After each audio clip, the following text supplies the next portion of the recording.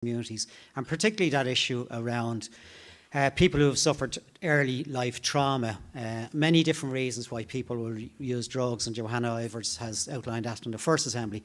But people who have suffered trauma then use drugs for some relief, then get into addiction, and then get into an awful vicious cycle of criminalisation. A big issue. The issue of marginalisation, particularly and stigmatisation of individuals and communities, but particularly specifically in areas of high social deprivation. So while we know that drugs are pervasive all across the country, we equally know that they're particularly impactful and harmful in areas of higher social deprivation. The issue of access to services, we heard experience of people having difficulty in getting access to services, but when people got access to services, some really good and positive and hopeful outcomes coming through. And then there was a view expressed that some people believe they can use certain type drugs and not experience or not suffer harm, particularly to the same extent. And again, people will differ on that, and some medics will have a different view as well. So I think we heard a wide range of views in the first two assemblies. For the third meeting today, just say a few things. Firstly, a big challenge for us to keep on time. We've up to about 30 presenters over the next day and a half or so. So everybody knows I'm very lenient with people on time, so I'll be making sure I'm very lenient and give them the time that they've been allocated. So thanks for the presenters working with me on that one. But we are kind of today, if you like, we're addressing two legs of the three-legged stool that we've been asked to look at by the Oireachtas. We've been asked to look at issues of legislation, issues of policy and issues of services. Today we're looking specifically at policy and services. It's very hard to disconnect from the issue of legislation as well, but I would urge you to do justice to this session, because in September we will have a dedicated session on legislation and criminal justice issues and later health prevention and education. So let's try to keep focus today on the issue of policy and services to the best extent that we can. We're going to look at health-led approaches, which is probably emerged as a very consistent theme all across Europe about the right way to tackle the issue of drugs. We look at the services in Ireland from a health-led approach, and we look specifically internationally at Portugal and Austria today as well. We look at good practice and innovation. We'll be encouraging you to look at what's working, what's not working, what can be scaled up, what can be done differently. So I'd ask you to really bear that in mind with your facilitators at the discussion tables. I will again, just on that point, encourage at the tables, open discussion. We're not looking for consensus at the tables, we're looking for open dialogue and debate. And I would encourage people who may not have stood up to ask questions in the past to try encourage people who haven't posed questions in the past at your tables as we go to them. Later meetings, as I say, we'll get to some of the other issues that are really important for us. Looking forward, just to say very briefly, I've been often asked by Assembly members and indeed in the public and media, do we have enough time? Will we have enough time? Well, the first thing to say is I'm very pleased that we're on track. We're where we should be now at this stage in the process. By the end of this third meeting, we're at a halfway cycle. And we're probably starting, and today I would say, we're starting to think about solutions. What are the things we think that will form part of our recommendations? We don't need to form them today, but we'll start to look at recommendations. I would encourage also that we do stay on track. We've designed the agenda to make sure we tackle all issues and conclude in October, and I still think we're on track to do that. I'd encourage that we do that for a couple of reasons. Number one, it is the target time that we've been set by the Oireachtas. They gave us this time. We're taking this opportunity to work through the agenda. But more importantly, and you'll hear more of this today, you've seen some information already and you've had a lot of experiences and lived experiences in the last meeting. This is a really, really urgent issue for society, a really urgent and pressing issue for society. Every day that passes, more people lose their lives in this country, and you'll hear a presentation in a few minutes. More people lose their lives to drugs issues in Ireland.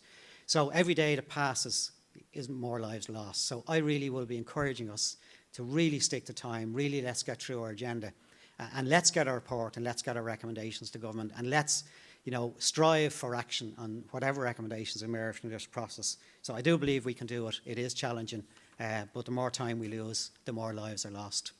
So that's kind of it from me for today, and thank you, and I look forward to a really good engaging with you all over the weekend. Just in closing from myself, what I want to do now is just play a very brief video, and after that video I'll be passing across the call just to set out the context a bit more today. A very brief video, just a quick reflection on recap where we started from and where we are now. Thank you. Roll it there, Colette.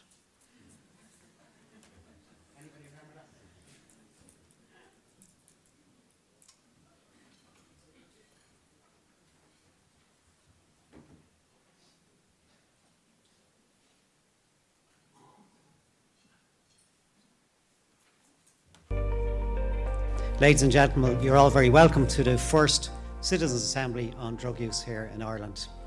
Well, the main job of the members of a Citizens' Assembly is simply to learn about the issue that the Citizens' Assembly is on and to discuss aspects of that issue. And on foot of that, to carefully consider different possibilities for changing the way the world is at the minute. Globalisation, digitalisation has transformed the drug market, certainly over the last years, and we cannot assume that what works with one group or in one context or in one country will necessarily work exactly in the same way elsewhere. People use drugs for one of two reasons. They either want to stop feeling something or they want to start feeling something. So why do we stigmatise drug users in the way that we do? So often when we hear about drug-related harm, we hear about, the medical effects. There are other drug-related harms, and having a criminal conviction is a harm for your future development. The actual drug use is more or less the same across society. The numbers coming into treatment with problematic drug use are far higher in the more deprived areas. Today we see that drugs are everywhere, and almost everything with a psychoactive potential can be used as a drug. A lot of decision making is made without the impact of the person that these decisions are impacting the most. They deal with the stigma, the shame, the criminalisation, the humanisation. These three bad childhood experiences, wants or neglects or events, your chances of falling into addiction or depression are so much greater than they would be. So that a trauma-informed approach is incredibly important. I don't feel sad for my story. I feel like my story is who I am, and it's what I do and how I help people. We need to get rid of stigma. We need to see each person as a valuable human being. And that peer-led work, support. Absolutely, it's vital, particularly within the travel community itself in terms of travellers' engagement services. It seems appalling that in a rich society today we have a proportion of society which is basically stigmatised and ignored. This is a crisis no less than the COVID crisis. And also we have viewed that each center is working alone, so we need a national strategy, like envision where these centers should be built and the capacity and so on, instead of each center working alone. There is an issue for policymakers, for legislators, for Oireachtas, for elected members, to treat this issue with a level of urgency. There's a huge echelon of our society that we are turning a blind eye to, and we've been doing it since forever. There shouldn't be another penny spent on a road or a street or a cycle lane in this country until we tackle the underlying issue.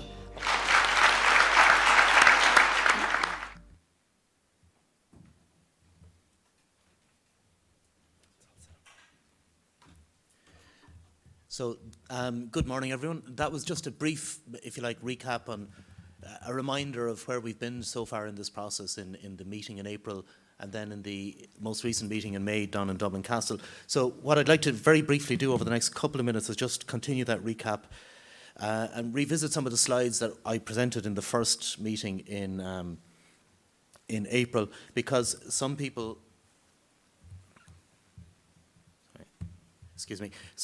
had asked about the process after the last meeting at the end of October and how quickly things move on to the Oireachtas and to government. So I'm just going to very quickly, once we load up the presentation, bring you through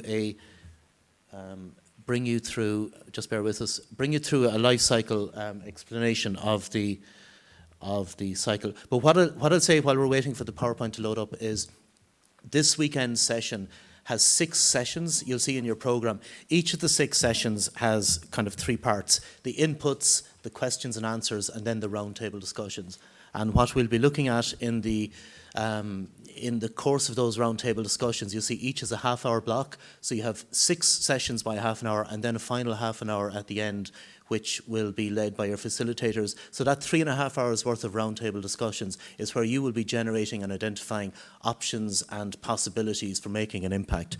But very quickly, I'm going to bring it through the slide. So this was all conceived and set off, if you like, in the Dáil and Seanad the Parliament setting the terms of reference for the Citizens' Assembly. So we have very clearly and well identified terms of reference that then drive the work programme that was presented in draft format in the first meeting and then adopted by the Assembly subsequent to that. That work programme drives the design and the themes for each of the 6 meetings. As we said in April, it was really about setting the scene, understanding the policy context and the, if you like, the health context of drugs use. Then in May, we focused significantly on the lived experience, which again is a vital part of the terms of reference. This weekend, we're focusing on strategy, policy and services. And as Paul said, we'll be turning our attention in September to issues relating to the criminal justice system and to legal issues. And the final substantive meeting in October then is focusing on prevention and education and public health questions. Finally, we synthesise all of those issues into a set of recommendations, or draft recommendations at least, that will be balloted on in October. And the final meeting, the 6th meeting at the end of October, is where we will be working to support you, the members, in designing and agreeing the ballot questions and then voting on them. So those votes that you undertake by secret ballot will become the final recommendations that will form part of the report. So between the end of October and the end of December, we will collectively, the Secretariat, as well as the advisory groups that we have in place, and you, most importantly, you, the members, will be working together to draft the final report of the Citizens' Assembly. Very quickly then, that will be submitted to the Oireachtas and also given to the government by the end of this year. And in early 2024 then, precise date to be determined, but it will be quickly then referred on to the relevant Oireachtas committee. And that Oireachtas committee then will take a period of time to review and debate and discuss and consider the reports and findings of this Citizens' Assembly. And after that period of time, it will report back, it will give its response to the findings and the recommendations of the Citizens' Assembly. The precise time, difficult to say, but it's as quickly as possible. As Paul said, each passing moment means the situation is deteriorating. Finally then, after the Oireachtas committee responds, the government will give a considered response as the terms of reference set out, indicating which of the recommendations it accepts, which of them it doesn't accept, and indicating a reasoned response for each of the recommendations and indicating a timeline for implementation. So that's the life cycle. Very quickly to say the roundtable discussions, you've seen this slide before. The 3 policy areas, the 3 legs of the stool as Paul describes them, on the left-hand side are legislation, policy and practice or services. We're focusing on the second 2 today. We're focusing on policy and we're focusing on service delivery. 3 questions across the top: what works, what doesn't and what could work. And your job, I think, in the roundtable discussions is to identify things that could be improved, expanded, enhanced, introduced. And that is the focus of all of your roundtable discussions this weekend. So thank you very much. I don't know if I've run over time, Paul. No, you're okay. You're spot on. Thanks. Thank you, Colin. Excellent. Well thank you very much. Hang on. Thank you. Okay, good morning. I think that just sets the scene for today's and tomorrow's deliberations. I'm one quickly. Sorry, very quickly. Switch it on. Very quickly, just to say as well, there are HSE support counsellors available today, as there were at the last meeting, and the contact details are on your table for anybody who wants at any stage to avail. We have 2 on site today, Anthony and NASA, so you'll be familiar with them, some of you from the previous meeting, and I just encourage you at any stage, if you feel you need to speak with them, please make contact with them through the number on your table. Thank you. Okay, I'm going to move straight in now. We'll introduce our panellists as we move through each of the individual presentations. So you'll see 4 people due to present. So I'll introduce our first presenter, which is Dr. Susie Lyons, if I got the name right, Susie, sorry, apologies. Dr. Susie Lyons from the Health Research Board, and Susie's going to present information, and we thank Susie for bringing this to us first. It's just been published this morning, and they've done a lot of work to get it ready for today, the preliminary information. So, off to you, Susie. Thank you. Oh, thanks very much. Good morning, ladies and gentlemen. My name is Dr. Susie Lyons, and I work with the Health Research Board. And this morning I'm going to present to you trends in drug-related deaths. This is provisional data, and I'm going to very much focus on the year 2020. Now, before I start, what I want to say to you is that I am very conscious that behind each statistic there is a person, and indeed a family left behind. And what I wanted to tell you is that, in fact, the reason I'm here today to be able to present to you this data is because family members affected by drug use, they advocated for a system to accurately record the deaths of their loved ones, and so that this information could be used to help prevent the deaths of other people. So this data comes from the National Drug-Related Deaths Index. And as I said, it was set up because family members advocated for an accurate mechanism to record drug-related deaths in Ireland. And it was included as a strategy, it's included as an action in the 2001-2008 National Drug Strategy. Now, in order to have the most comprehensive and accurate database, we collect data from 4 different sources. Our most important source are closed coronial files, but sometimes inquests do take quite a while to be completed, and therefore our data always has a lag, and therefore that is why I'm presenting the latest data, which is 2020 today. But we do collect data from hospital inpatients, from the Register of People on Opioid Substitution Treatment, and from the General Mortality Register of the CSO. In the NDRDI, we collect two types of deaths. The first type of deaths are what we call poisoning deaths, sometimes known as overdoses. Now, these are deaths due to the toxic effect of one or more substances on the body. We also record what we call non-poisoning deaths. Now, these are deaths in people who use drugs which are not due to poisonings. But I'm going to focus on poisonings deaths first. So this slide shows us the number of poisoning deaths for the year 2011 to 2020. For the purposes of this presentation, we're not including alcohol-only poisoning deaths. We're focusing on drug-involved. And so what we can see here in this data is that really from 2017, there's been a sustained increase in the number of poisoning deaths reported in Ireland. They've increased from 340 in 2017 up to 409 poisoning deaths in 2020, which is the highest number we've reported for the period. And when we looked at this data and the underlying trends, we do know that this increase is not due to, for example, increases in the general population or changes in the age profile of the general population. We can look at the profile of those who died due to poisoning now in 2020. And what we know that 6 in 10 were men. But in fact, for 2020, we see an increase in the number of women who've died as a result of poisoning deaths, and this is a worrying trend that we need to investigate further.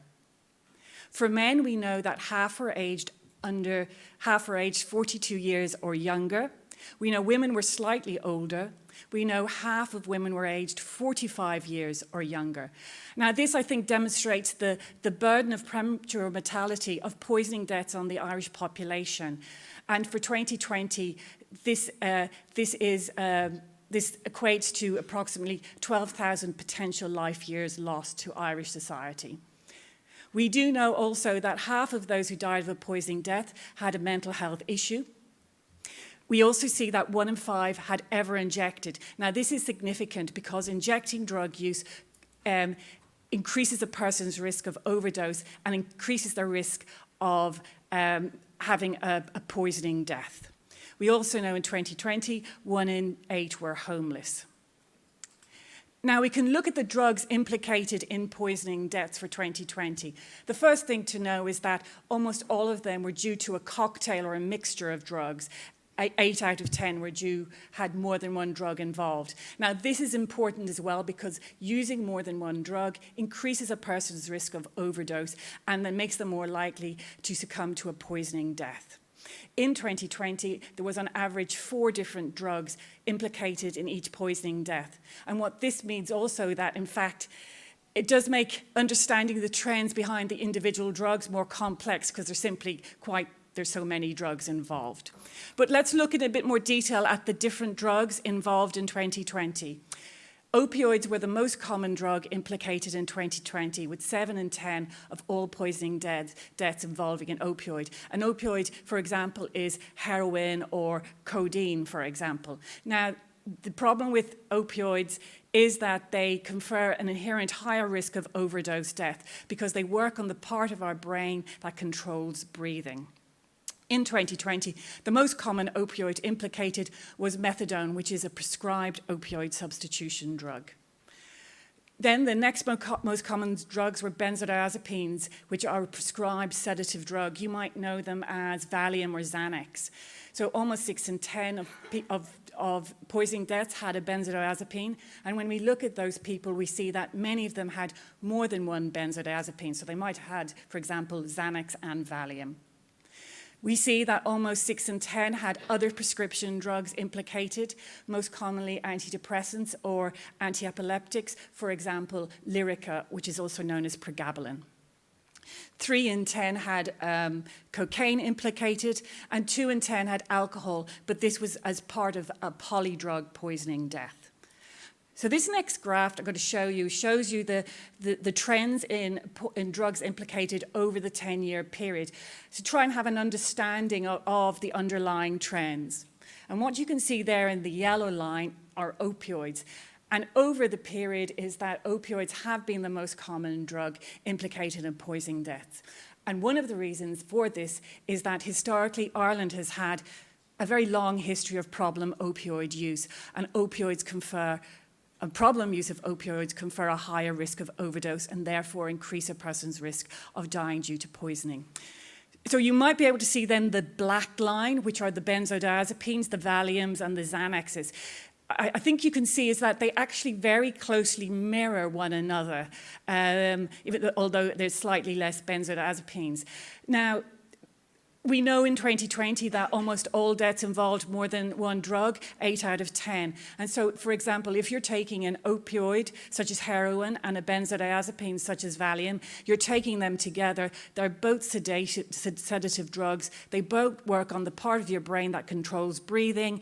And so, therefore, you've put yourself at a higher risk of overdose and being at risk of a poisoning death. Now, over the last number of years, I say, we've seen this sustained increase in poisoning deaths in Ireland. And one of the other reasons for that is cocaine, which you can see in the light blue line there. There's been an over 4-fold increase in cocaine-related deaths over the period. They've risen from 24 deaths in 2011 to 130 deaths in 2020. Now, I think in your other sessions that you've seen how cocaine use has increased in the general population. So unfortunately, if more people are using cocaine in the general population, we can't be surprised to see them appearing in poisoning deaths. Just 1 minute, Susan, please. Okay. The database also can tell us where people died and who they were with when they died.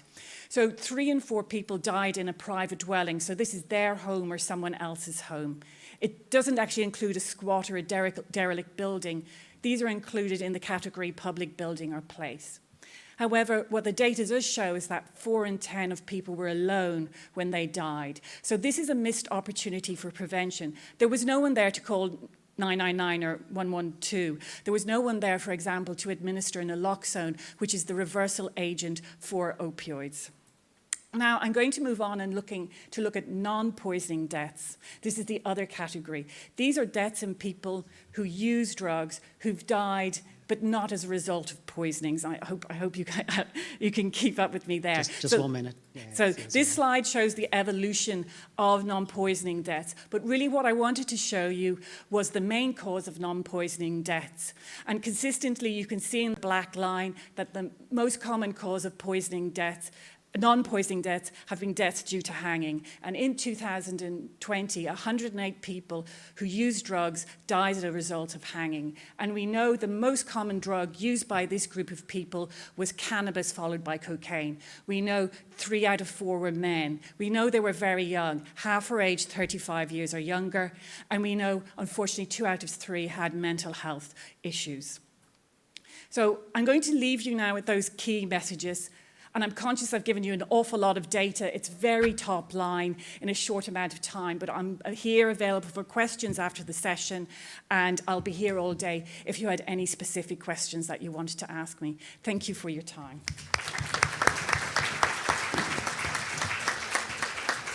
And thank you again, Susie, and thanks for presenting this information here for us today. I think what Susie has just presented is quite grim, quite stark. Ireland was already a significant outlier in terms of drug-related deaths compared to any country in the EU. I've no doubt that this information puts us further behind in terms of this. So if ever we needed a wake-up call as a society, as policymakers, as legislators, that we need to get our act together in relation to this whole issue of drug use, I think that information is very compelling. And I think it does set in the importance of this assembly and the opportunity that we have to influence and act with urgency and make our recommendations. But it's quite grim, it's quite stark. I think it sets the tone for deliberations quite importantly today. So thank you very much, Susie. Okay, I'm going to pass now straight away to Jim Walsh. Jim is the lead official in the Department of Health on the current policy, and he's going to outline what the policy is and where we think we can evolve it from now. So Jim, over to you. Thank you. Good morning, everyone. Thank you for the opportunity to present a strategic approach to on a health-led, a strategic perspective on a health-led approach to drug use. So I'm not outlining what the Department of Health believes should be in the next drug strategy. That's not what I'm here to do. That's your remit. What I'm here to do is to offer to you some insights and perspectives which I hope can aid your deliberations and recommendations. So our drug strategy is coming to an end. It's due to end in 2025. And I think we have an opportunity now to see what could we put in the next strategy, which coincides nicely with your period of work and the timeline outlined earlier on. So there's an opportunity to shape the next strategy. And what I want to do is throw out some ideas and give you a sense of what I think are some of the opportunities for you to make a strategy that is better, more effective, and more health-focused. And the opportunities I have identified are informed by policy developments at the EU level, in the British-Irish Council, where we have a drugs and alcohol work sector, the Council of Europe. But they also reflect developments in health policy at a national level. And if we want to have a stronger health-focused drug strategy, it needs to be better integrated and aligned with overall health policy. And I want to highlight some new ideas and developments in that context. So I have around 10 suggestions, and I'll run through those as quick as I can.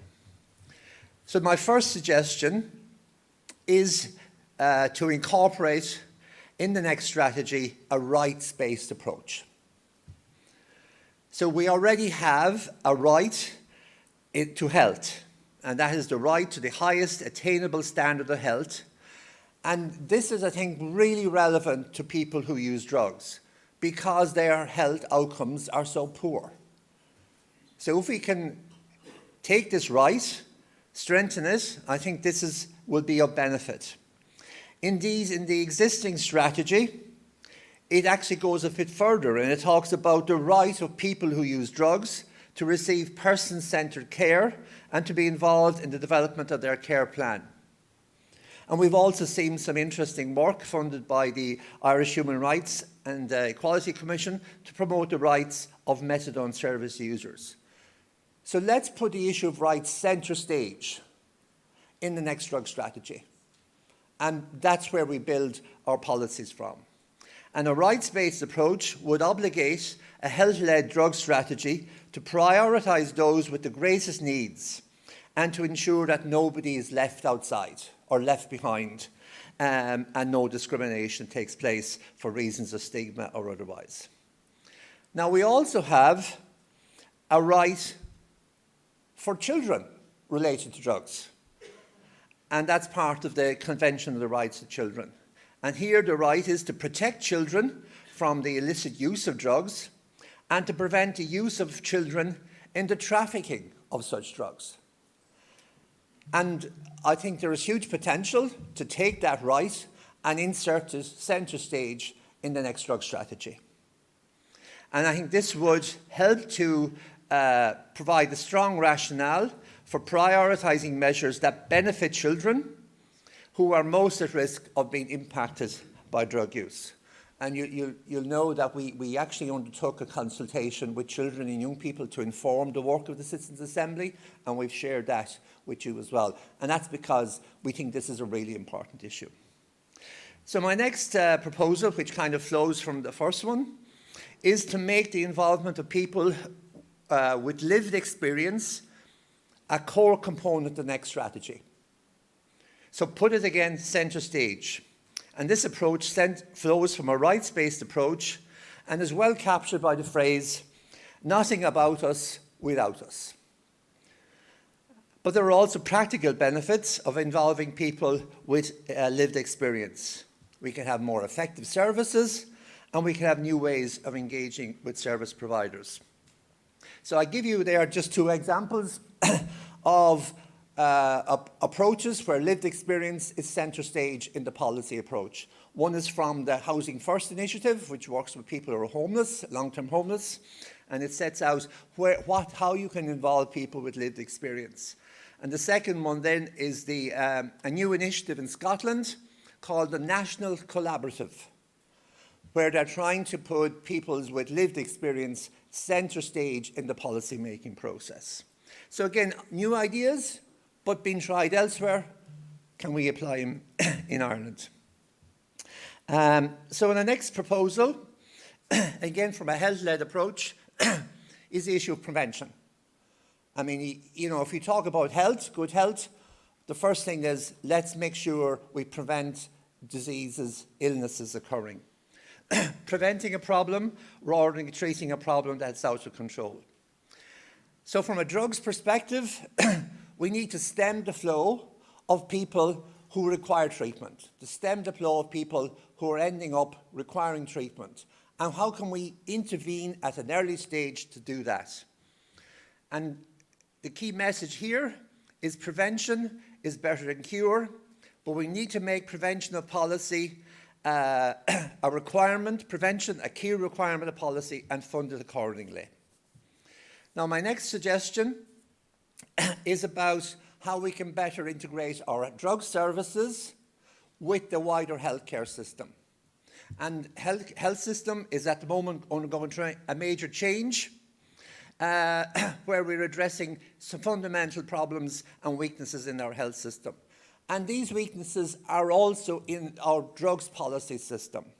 We have what I would call a patchwork quilt of service delivery, which is fragmented, localised and uneven. Sláinte Care, which is the reform programme, addresses these issues by putting in place and emphasising integrated care pathways, so that there is a pathway by which people can navigate through services and get the services they need. There's also then a reform at a structural level, which we should make the issue of drugs centre stage, which is the new health regions. And I also want to flag then another initiative, which I think is really relevant from a drugs perspective, and that's the Healthy Communities programme. And this is our flagship programme to address health inequalities in localised areas of disadvantage. And Paul, you mentioned at the start about areas of disadvantage. So let's link healthy communities, that intervention to address health inequalities, and build it into our work and develop synergies. So my next point is about the issue of services for women. I think we now realise that we can't have a healthcare system that doesn't appreciate and understand the different health experiences and health issues that women face. Just 1 minute, Jim. And this is very clearly the case also in the drugs context. So we have some good ideas and good proposals about a kind of a gendered perspective on drugs. We have localised initiatives. We have good guidance. I think we should avail of the opportunity to maybe put drug services at the vanguard of providing good healthcare services for women who use drugs. My next point, and I'm running out of time, is the issue about commencing the health diversion programme. So this is a programme that was agreed by government in 2019, ministers of different departments, where we set out a clear roadmap for diverting people who are found in possession of drugs into the healthcare system. It's an excellent model. It's a model that we've put in place from a health perspective. It's open for business. We have the infrastructure in place. What we need now are people to be referred to that system. And that's our gap. We have a gap. Here is an easy win. If we can divert people found in possession of drugs from the criminal justice system to the health system, what's bad about that? And we talk about the Portuguese model. We'll hear about it later on. Here we have an Irish model on the shelf. We just need a bit of energy to make it work. Go back, maybe I'll finish this. I'll ask you to finish now, Jim, yeah, please. Yeah. We just had a talk on drug-related deaths. If there is anything that defines a health-led approach, it is to address drug-related deaths. These are people dying prematurely, well in advance of when they should die. We need to make this a public health priority. And again, I'll give you an example there from Scotland, where they've established a drug deaths task force, which has made the issue of reducing drug deaths and improving the lives of people who use drugs a policy priority. Okay. Let's do that here and deliver a real health-led approach. Thank you. Thank you, Jim. And I am very conscious it's difficult for people just in tight time frames we have to set out the full policy, but thanks to Jim. There's two pieces I would just put of note from Jim's presentation. One is engaging people with lived experiences in developing the policy. I think we know that's really important from what we heard in the last Assembly meeting, and the integration of services, whether it's mental health services and other health services together. Okay, thanks, Jim. I'm going to ask now Nuno Capaz, who's joined us all the way from Portugal, and thanks to Nuno for joining us. Nuno's involved in the Portuguese Health Ministry, particularly involved in the Dissuasion Committee, which is part of their health-led approach. So thanks, Nuno, for joining us. Really appreciate it. Well, good morning, everyone. Thank you very much for having me and for inviting me over to the Citizen Assembly. I do not have a PowerPoint presentation, but I saw the program, so I'm fairly confident you'll have your good share amount of PowerPoint presentations by the end of the day. 10 minutes is not easy for me. I tend to ramble on a little bit when people ask me about the Portuguese drug policy and the Portuguese model. So I'll try to keep it short, and if anyone has any questions, you can just approach me during the day. I'll be available for everyone. So a little bit of history background. I'm picking up where Jim left. Jim was bold enough to say that he was not going to say what you should do or what recommendations you should do. And well, if he's not, I'm not also going to do that. So I'm just briefly going to explain what we did in Portugal back in the 90s and beginning of 2000s. We had, Portugal is a fairly young democracy. We had a right-wing dictatorship all the way up to the 70s. We didn't have a proper drug policy in place, but we also didn't have a proper drug policy problem in place because Portugal is not naturally a producer of illicit substances. We're really good with alcohol.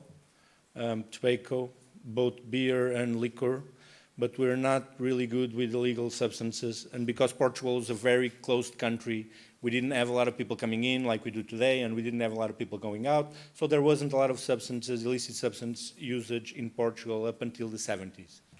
After opening up, after the Democratic Revolution, the problems started taking place. Mostly, we started with cannabis in the late 70s. We quickly changed to heroin in the mid-80s. Because we didn't have a proper drug policy in place, there wasn't a comprehensive approach regarding prevention or harm reduction or anything like that. We developed a very serious problem, mostly around injected heroin usage, with all the health problems associated with it, namely overdose deaths, hepatitis, HIV infections, tuberculosis, and so on. And so by the mid-90s, it was basically the main concern of the Portuguese population was drug-related issues. So the government decided that they had to do something about it. We had, the problem in Portugal was a very visible one, not only because it was mainly related with heroin usage, but also because that usage was mostly injected. So it was a very visible thing. We had a couple 3, 4, if we count the smaller cities, open market scenes it was a very visible thing for the population. So basically in the mid-90s, it was the main concern of the Portuguese population. The government decided that they had to do something about it. And the way they decided to do it, they included something similar to these citizens' assemblies, but it wasn't as formal, because what they did formally was they asked a group of experts. Basically, they decided, and this is what I think, it's not a suggestion, it's just an idea. What we decided to do, and following on Jim, we decided to deal with drug-related problems as an health issue. We decided to remove it from the criminal and the judicial system. We decided to deal with it as an healthcare issue. And basically what we do when you have healthcare issues is you ask scientists or you ask people that are knowledgeable about it. It's not based on opinions, it's based on facts. And so they asked a group of experts and they asked them directly to make recommendations about what we should do with our drug policy. And the key part, and this one is a suggestion, not to you, but for the politicians in the place, is get some sort of agreement beforehand. And that's what we did. We have a dual party system, basically. We have two parties that take turns in government in Portugal, some with coalitions, some by themselves, but basically it's two parties, center-left, center-right. They got into an agreement beforehand, and they decided, okay, we're going to ask the experts, and we're going to follow the recommendations. And that was the key aspect following the shift from the criminal and the judicial system and into the healthcare system, was that pre-agreement between the politicians, because that allowed us to remove the politics out of a policy. And mostly, this is really important if you bear in mind that we're talking about the health policy.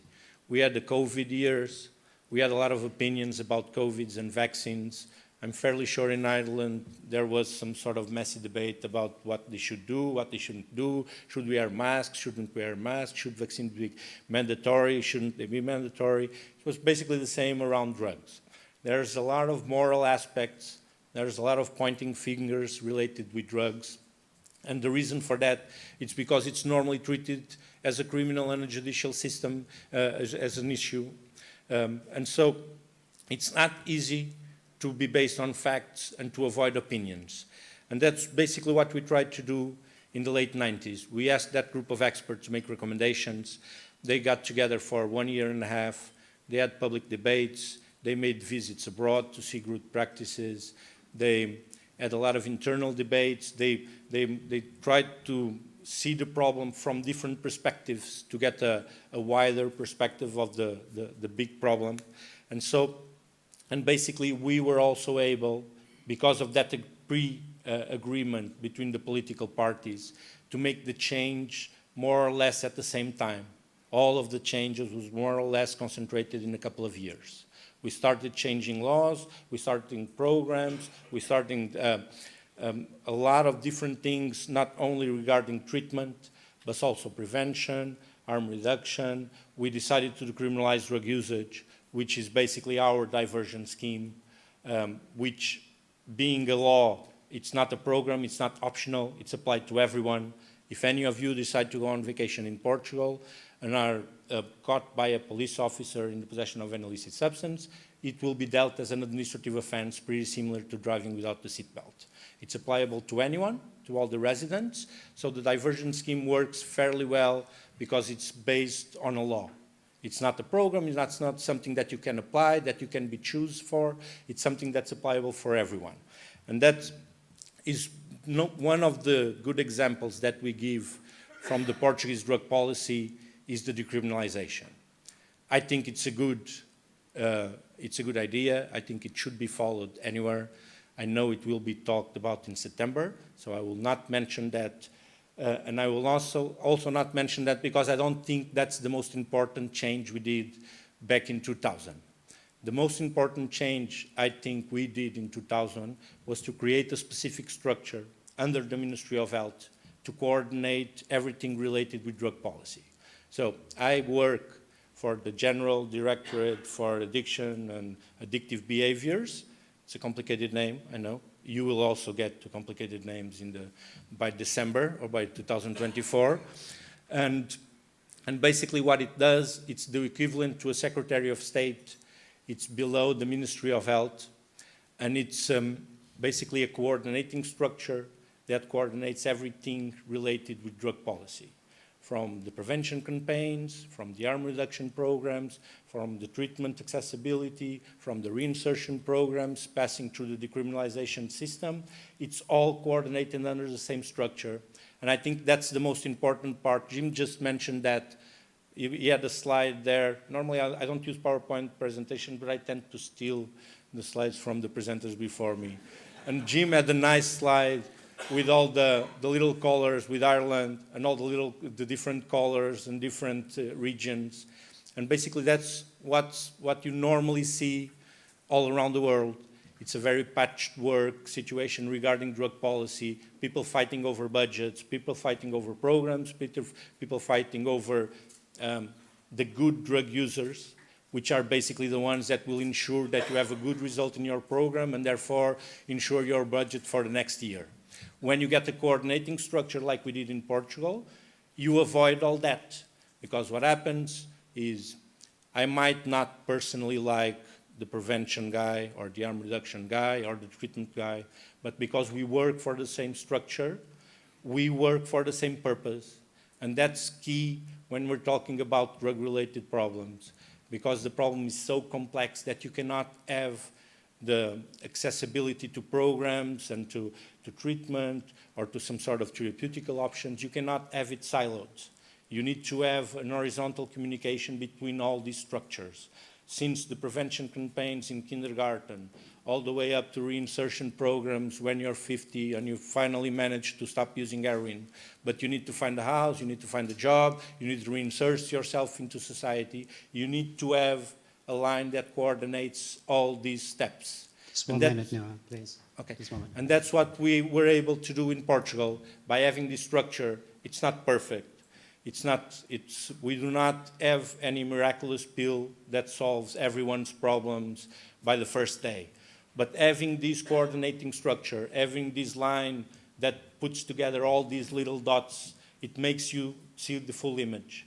And it's normally I like to say, when people go to Portugal or when people look into Portugal, normally one of the first things that they see or that they look for is the dissuasion commissions, because it's the only original thing that we have. I work for the Dissuasion Commission of Lisboa. I know that there isn't anything similar anywhere else in the world. So people normally want to go and see the dissuasion commissions. But the dissuasion commissions is just a diversion scheme.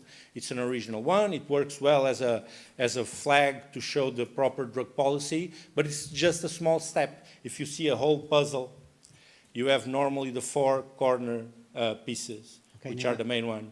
And then you have the outline, and then you have all the little ones that fill. I can accept that the dissuasion commissions are one of the corner ones, but you need all the pieces together to see the full picture.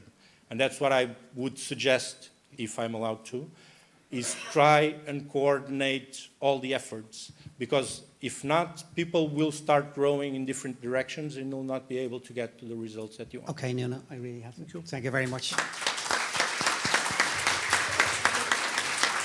Okay, just while our next speaker is coming to the podium, Nuno, never apologise for no PowerPoint, my kind of person. But just the three takeaways I had from what Nuno just presented. First of all, the obvious approach which they have taken in Portugal, which is to decriminalise and move to an administrative approach in terms of penalties. Secondly, the political consensus that Nuno described was worked up before change in legislation. And thirdly, the structures around, or the coordination around a health-led approach. I think that's important because many countries have moved to health-led, but I think they have stepped up their coordination around it. I think it's the message I took away. So now if I can just welcome Alfred Uhl. Alfred's travelled from Vienna, the Public Health Institute in Vienna, and going to describe some of the experiences of Vienna, Austria, I should say, in terms of approach. Thank you. All right. So I want to start with my personal background. I started 47 years ago to work in research for the health ministry in Austria, and so my perspective is to look at the development, basically what happened since I started there.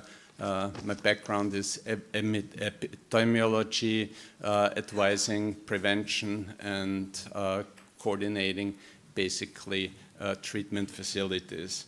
The situation in Austria is very specific, and what you see here is when the whole thing started in 1956. Some psychiatrists from University Clinic decided that addiction, in this time alcoholism, is an issue. And it was fortunate that very important psychiatrists started, because due to this, addiction treatment turned into something like diabetes or whatever. If you have a problem, you are treated. So from the beginning, there was always sufficient treatment facilities available for people. It was not something on the edge where you have one program somewhere or one unit somewhere, but it was mainstream treatment like anything else. Of course, psychiatrists at this time were very conservative, so basically their direction was towards abstinence only. Gods in white, as doctors at this time were called.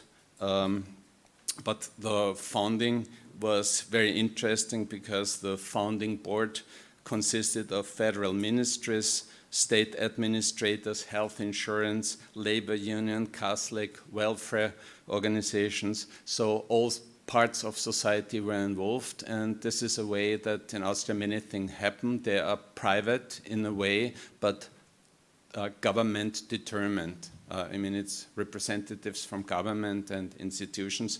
And there was a research obligation, Boltzmann Institute for Addiction Research, where I started to work, was part of the thing, and they still have to do.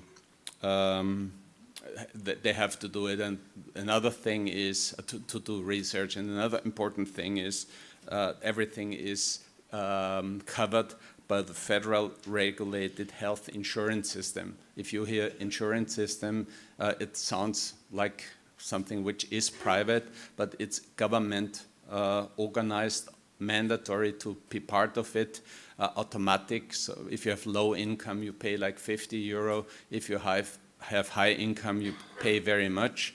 And if you are not within the system, then the government pays for it. So practically everybody is covered with it, except for foreigners who have no rights in Austria at all, but refugees have it. So basically everybody is covered by the system, regardless if he worked or what problems they have, which is a very important thing to know. Then a department for female alcoholics started, strictly inpatient, abstinence-oriented. Inpatient beds were created as needed, outpatient treatment primarily for admission and follow-up. So there was no independent, or hardly any independent, outpatient treatment. They were only used to get people to the clinics and to support them afterwards. But regional counseling centers evolved in every region, every federal state, which was quite an interesting thing, publicly funded. So this coordination that we heard about in Portugal started right from the beginning. Then suddenly drugs, illicit drugs became an issue, and 1972 the first inpatient drug clinic was founded, residential treatment for 1 year in the alcohol field. It was for 6 through 8 weeks.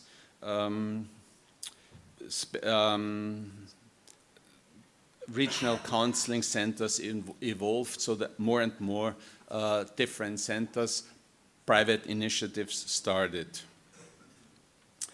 In 1971, a new narcotic act said treatment instead of punishing, and so this was a very important change, but everything went stepwise. So first, there was just the idea that everybody should be treated, but the absurdities. I went to the parliament when they had incredibly low amounts, so half the dose of a heroin user was considered crime against public health, and if you had a crime against public health, nothing could get you into treatment.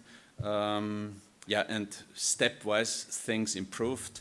Treatment instead of punishment evolved over time, and finally, presently, if you commit a burglary or a robbery and you are sentenced less than 1 year, you can already your fine, your sentence can be postponed if you go to treatment, and if you go to treatment, it can be cancelled afterwards, so you are not punished even for crimes to get your drugs.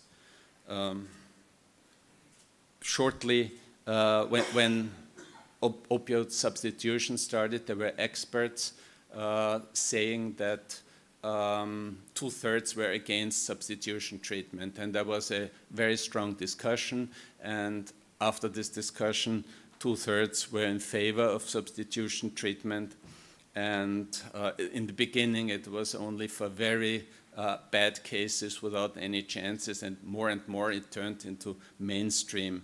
Now we have a problem, of course. Many people in the substitution treatment old and retire, and we need institutions like retirement homes, private service for people who are substituted, who cannot go to a pharmacy regularly. So there's problems coming up, but the system is integrated and works quite well.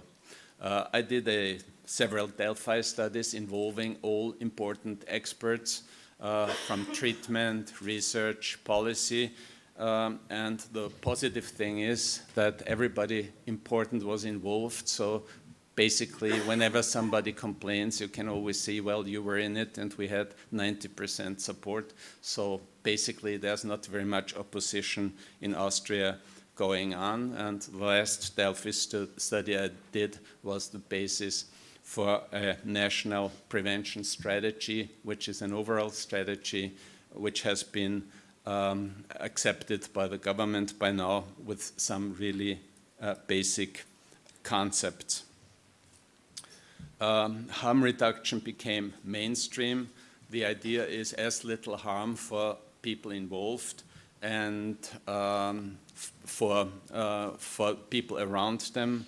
But we have no injection room and heroin treatment, probably because United Nations is in Vienna and they were very much opposed to it. Very important is to cooperate with police, of course, because if you have street work drop-in centers, acceptance-oriented treatment, it does not really help if the police collects everybody in front of the place. So you need a good cooperation. Just 2 minutes, Alfred, please. Yeah. So you need a good cooperation with the police and with all different segments, otherwise they make several attempts impossible. One problem is that whenever somebody is called for an overdose, there's always the police called as well, which prevents people from calling the police and increases, of course, the number of overdose deaths. And now, this is, I think, the last slide. We have one addiction coordinator in every federal state with funding power. So the places, treatment facilities and prevention centers are private, but if the government controls the payments and controls what they are supposed to do, it's practically not private. A federal drug commission includes all addiction coordinators, Ministry of Justice, police in this board, and a few scientists, so I'm in this board as well, and they decide on laws and strategies prepared for the Minister of Justice and for the Minister of Health. There's we have, of course, a central institution now in every federal state coordinating things. And in Vienna, they introduced an integrated service where a central body decides who goes to which institution.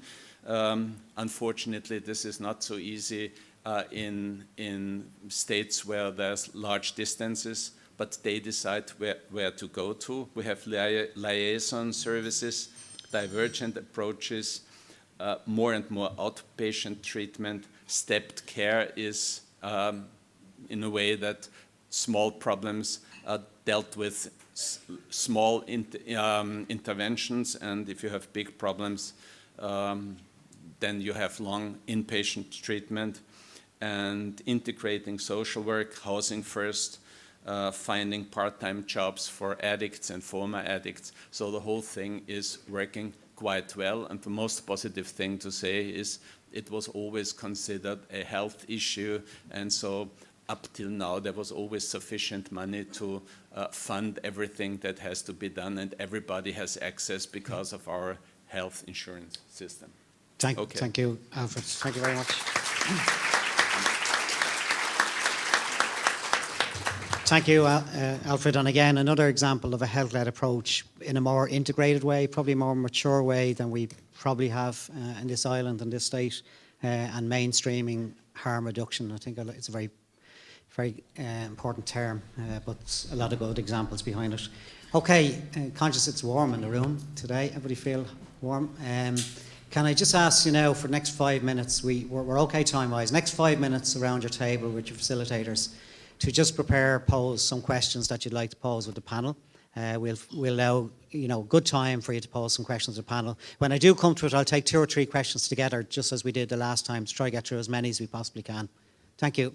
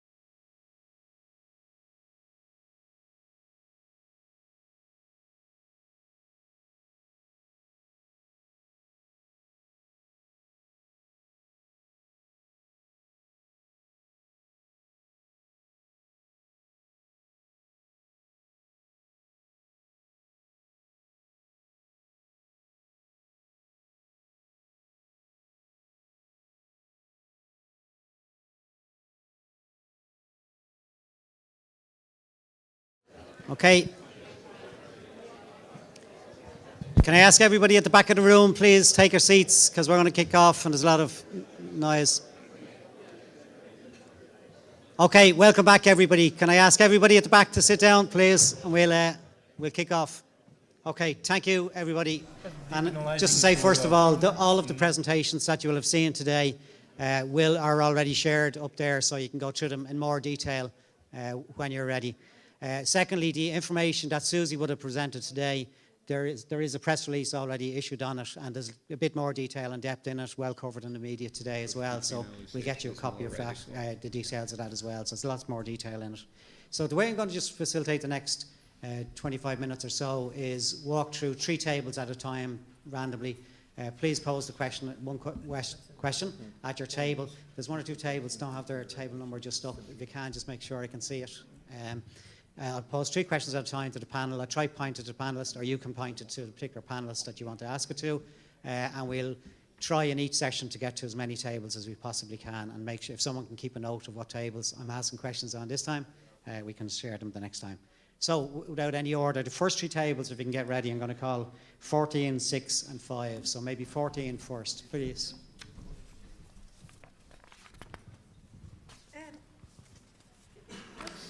Thank you through the chair.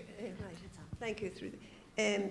Now, this will be for Jim Walsh, I think. The figures you said there, as far as I hear, 50% of the benzodiazepines who die from overdose on them have mental health issues. Now, I'm wondering, is there a need for more oversight on the prescribing of these antidepressants by physicians, especially for people with mental health issues? Thank you. Table number 6, please. How's it going? This question's for Nuno. So in Portugal, how long did it take to really start to notice a public buy-in to the new updated policies? How many treatment facilities were already established, or how many had to be established? Like, was there a huge kind of funding need for that? And in line with the policy, was there a shift in how drug prevention and how drugs were in, like, the enforcement of getting drugs entering the country? Was there a change in policy on that as well? Thank you, Kyle. And table number 5, please. Just another question for Nuno there. Just in regards to the Portuguese policy that's been implemented for many years, what were the main issues in getting that implemented? Like, were there any growing pains in getting policies in place, funding, things like that? Thank you. Okay, so 3 questions. The first one, which is around the whole issue of mental health and antidepressant usage and prescription. I might just ask Jim and maybe Susie to brief comment, and then Nuno on some aspects of learning curves and growing pains, and etc. Okay, I'll take this question on the benzodiazepines, which, as I say, you might know them as Valium or Xanax, and clearly if used under the direction of a doctor and taken correctly, they're a very useful therapeutic drug. But if they are misused or combined inappropriately with other medications, of course, they can cause overdose, and as we see, poisoning death. Now, currently there's no electronic prescribing system in Ireland. And so that, yes, that would be something that would be very good to be able to, for example, look at somebody who may be addicted to benzodiazepines, because they do have an addictive, they can be addictive. So you could cut down on shopping, on GP shopping to get, extra benzodiazepines and put yourself at risk. Also in our system, for example, we do try to record if the drug has been prescribed to the person, or if they have got it illicitly or on the street. And we often don't know. And so it would be really good if, for example, our system, the NDRDI, could be linked even with the current national prescribing system, so we would have a better understanding of what drugs are being prescribed for the person and what drugs are being street, and that would really help us tell the policymakers and work with the HSE around understanding much better the issues behind the impact of prescription drugs on drug-related deaths. Thank you, Susie. Could I say something to it as Go well? ahead, Alfred. The benzodiazepine problem in substitution is a big issue in Austria as well. And I mean, there's of course an agreement that too many benzodiazepines are prescribed in many situations where they shouldn't be. But if people are dependent on opiates and benzodiazepines, then you have to do something about it. And so it's possible in Austria that doctors who subscribe substitution medicine at the same time can deal with the benzodiazepine problem, and they are not obliged to drop it, so they can change to a lower dose, to different substances, to have it under control. And it is absolutely naive to think that you can change something that people don't want to change against their will. Then they get it in the streets and there's more problems. So it's an important thing when you talk about prescription medicine, that you understand that even if it is a problem, to wish it away is the old drug policy we had. We just say, make it illegal, don't give it, which is not a solution at all. You have to deal with it, and there's some benzodiazepines which are much better because they have a different pattern of how they work, and if you can substitute people and control what they do, then it's better, even though it would be ideal if they wouldn't use it, but that's another issue, to be realistic. Thank you. I'm just really trying to get through as many questions as I can, so sorry if I'm cutting people short. Nuno, do you want to elaborate just on growing pains? Okay. First, the first three questions. I'm not sure. You asked me how long did it took to take all the changes, or how long did it took for the people to be aware of the changes? Okay. Some people are not aware of the changes yet. Okay. It's when we decriminalized drug usage, basically what we did was we downgraded the possession for personal usage from a criminal offense to an administrative offense. So basically it's exactly the same thing as being caught driving without a seatbelt or riding a motorbike without a helmet, for example. So people are actually not aware until they are caught the first time and they get into the system and into the diversion scheme. Okay? Because the criminalizing, by having, it's still illegal. People still have to go to the black market. So people are not aware of how it actually works until they are stopped by the police and sent to the dissuasion commissions instead of being sent to a court of law. Okay? So regarding the treatment centers, yes, there was a huge upscale in accessibility to treatment. We didn't open a lot of new treatment centers because they were already in place, but they were all basically upscaled. There were more funds being diverted into treatment because when the government asked the group of experts to make recommendations, they made like 86 different recommendations. I'm fairly confident to say that like 80, the purpose was to increase the accessibility to treatment. Okay? So we didn't want someone saying, I have a problem with this substance, I need to get treatment, but I can get it. Okay? So we started upscaling everything related with treatment and with treatment accessibility because of that. Regarding the prevention campaigns, thank you for that question.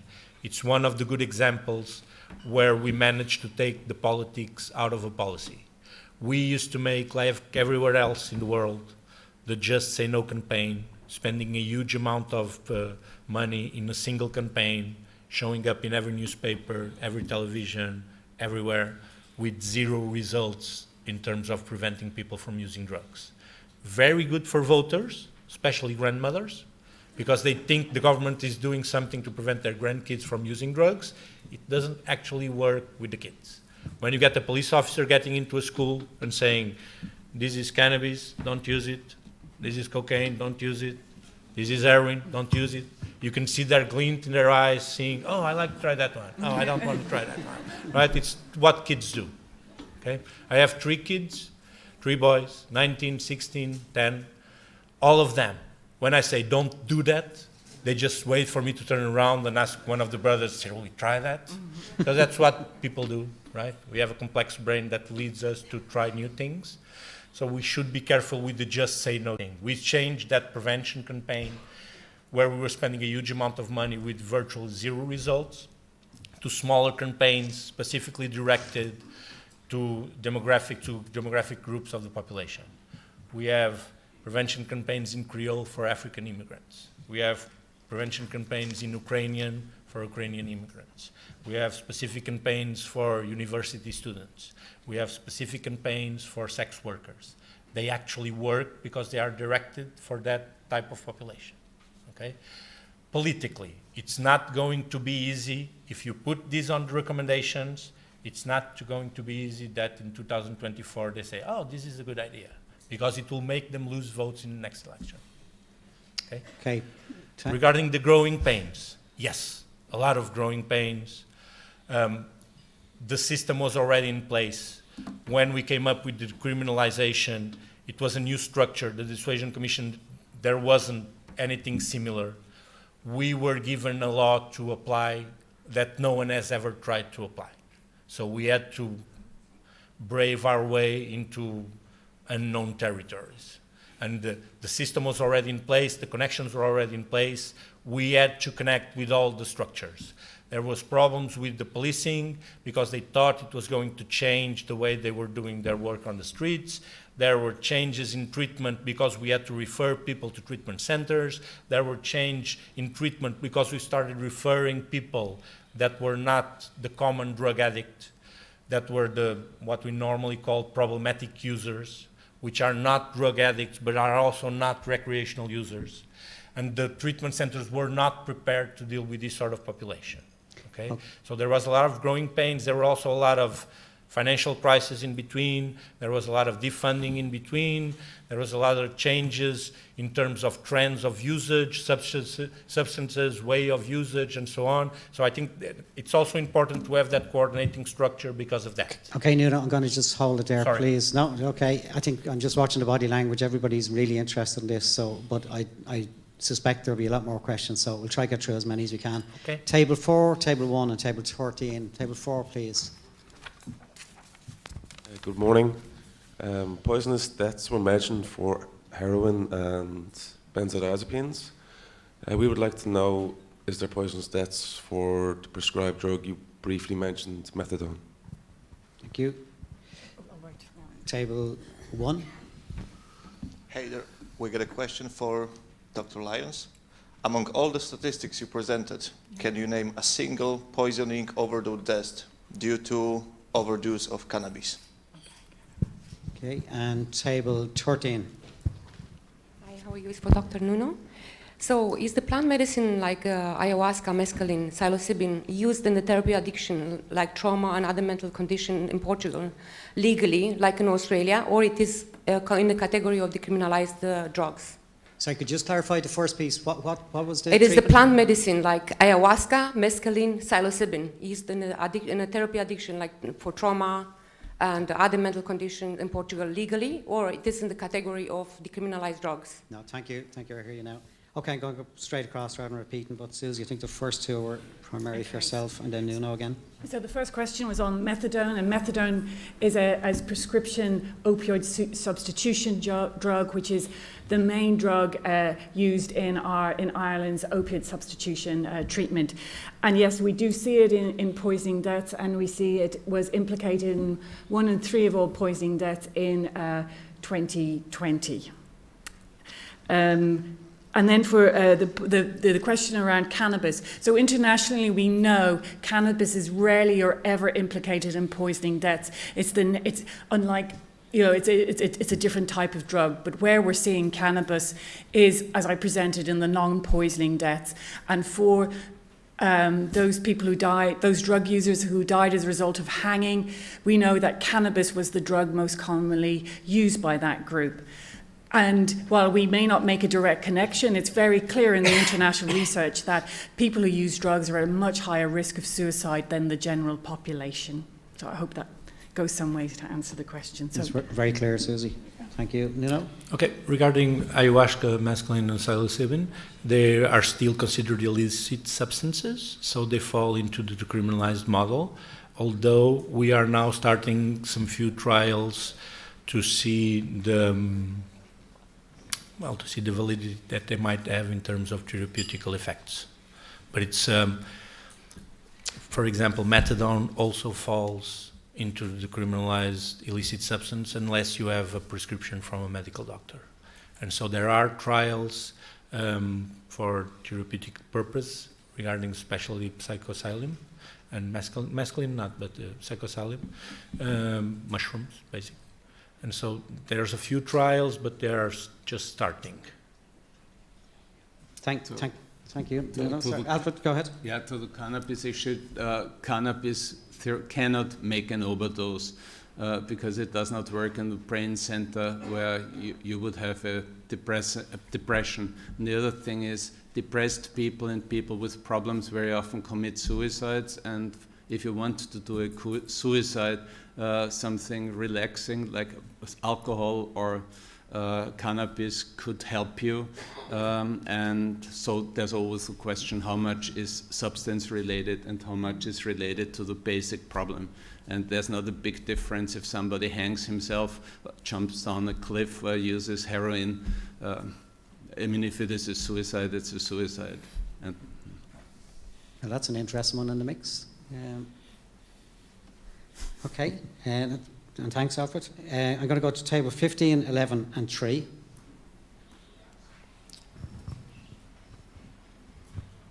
Hello, another question for Nuno. He said that Portugal takes a healthcare approach towards drugs, and they depoliticised that issue.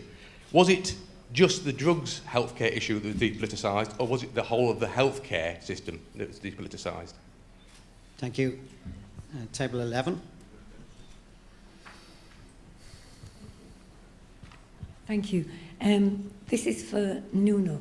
Please tell us more, excuse me, about the dissuasion commissions.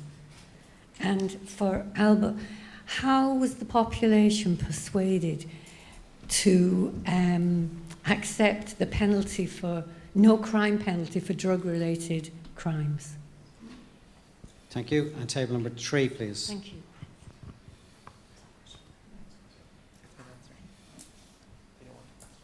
Table number 3, don't have a question at the moment. That's fine. Maybe table number 4, please. Wake up, table number 4.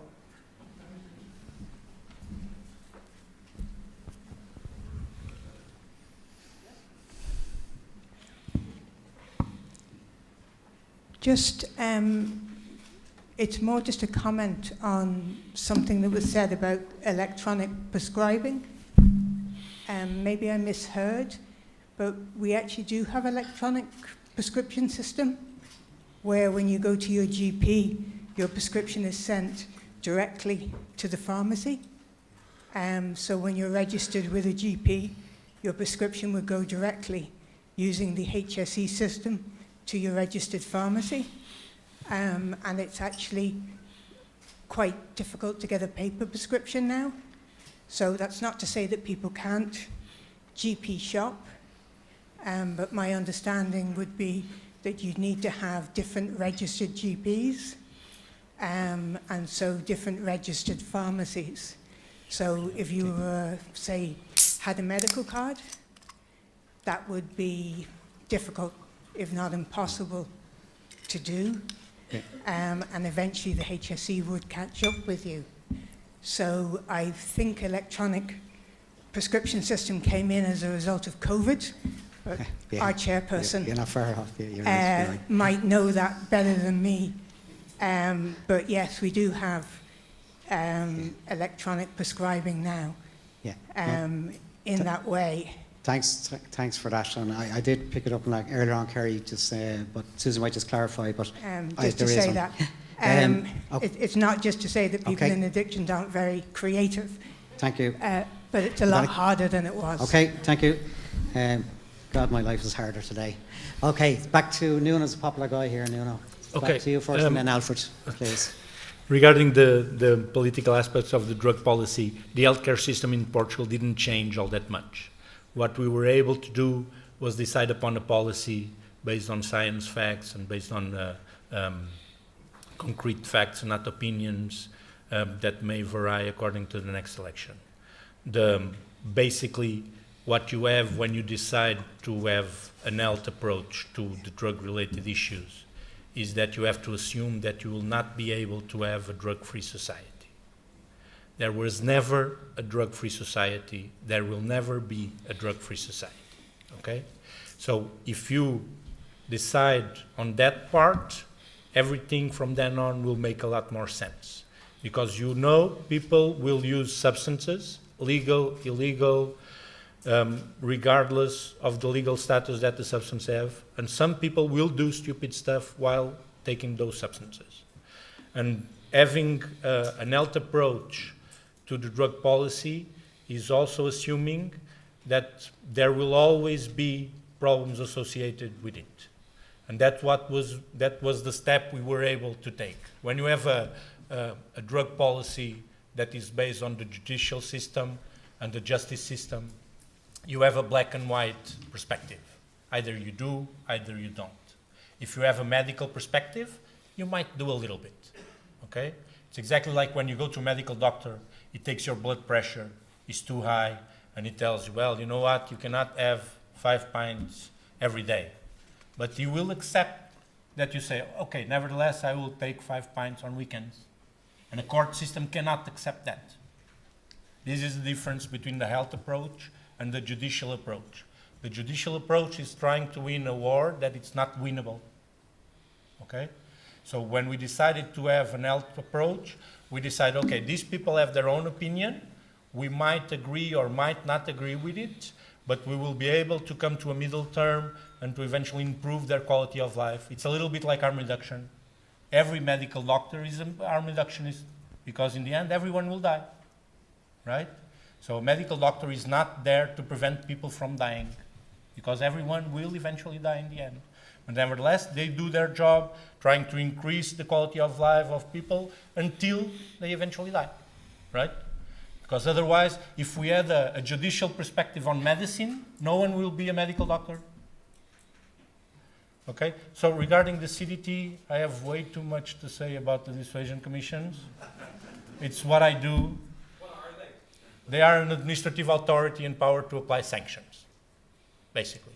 We do assessment, we do risk assessment, and we decide if the person is going to pay a fine, or if the procedure is going to be suspended, or if the person is going, or if the procedure is going to be closed because the person accepted the referral for treatment. It's an administrative authority, but under the Ministry of Health. So what we have to do is we have a procedure that starts with a police officer catching someone in the possession of an illicit substance. What we have to do is decide upon that procedure. Is that person going to pay a fine? Is that person going to do some community service? Is that person going to do regular presentations? Things like that. The sanctions are exactly the same as the driving offenses. Because we work for the Ministry of Health, we do assessment, we do risk assessment, and eventually we do proposals for referral, either for counseling or for treatment, or for other problems that the person might have. For example, if someone is using cannabis, he doesn't have a problem with cannabis, but he also has a problematic usage of alcohol associated, we might refer to an alcohol treatment center. If the person is a long-term unemployment, we might refer to the unemployment center of their residential area. If the person is, if their scholarity level is fairly low, we might refer to a formation course on their residential area. Are they going to get a job? Are they going to get a degree? We don't know. But at least we try to connect them with structures, which is the exact opposite to what courts do. Courts were not invented to deal with the problems of criminals. Courts were invented to deal with the problems that the society has with criminals. So basically what they do is they pick them up, they remove them from society, they disconnect them from society. Okay? When you go to a medical doctor, it's an eye-to-eye conversation, people are open to express their opinions, and eventually what the medical doctor do is reconnect that person with something that they lost, as opposed to court. Normally when I say bluntly that the CDT is an administrative authority, people think, oh, it's like a court. It's not like a court. Okay, Nuno, can I just want to bring Alfred in. Just to say we have a lot of information which Nuno and his colleagues have shared with us on the dissuasion committee, because I know there's a good interest in it, and we'll put that up on the member site today as well, so it's a little bit of light reading as well. And I'll be available throughout the day if anyone wants to dig in a little bit more about the Dissuasion Commission. Thanks. In case they don't invite me for the September meeting, we can just deal with it right away. I think you might be still here talking. Thanks, Nuno. Alfred? I would like to add two short things. Decriminalization is less radical than depenalization, and legalization is the most radical one, just because people have to pay, and in Austria, if there's no problem, people don't pay. So that's one aspect. And the other thing, how do you get the population? Well, the only way to get the population in societies where political parties always make polemic statements in a populist fashion is to keep it out of the media and to keep it out of politics. And this was what Austria tried for a long time, which worked, and we have migrant and COVID problems, so there's other problems for populists now, and it's not the drug issue, but if the other problems run out, then drugs are always a good issue to start, and then the whole thing might deteriorate quickly. So the most important thing is to keep it in the expert field and prevent that populist parties pick up the issue to get votes. Okay. So just first of all, can I ask you to show your appreciation for the panelists who give us a wide range?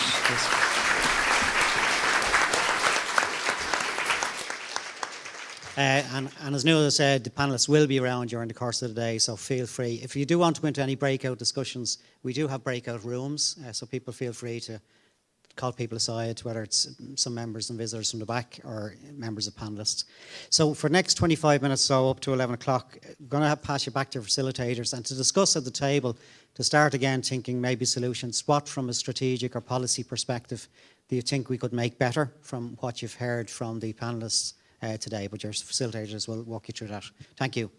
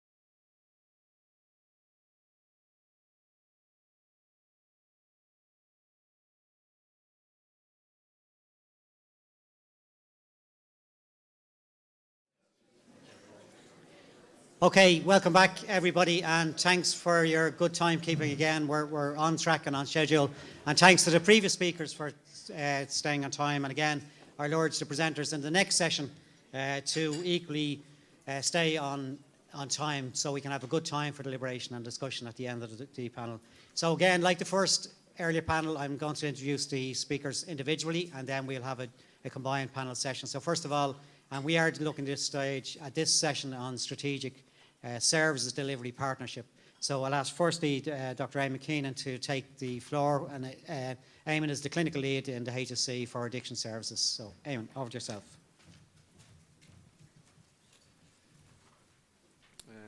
Thanks, Paul, and good morning, everybody.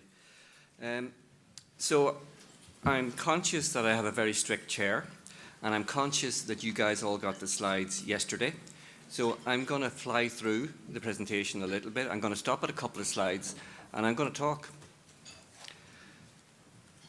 In terms of drug treatment in Ireland, these are the figures from the HSE in relation to combining the HRB figures and the people who are in receipt of treatment for opioid services. So in 2021, we had over 23,000 cases receiving treatment, and that's gone up since 2014. 2/3 of them were for opioids. Cocaine was 16%, cannabis 11%. So the main focus of our treatment services is towards opioids, towards heroin, towards the provision of opioid substitution treatment. And this developed over a number of years. This has been a number of years in the making. We had a unique approach to opioid use in the 1990s. And it involved the statutory services, the HSE, or the health board at the time, going out into the communities, having meetings in the communities. And when I say meetings in the communities, I mean in people's kitchens, in community halls, in parish halls.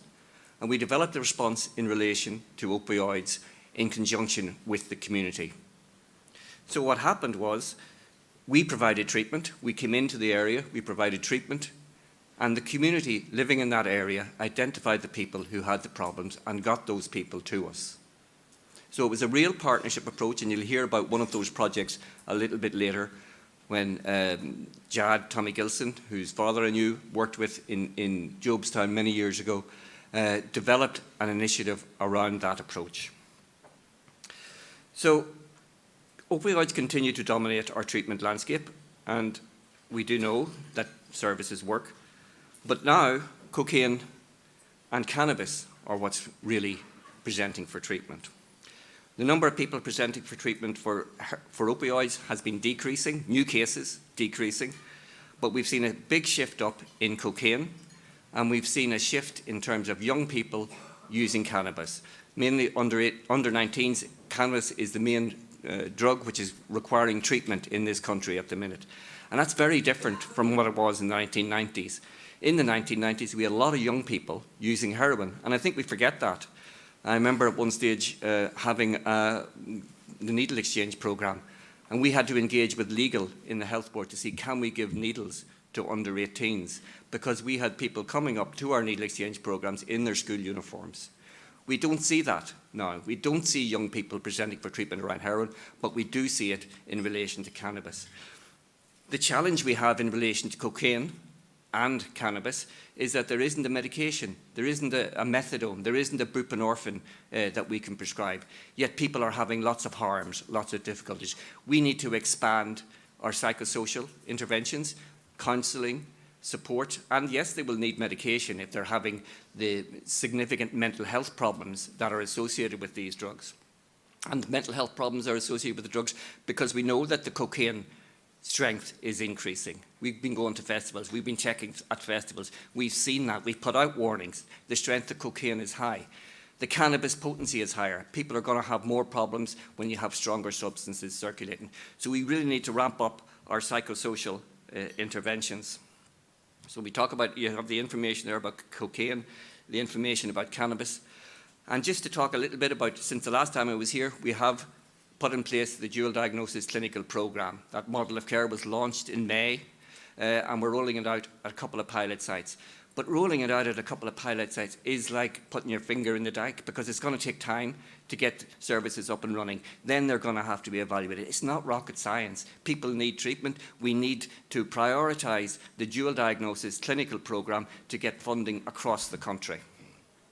We also are going to be having a dual diagnosis rehabilitation centre in Keltoy.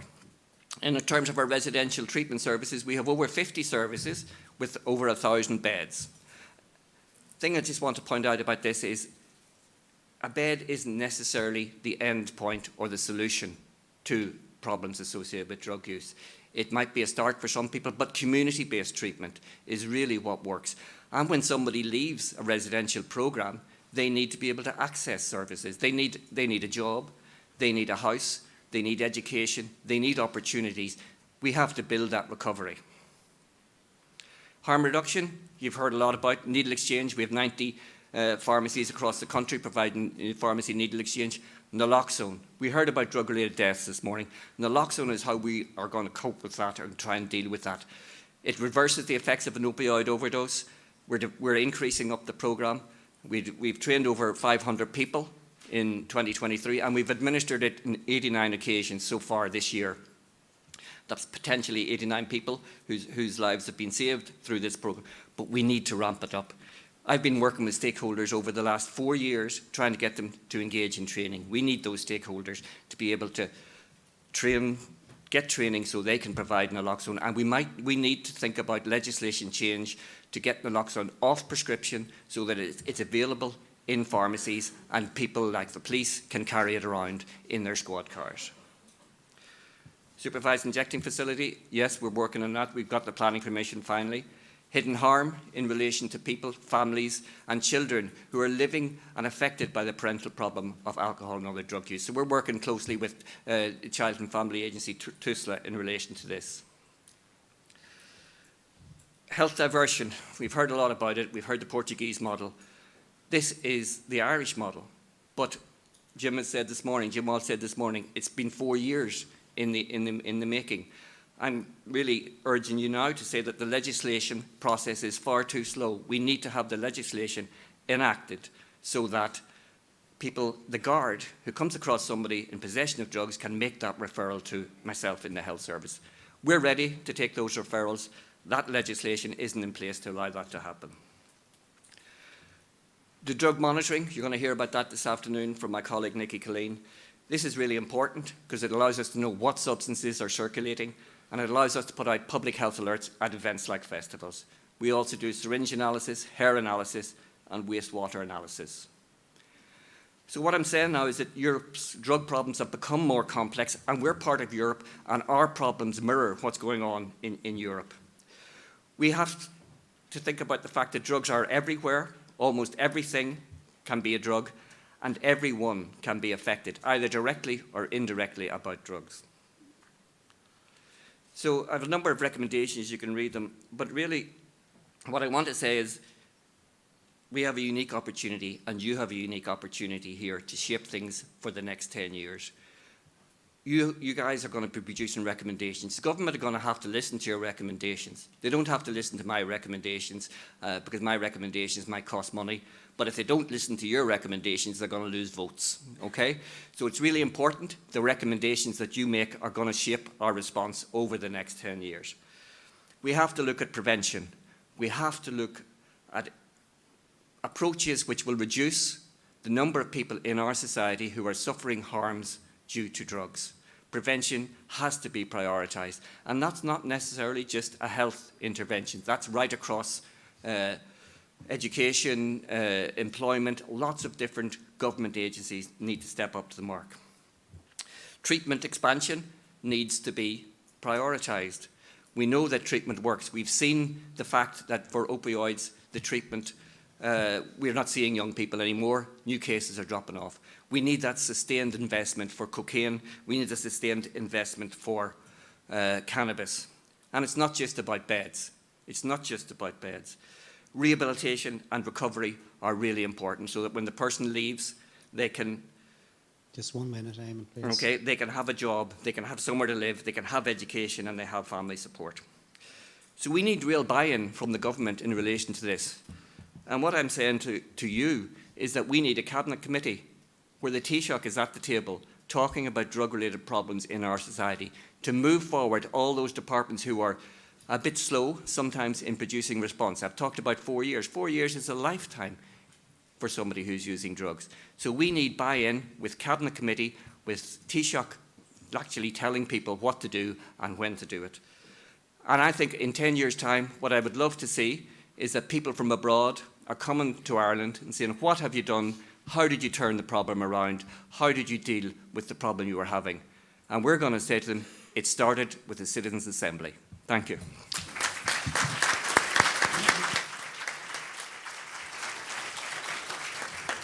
Thank you, Eamon. And I know Eamon from my previous life. We worked together in the health service, but I know Eamon is a strong advocate for people in addiction service and a radical and an innovative thinker and practitioner. And I think the recommendations he set out are very clear, including one of a stronger political oversight of this key issue. So next session, we have a couple of people going to share times. But first up is Breed Walsh, and many people will know the work of the regional and local drugs and alcohol task force. And Breed's going to give you her perspective on some of the issues for us in this assembly. We have a security alert on Breed already. And rightfully so. Thank you very much. Delighted to be here. This is a real piece of history, so it's a great honour, and I'm very jealous because you're hearing from some amazing speakers over the course of the few months. So I've only 7 minutes, and I will stick to it. So I'm here to talk about the regional drug task forces. There's 10 of them in Ireland, and I suppose they came out of all of the really brilliant community activism that there was in Ireland to respond to the huge issue that drugs were in the country at the time, years ago. So it began with the local drug task forces in '97. There was 14 of those, 12 in Dublin, 1 in Cork City, and then 1 in Bray. And it would be 5 years then before the regional drug task forces were set up to cover the rest of Ireland and the parts of Dublin that weren't originally, I suppose, catered for in that first round of trying to really involve communities in the response. And I suppose the important thing to say about regional drug task forces is its authentic partnership. And it's not a talking shop. It's not that, we kind of do fake consultations and things like that. And this is brilliant, by the way. I'm not referring to this. It's really about equal partners making decisions. So we get a budget from the Department of Health. And you can see a load of logos up there. I probably got some of them wrong. But at every task force, each of those 10 regional task forces and the 14 locals indeed, you will have statutory partners at the table, your HSE, your guards and the county councils and all of those. We even let politicians join, the management committees. You will have community representatives, and that's absolutely central, and that's why I have that in the middle of that. And people with lived experience and their families, and community and voluntary organisations, and not only drug and alcohol community and voluntary organisations, youth services, everybody who knows what's happening in a particular area. We all get together, and with that budget, we start planning what needs to happen in this area that we can really make a difference in terms of reducing, the harm caused by drugs. So, and everybody has an equal voice, and that's really important to say. There's no one, statutory organisation or anything running it, if you like. There's been amazing services set up based on that particular model, based on drug task forces. You're going to hear about some of them in a moment. And they've made differences, and they've helped save lives. And it is a model that works. It's powerful when it's done properly, and when all the partners involved, it is a really, really powerful structure. So as I said, there's 10 of them in the country. So if you think about that, that's a big ask because it covers all 26 counties. So there's lots of issues with that in terms of trying to respond effectively, like transport, access to services. you know, some of my colleagues in the regional drug task forces have 4 counties in their area, and they might have no services at all in one of them. And we're talking about, you know, health inequities a lot in this. That's a massive problem if you live in an area and you actually can't access a service, while there's other areas where there's proliferation of services. And that's rightfully so, and we're not saying that that's not good, but, you know, there has to be equity of access. That's really, really important. And then in terms of diverse populations as well, we've new communities, you have really dense urban areas, you have then, you know, rural isolation and all the challenges that come with that. So, you know, these are the kind of challenges we're trying to grapple with all the time. And we have in there staff retention, and that's a really important thing to talk about, and I'm going to mention it now in a minute. I know some of you have been to Coolmine and to Merchants Quay, and you've seen some of the amazing work that goes on, and some of the community drugs workers that make that amazing work goes on, and they're really not valued enough in this state, and I think that if you could do one thing, that would be huge. So this is my last slide. I am going to stick within the time. And this is really about the opportunities for meaningful change. I mean, you have a wonderful opportunity here to actually really influence policy and change how we approach drug use in this country, and be allies for people who use drugs and people who are impacted by drugs, their family members and their communities. We need to end that postcode lottery for services, and the way to do that is to resource the regional areas appropriately and resource all local and regional drug task forces appropriately, because what we do works, because it involves everybody who needs to be involved. Now, to do that, you need political will. That's really important, and we know that political will is driven by public support. So that's why we really need you to be the advocates for the service users. And it's a really difficult thing to do because of stigma and all of those things that you've been hearing about from lots of other people. But you have a golden opportunity to do it here. And I don't know whether any of you are involved in your regional or local drug task force in your area, but if you're not, really, you know, after all of this finishes, go and make that effort, go and join, you know, talk to your neighbours about it, get involved, because that's the only way we're going to make a real difference. Exactly as Eamon said, you know, politicians will make changes if there's public support for those changes. So we need you. And then the last thing I will say is about the equitable terms and conditions for the workforce. And when I say the workforce, I don't just mean, you know, the project workers and the addiction counsellors. I mean the recovery champions, the peer workers, some of the people that you've met over the course of the last few months and will meet again before you finish, who give up their personal time to share their personal journeys as well. They facilitate co-production groups and all sorts of things, and they're not paid. And in terms of the community drug workers, they don't get the same conditions as their colleagues who are doing similar jobs in the state sector. And that's a real issue. And I can tell you from myself and my colleagues, we're hemorrhaging staff into the private and public sector because of that. And if we want to ramp up our services, as we should do, in line with what they did in Portugal, that really needs to be addressed. So if you want something that isn't philosophical or conceptual, something that you can touch and feel that you could make a recommendation about, I would strongly urge you to do that. And we're very good here in Ireland about human rights. We have a history of it. It's in our DNA. So I suppose I'd ask you to get on board and help us with that. Thank you very much. And Breed's colleague John Bennett from a local drugs task force is going to use up the rest of Breed's time, and thanks to Breed for being on time and some very clear recommendations, and thanks Breed for the call out of some of the workers in this sector that don't get the recognition what they do for society. Over to you, John. Hello everybody, my name is John Bennett and I'm the chair of the Local Drugs Task Force Coordinators Network. And I suppose I was just listening to Eamon there, and I was just reflecting on the fact that I grew up in a block of flats in the late 1970s when I suppose the heroin problem would have started. And I suppose there was no services, there was nothing.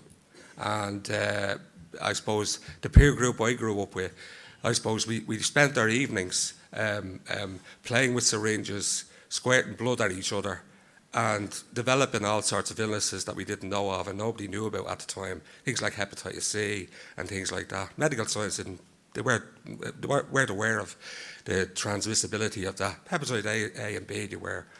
And I suppose in the context of that, starting off from that position and sports having grown up coming from that background, and seeing all the pain and the hurt and whatever, I remember a young man named Bernard Lee, and when it struck home to me first when I realised the seriousness of it as a teenager, who came home from work one Friday evening, and he went into the bathroom in his small flat, and his parents and the rest of the family were having dinner.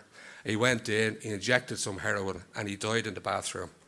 And, you know, the family went in, discovered him there, and it was like one of those things that when you're young, that never leaves you, and you never forget. That something as mundane as coming home from work, going into the bathroom, and this was it, young man was working, you know what I mean? And nobody had any, real understanding as what we were hit with at the time and what was coming down the tracks later on in terms of HIV and all the other problems that emerged later, and the serious organised crime that emerged later in the communities that I'm going to talk about.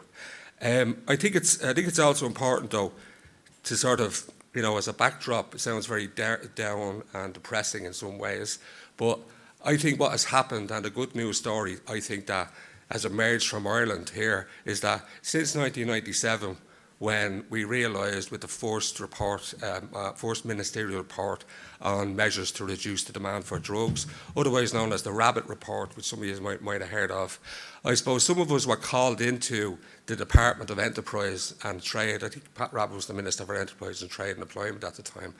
And he invited some of us in that he knew that were working on the ground in communities into his office. And he said, what the hell are we going to do?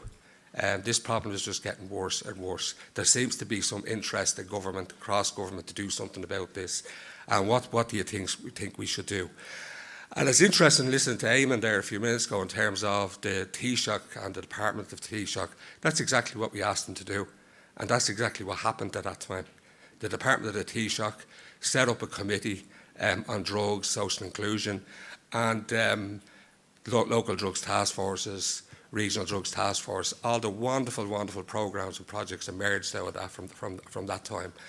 And I suppose, sadly, along the way, we sort of lost our way in some ways in Ireland. We set off in the right direction.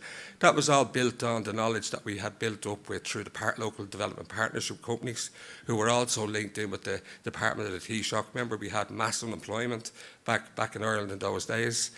And there was an interdepartmental committee chaired by the Taoiseach to oversee a lot of local community responses to unemployment at the time, So that model and that approach was adopted then. And I suppose that in a sense is, I suppose, where I'm coming into this today in terms of what I want to say to you is that in some ways we've gone back in Ireland in recent years. We had a lot of the stuff that I heard, you heard guys here talking about from Portugal and Austria and all that type of thing. We were heading down that road many, many years ago in this country, like at least 15 years ago, but we lost our way, Unfortunately, we lost our way. And I think there was a sort of a sense in this country that, the partnership approach is somehow gets in the way of some of the, I suppose, bigger statutory agencies getting on and doing things. Why do we have to bother with this? Why do we have to go through this? Why do we have to even talk to these people sometimes? I got the sense anyway. And it's great to hear Eamon sort of advocating now that in some ways we go back to that. We go back to the department, this being led at the top by the man or woman in charge at the top, and is given the political priority that it needs. Okay, and I suppose if that's the message that Eamon is advocating from the HSE, and that's something coming from the ground in terms of the local drug and alcohol task forces as well. It's something that I suppose a key message I suppose that I'd like to hopefully get across to you here today in terms of what do we do about it. Like Pat Rabbit called us into the Department of Enterprise, what the hell do we do? And if you ask me that question, that's the keystone, that's the starting point, because we've developed over the last 20 years a massive amount of really extraordinary skills and abilities in this country around dealing with the drug problem. And but the problem is that, you know, using the I suppose a medical analogy. Just is 1 that, minute. Yeah, using a medical analogy, and the key message, I suppose, the final key message I'd like to leave you with is that, you know, we over the last, since 1997, we've figured out what works in this country. We've figured out the good practice. We have fantastic training programs in universities and colleges around drugs and alcohol and various different initiatives and that. There is a sense from schools, from guards, from teachers, probation officers, social workers, that they all have a role to play. Ordinary people, ordinary parents, we all have a role to play, all have a role to play. But the problem for us, I suppose, in our local drugs task force areas, the intensity and the concentration of the problem in our areas, okay, is such that there isn't enough to go around. There isn't enough support to go around to give it. And Okay, using the medical analogy, John, I have to wind you up. Sorry. we have a medicine that works, but we haven't got enough of it to give to all the patients. We have a medicine that works. Okay. We don't have enough of it to give to all the patients equally. Thanks. Thank you, John. Thanks, John. Again, while Dermot's lining up some really good, strong messages about losing our way and losing momentum.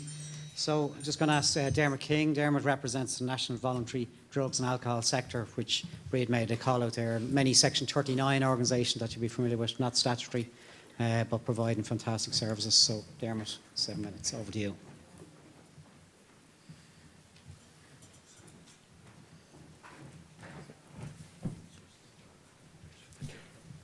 So good morning. Thank you very much for inviting NVDAS to speak this morning. The National Voluntary Drug and Alcohol Sector is a national representative body for voluntary sector organisations in Ireland working in the area of drugs and alcohol. And when we say voluntary services, it means voluntary and the community services. So it's distinct from the statutory. So it's a broad range, but the key is that word voluntary and where they came from. There's more than 60 member organisations right across the country, and we deliver services and support across the 4-tier model of service delivery, which has probably been mentioned at some stage. So what do we bring as NVDAS to this morning's conversation? So we represent voluntary service. So what does that mean? Voluntary services began with people recognising needs that were not being met and deciding to come together to respond. So we're responsive. Voluntary services are developed by people on the ground who experience or have experienced or witnessed the problem. So we're informed and pragmatic. Voluntary services have had to work closely with others from the start to access resources and to build support in local communities for services being developed. So we're collaborative. Voluntary services have changed and developed as needs developed or new challenges came up. So we're versatile and agile. And voluntary services tend to be smaller and more local. And so what they do is always visible to individuals, to families, to communities that they serve. So we're accountable. And finally, NVDS, we have as the organisation, we have a national perspective. The members come from all over Ireland and they bring to conversations such as this and other forums the experiences and the challenges from all of those different contexts. So from our perspective, what's working? The voluntary sector has been creating and delivering innovative and creative services for more than 40 years in response to the drug and alcohol issues.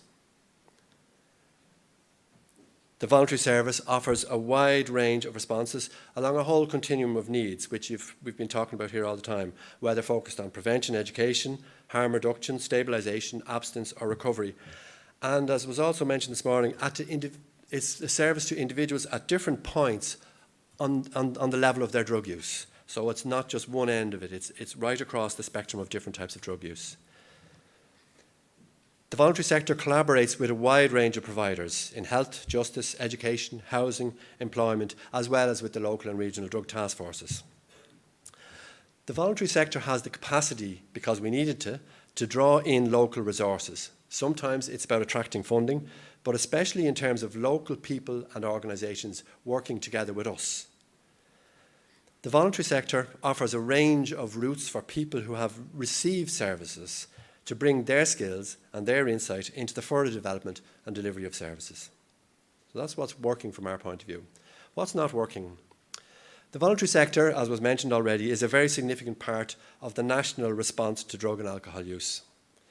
Yet, as has been mentioned, there's a fundamental inequality between the voluntary sector, funded under Section 39 of the Health Act, and the statutory services. This disparity is most obvious in terms of pay and conditions. And as Breed mentioned just there earlier on, many staff of voluntary sector organisations are moving out of the voluntary sector into better resourced and more secure public sector positions. Funding for voluntary sectors under these agreements are normally annual. They're annual arrangements. So planning and development, as well as consistency of service delivery, is increasingly challenging because of that. And the sense that funding is never secure, even in the medium term, makes staff retention even more difficult. As a national body, NVDAS is very aware of the significance of where a person lives when it comes to accessing a response to their drug or alcohol-related needs. Access to treatment and support after treatment becomes much more difficult when services aren't available locally. In the voluntary sector, and especially in community settings, the impact of substance use on families is hugely evident. And yet, the NVDAS experience is that support for families isn't being prioritised. Individuals, families and communities are all impacted by substance use, as you've heard already so many times. So an effective joined-up response needs to address all three dimensions. In a changing funding environment, there has been talk of a commissioning of services.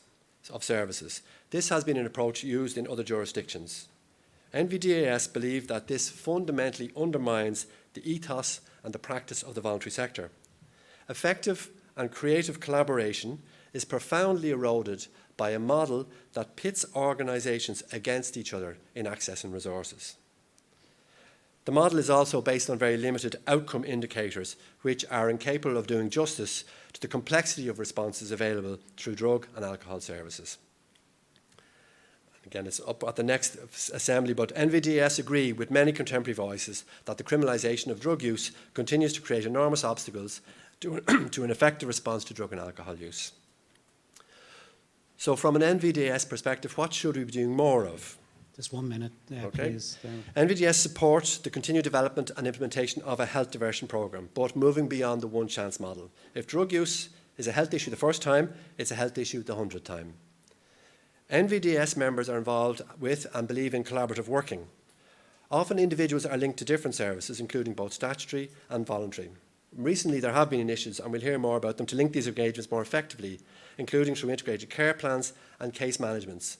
But there still exist institutional blocks and practices that tend toward the isolation of services. Joined up thinking and practice through collaboration needs to be promoted more actively among all services, particularly in relation to the statutory and the voluntary involvement.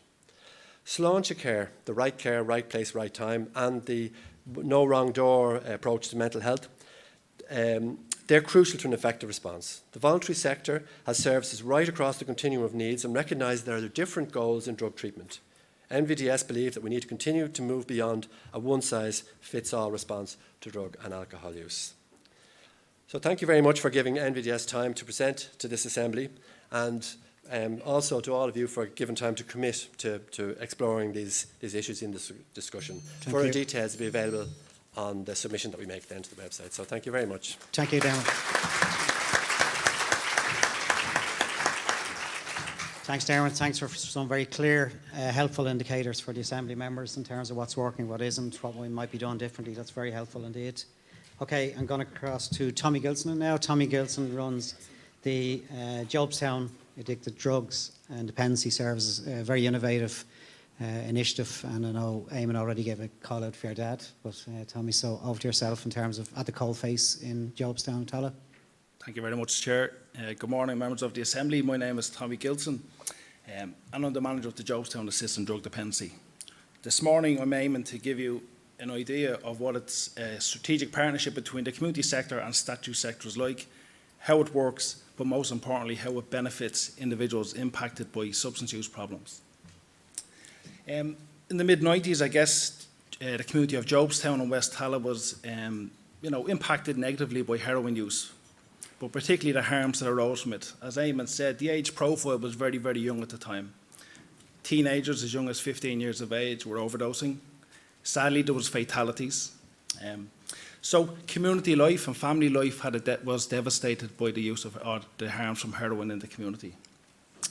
A number of consultations came from that time, and it led to a committee being established. That committee today is the JAD project, and those individuals were tasked by the community to approach the old Eastern Health Board, the now HSE, to look at responses to this local issue. Services at the time were generally centralised. There was maybe some GPs involved, but they were primarily centralised in Dublin City Centre. So they were not accessible. So a process of community, Eastern Health Board consultation and engagement commenced. People like Eamon, who was here today, and Margaret Burke, who was also still involved today as a GP coordinator, who were central to that. So they deserve a lot of credit alongside the community people.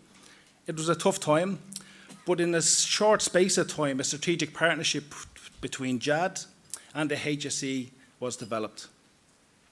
And that strategic partnership focused on providing treatment, rehabilitation and aftercare to people impacted by opiate addiction, primarily focused on the Jobstown area at the time with 2 clinical settings.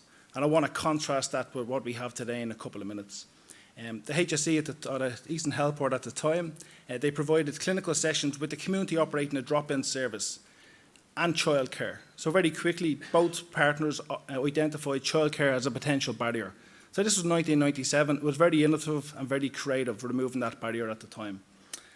I guess I haven't got time to take you through the whole history, but that partnership continues to grow and develop in response to the demand and the harms in the community. And today what we have is an integrated community model.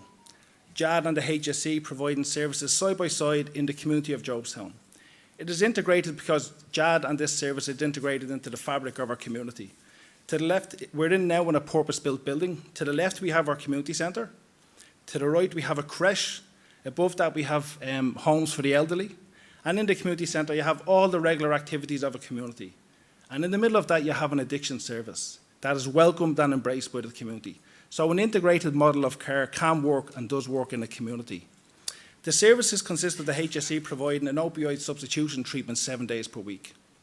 This means that our community has access to specialist GP and nursing services all throughout the week. We have a pharmacy 7 days a week. Again, if somebody has any concerns around their medication, they have access to a pharmacist 7 days per week. Running alongside that, JAD provide a number of services with funding from the Tallow Drug and Alcohol Task Force, from the HSE Addiction Services and Social Inclusion and PUBL. Some of them include addiction counselling. We have qualified and certified addiction counsellors. We also have family services, a family support group and a childcare service for children who are living with parental substance use problems. A harm reduction service also operates 7 days per week. So this morning our service was open. Tomorrow morning that service will be open for people who are looking to access overdose prevention advice, maybe needle exchange equipment, or advice on referrals to treatment. One of the most recent initiatives has been the response to increasing crack cocaine in the community. Similarly to 1996, there's been a significant change in the trends locally. And again, the HSE, with JAD and the task forces have engaged in a partnership approach to this. We've received funding from the task force over the last couple of years, and in 2022 we received funding for an assertive outreach programme from the Social Inclusion Office. I just want to give you a real example of the benefits of a strategic partnership for individuals impacted by drug use problems. I guess some of the questions you are going to have are what works for the individuals directly impacted by substance use problems. So we have a case where their assertive outreach team engaged with 2 individuals in the community. They were reporting concurrent crack cocaine and heroin use. So we consider those individuals to be high risk. Our assertive outreach engaged with them and they were concerned about their health and wanted to access tests for hepatitis, etc. So with equipment provided by the HSE to JAD, rapid testing for hepatitis C antibodies, our staff administered these in the community to these 2 individuals and they tested positive. Very quickly we could make a referral to the HSE's National Screening Service, and within 2 weeks that service attended our service on site and conducted further testing, with treatment due to commence the next couple of days. In our opinion, this is an example of best practice. This is accessible and equitable healthcare in a local community. Because of time, there's another good example in the presentation there around the COVID pandemic and the response between the statutory and the community sector. But I'll let you have a look at that, and I'll take questions on it later on if you like. I guess to conclude, and again, some of your questions may be what works. Jad would say that community and statutory partnerships work. They play a central role in responding to the drugs issue, particularly within the change in drug landscape. These partnerships have the skills, the knowledge and experience to respond very rapidly, and we must keep that central to the National Drug Strategy, and I'd encourage you to make that recommendation to the government. Secondly, we must not lose sight of the benefits of harm reduction approaches. The 1970s and 80s were dark times in terms of the health problems that came from drug use. We must not forget that. Methadone and needle exchanges have a high evidence base. They're also very pragmatic for people who need to access services. They're very low threshold, very few barriers to accessing services. So that is the strength of our National Drug Strategy. And finally, JAD and the HSE's partnership of an integrated model of care. It provides accessible and equitable treatment and rehabilitation supports to people living in the community. Some of these individuals are homeless, have mental health problems. We need accessible and equitable health care for all. I'd ask you to protect that and make that recommendation to the government. Thank you for your time.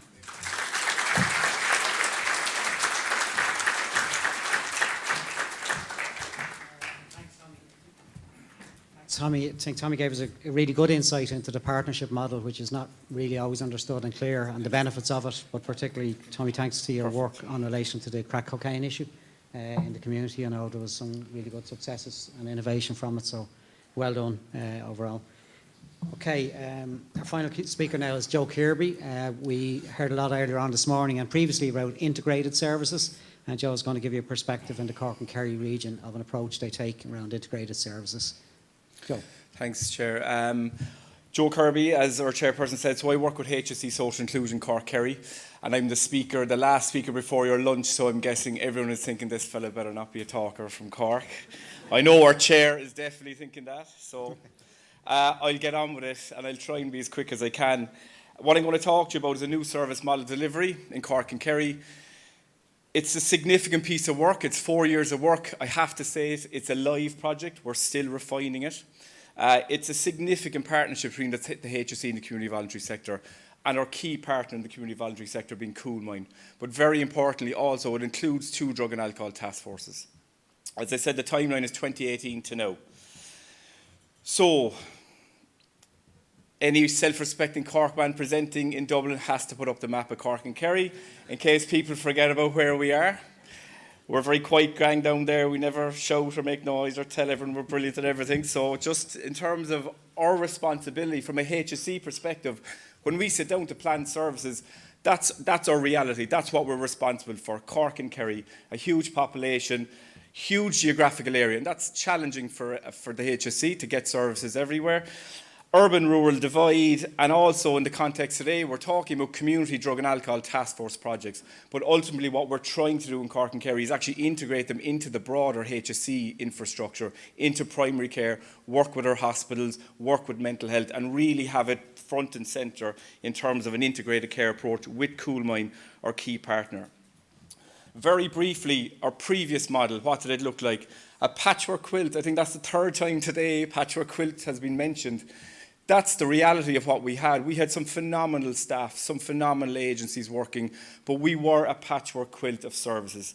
We didn't have a consistent design across the Cork and Kerry region. 12 different employers, 31 different services, people working as lone workers, really good staff, but in terms of a service user or family member presenting for services, it was complicated. It was overly complex, and it was a little bit fragmented. So in essence, we were creating inequalities across the region because you couldn't get under 18 in one part of the city, you could in another. Other services worked with families, others didn't. So depending on where you lived, you got a certain type of service. So we felt we needed to address it. We did what we always do in Cork and Kerry. We look at reviewing and evaluating what we have. So we contracted with an independent consultant, Frank Murta from Belfast. He came down, he looked under the bonnet effectively of drug and alcohol services, and he began to benchmark what we were delivering against the key metrics in our sector, the Health Research Board data, our National Drug and Alcohol Strategy, Schlein to Care, were we delivering our services in line of all those key strategies, and really importantly, looking at the Pobble Deprivation Index. Were our services being delivered in the areas of high deprivation by virtue of that index? Were we maximising what we had? And were we delivering to communities? Because ultimately that's what we're about. A lot of recommendations, too many for today. They're the three kind of core ones I'm going to talk to you about today. Co-locate the workers, develop regional hubs with clinics, so a hub and spoke model. Most importantly and most challenging, go from 12 different employers to one. That's a considerable piece of work. Anyone involved in any change management process where there's employment, terms and conditions, 2P legislation, staff, fear of change, all that goes with that, that's a significant piece of work. It took us 2 years to do that, right at the start of COVID, so we were doing both in parallel, responding to COVID-19 and probably going under our biggest restructuring we've ever done. Challenging 2 years. I'm going to fast forward those 2 years. The end result was Coolmine Cork Kerry. And that's what came out of that review. One agency, Coolmine, delivering our community drug and alcohol services. The structure currently now is we've 6 distinct hubs working across Cork and Kerry, based on, as you see, per region. Each hub is a team leader, a project and a team of project workers. But most importantly for me, from a service user's point of view and a family member's point of view, the phone numbers here to distill that amount of funding and management and layers and treatment modalities into one number where you can access it. Anyone can ring that number and access a service. So as a family member concerned about their loved one or someone in crisis, where do I get help? How do I do it? We, the HSC and others, we can be difficult to navigate and difficult to access services. So now, if I live in East Cork, or I should say if I was a professional GP, social worker looking to make a referral, if I live in East Cork, West Cork, that's the number. You get into the service, you talk to the team leader, and you're in the system. It's up to us then in the HSC and Coolmine to build that integrated system behind them. Once they get in, they'll need other pathways, so that's our responsibility to make sure that they're integrated as they go through the system. So that's a really important point for me. We're talking about integrated care, but we're also talking about easily accessible service for people who are in crisis a lot of the time. So, very briefly, I'm just going to highlight the top figure there. This is some of the stats from our new structure. The number one referral source is self-referral. That's telling us people are actually picking up the phone and being confident in referring themselves in. That's really positive.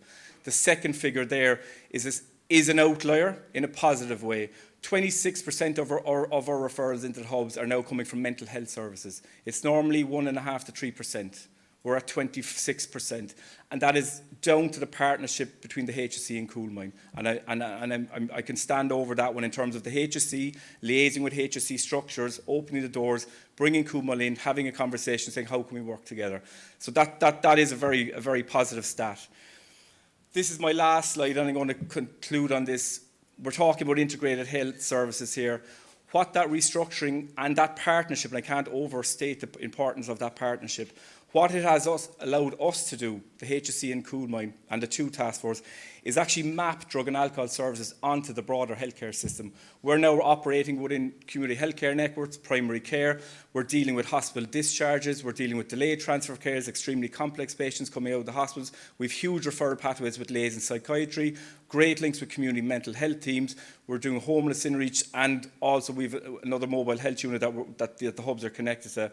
So my point really is once you have a good, solid, robust structure, integrated, good partner in the community like Coolmine, ourselves in the HSC advocating for more, you can get results. And I mean that integrated care, as Tommy alluded to, that is the way to go. And ultimately, to finish, thank you. This does work. The HSC working with the community voluntary sector works. When it's done well, when there's a real meaningful partnership, and when you have service users at the heart of it. So, Sinead? Well done. Yep, perfect.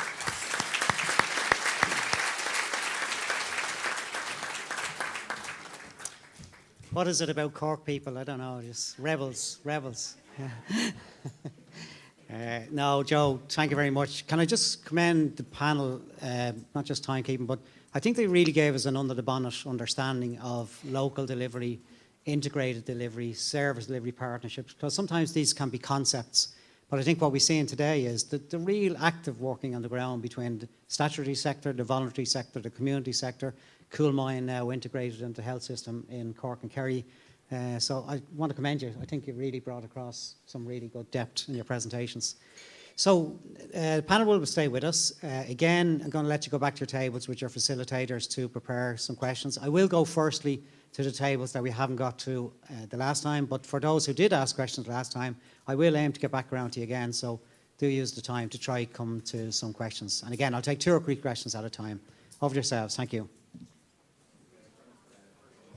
Very good, actually. Yeah, really well done.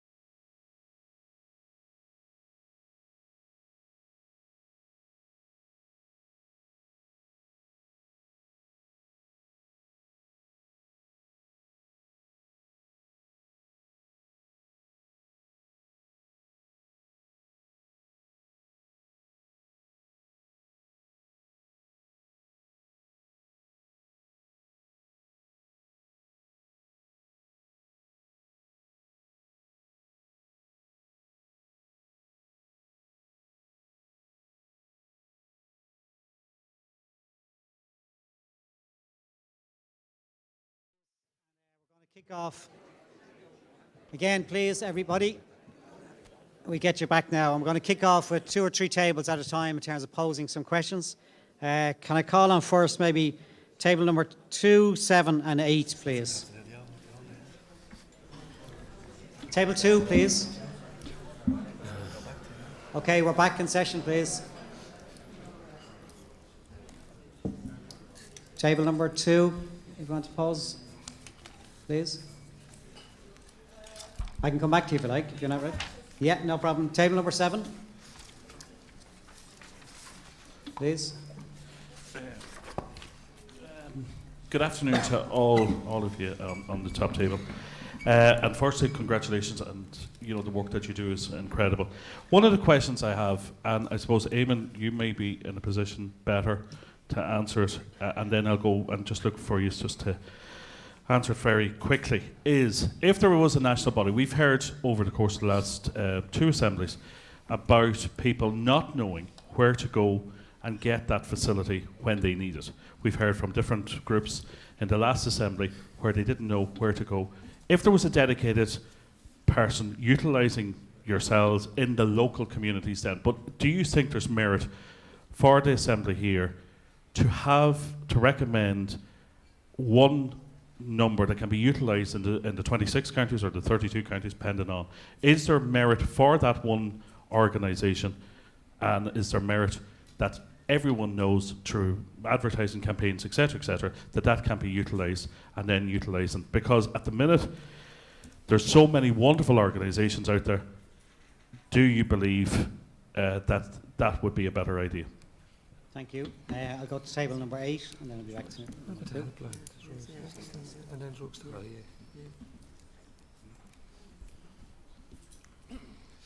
Good morning to you all, and thanks again for your contributions. Pointing correct the question at John, but anybody probably could answer it. John, you mentioned that the Department of Taoiseach had previously set up this committee. Others have mentioned that it's a worthwhile exercise. Why did it fail? You know, that's what we're looking to find out. Why did that not work? And by repeating it again, is it doomed to failure again? Thank you. Very good question indeed. Table 2, I can come back again if you want. That's okay. You can add to it if you like. Yeah, but just based on the recommendations, we wondered if this time it would be pushed through, because it was 15 years ago, which was quite progressive, I suppose, and it just maybe fell at the last hurdle. So yeah, that was our question too. Thank you. No, really good question. So where to go? Is there a single point of entry into the system? And generally, if something failed, why did it fail? So we can know in our own thinking. So maybe Eamon first, please. So in relation to the first question, there is a national helpline number for drugs and alcohol services that people can access to, and we have that manned with counsellors who are trained Monday to Friday. We have out of hours email service associated with that, but I think it goes to the point that people don't necessarily know about it, you know. So that service is there. They do have trained people able to talk to anybody, and if you send the email at the weekend, they'll get back to you early in the week. It's for drug and alcohol, so maybe we need one specifically for drugs and one separately for alcohol, but this is about drugs, and maybe we do need to look at what... I think what the problem is that even people who were speaking on the last day here that were involved in drug services didn't know services that were available, and they didn't know where to go. Yeah. Okay, well the helpline has... People within the service organisations themselves. Okay. The helpline is also only as good as the information that it gets in to it. So if you're phoning from, I'm going to say Galway, and the helpline aren't up to date in relation to the developments in Galway, then that's something that does have to be addressed. So we do also have a directory of services on drugs.ie that people can access and get information there about local contacts. But I think it goes back to the fact that it's not widely known, maybe not as widely known as it should be. In some areas it would be widely known, but it's funny when you look at some of the organisations that spoke at the last assembly, people within those organisations didn't even know that these things were available. Grant fundings were available. Where do they go? Where do people go if they have someone that they're worried about, that someone that's suffering with drugs, and people within the organisations don't know that there's X, Y, and Z in it. How is the ordinary general public going to know it then? Absolutely, and as I said, the helpline do take calls from family members. That's one of the big calls it takes. So. Okay, can I maybe one of the other panelist members? This is an important one. Just Yeah, John, and John, I'm going to come to you in a second as well. Yeah. Also in relation to the why some might fail. But feel free to come in. Yeah, just I don't know the context of the conversation that took place, but I ask anybody here, the whole lot is take out your phone and put drugs support services into your phone, and a whole load of stuff will come up. Particularly, and drugs.ie covers the whole country. The drugs helpline run by the HSE covers the whole country, and. But I think there's the element of your question that always crops up for me and the services I work with is that we do actually have to just constantly communicate with people out there, because with the drugs issue, it's only when it affects you you begin to think about where the support is. And if you're not affected, it's like one of those issues, I really don't want to know about it. It's really like a form of dissociation, and you're just like, I don't want to go there, I don't want to think about it for the general population, So, but like, even in terms of like our website, the Figlas Cabra Local Drug and Alcohol Task Force website that I work for, well, sometimes we get phone calls from people in Kerry because for whatever reason, a whole load of phone numbers comes up and we're the one that answered the phone at that particular time. Do you know what I mean?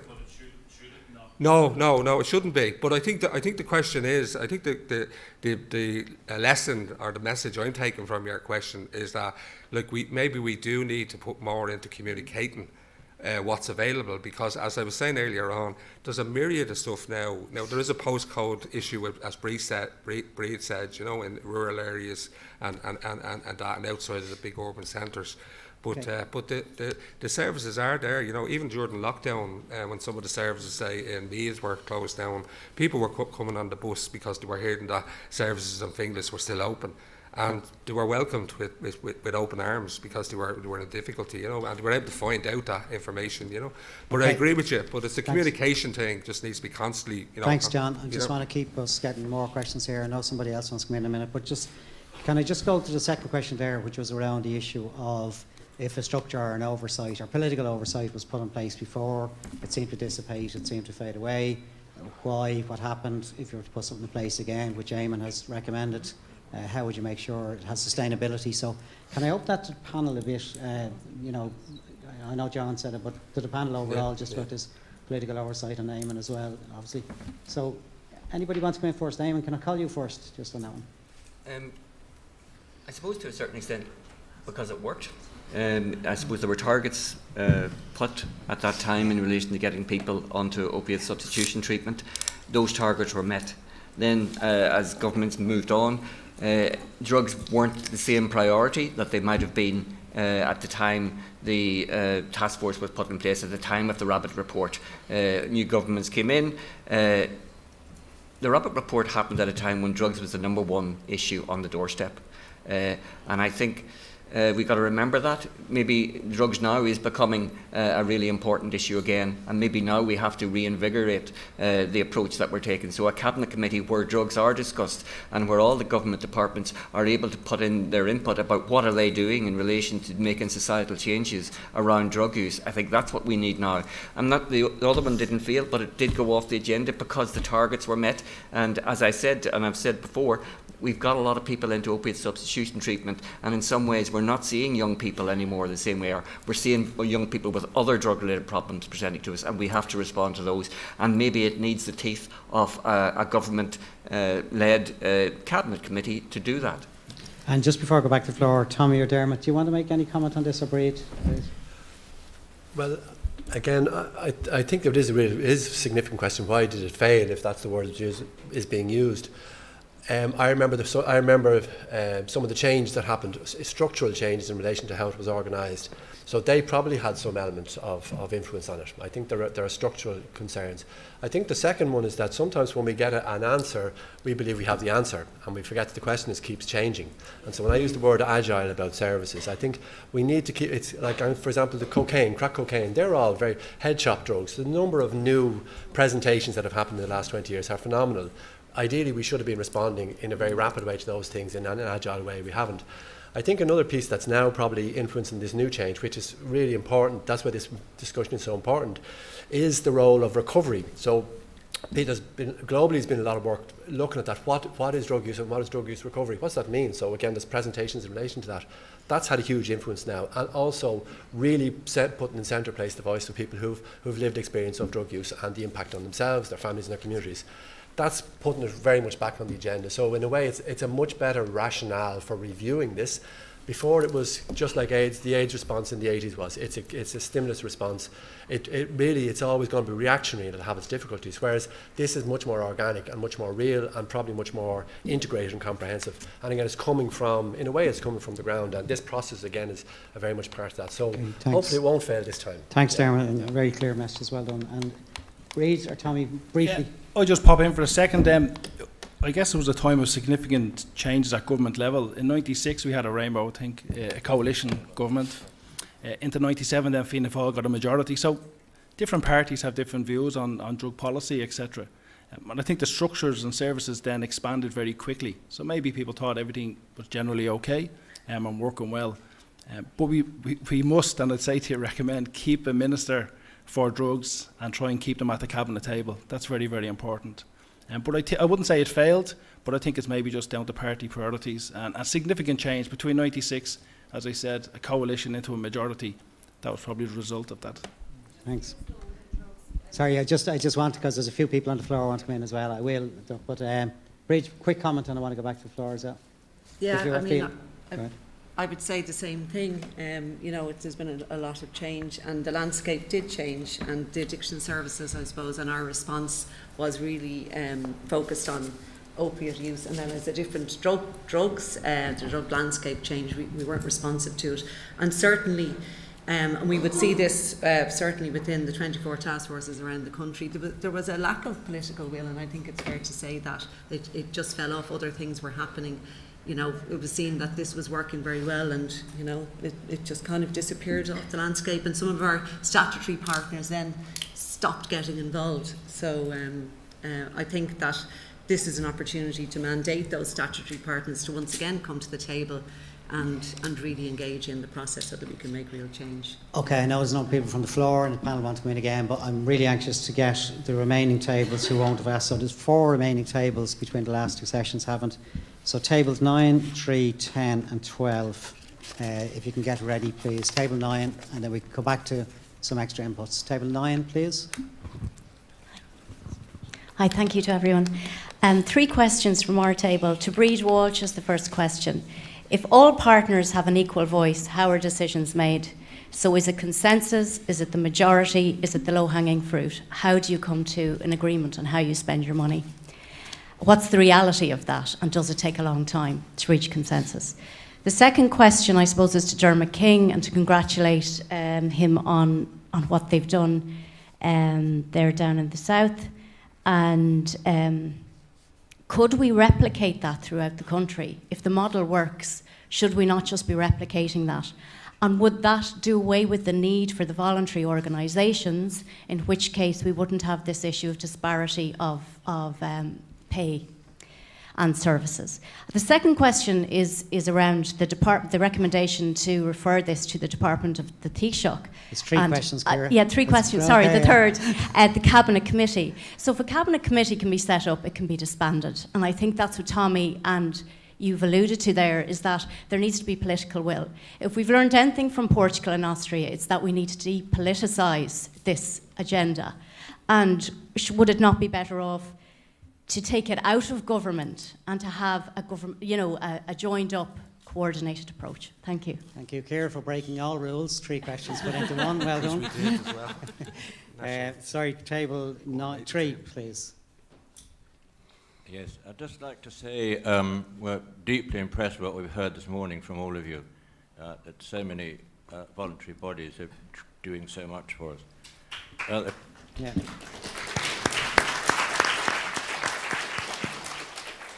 I have a question for Eamon Keenan.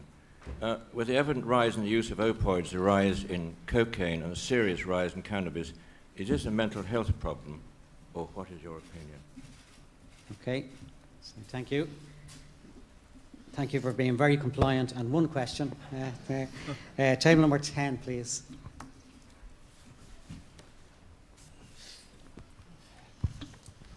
Yeah. Hi, everybody. This is a question mainly for Professor Eamon Keenan, but everybody's thoughts would be appreciated. Just to use cannabis as an example, so how would the diversion program deal with the 90% of recreational users who have no problems or issues? Surely pushing everybody into the health system would be a strain on an already very overburdened system. So I just wonder your thoughts on that, or how we might mitigate that. Thank you. Thank you very much. Thank you. And table 12, finally. If I have missed a table, please let me know. But table 12. Yes, hello. I have a question to all the service delivery partners. And as I understood that we all based on volunteers, and how do we recruit our volunteers? How do we train our volunteers and make sure they are well skilled to do the job? And how to engage their commitment? And are there any risks to leave like inexperienced volunteers to do the drug support jobs? And how long is the waiting times for someone to access every service that we talked about? Speaking of the preventions, and the last question is, do we proactively reach out to people who need help, or we are just waiting for the helpline and the referrals? Thank you. Thank you. Okay, so I'm going to go to people individually first, and then we'll open up where we can, but just to try and make sure we do justice to all the questions. The first one, Breed, just round if you can, and again, panellists, if you can, be nice and brief and sharp. We'll get through all of them and more. The issue around decision making and how does it work in practice at the Drugs and Alcohol Task Force? Yeah, I suppose there's a whole process around that, and we look at lots of different evidence from experts. And when we say experts, we mean experts by experience. We mean experts who work in the treatment sector and have that knowledge in relation to interventions. We mean expertise in relation to research, what's been done, what's been proven to work.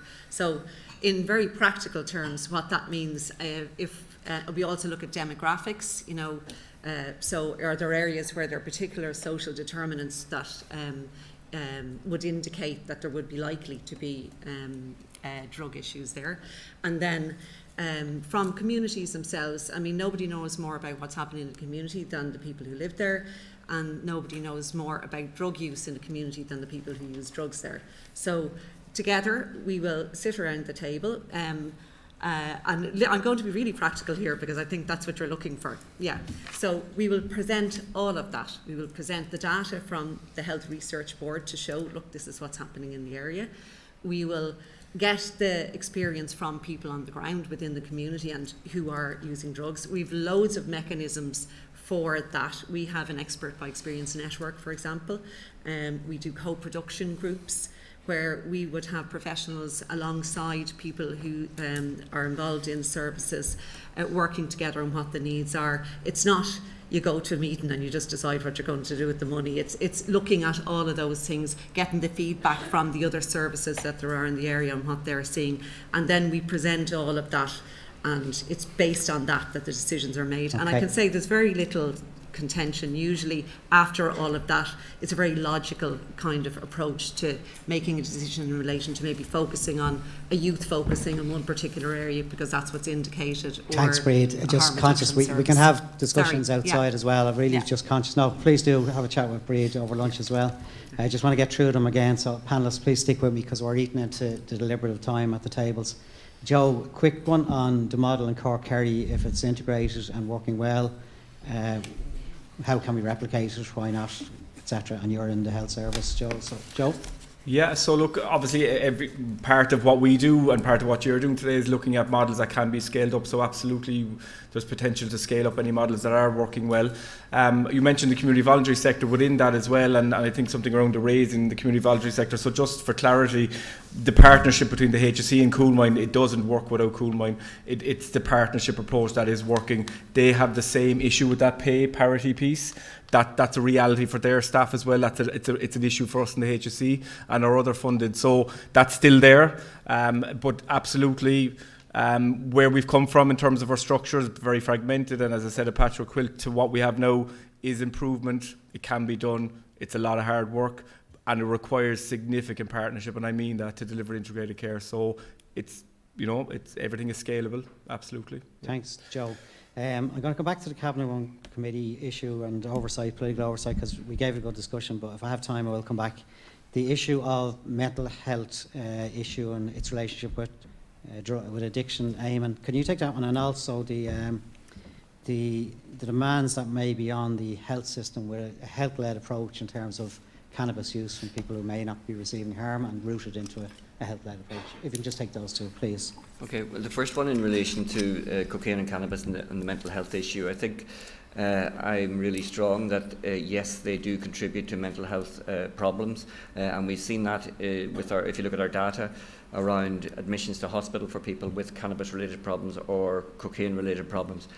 We had a difficulty with mental health in terms of Vision for Change, which was our strategy in 2006, which put addiction outside mental health. The most recent strategy, Sharing the Vision, in 2021, did get addiction problems recognised as having significant mental health connections. And that's where we now have the model of care that I spoke about in relation to dual diagnosis put in place in May of this year. But I first started talking about a model of care for dual diagnosis nearly 20 years ago, and it's taken till May the 23rd, and I remember the date because it was an important date, that model of care gets put in place so that people with coexisting substance use and mental health problems can get appropriate treatment. It needs to be resourced, it needs to be expanded. The second one then is in relation to the cannabis and the 90% of people who are presenting to the health services following a referral from the guards. Is that the cohort you're talking about? So similar to the Portuguese model, people who are caught in possession of drugs for personal use will be sent to the health service, dissuasion committee, same sort of thing. The vast majority of them will not need onward referral and treatment, but they may benefit from a brief intervention where somebody with training can speak to them about their drug use, highlight the risks and harms associated with the substance, and then tell them where services are if they ever need them. For that 10% or maybe 10, 15% of people who need treatment, then we need to have referral pathways put in place into treatment services so that they can be responsive, and we need resources to be able to do that. So absolutely the health diversion programme is for everybody who's caught in possession of drugs. Not everybody will need onward referral for treatment, but everybody will benefit from a brief intervention. Thanks, Simon, for being brief and very clear. Can I ask Dermot just on the last question around recruitment, training and waiting times for access and retention indeed of staff just into the voluntary sector? Do you want to make some comments on that?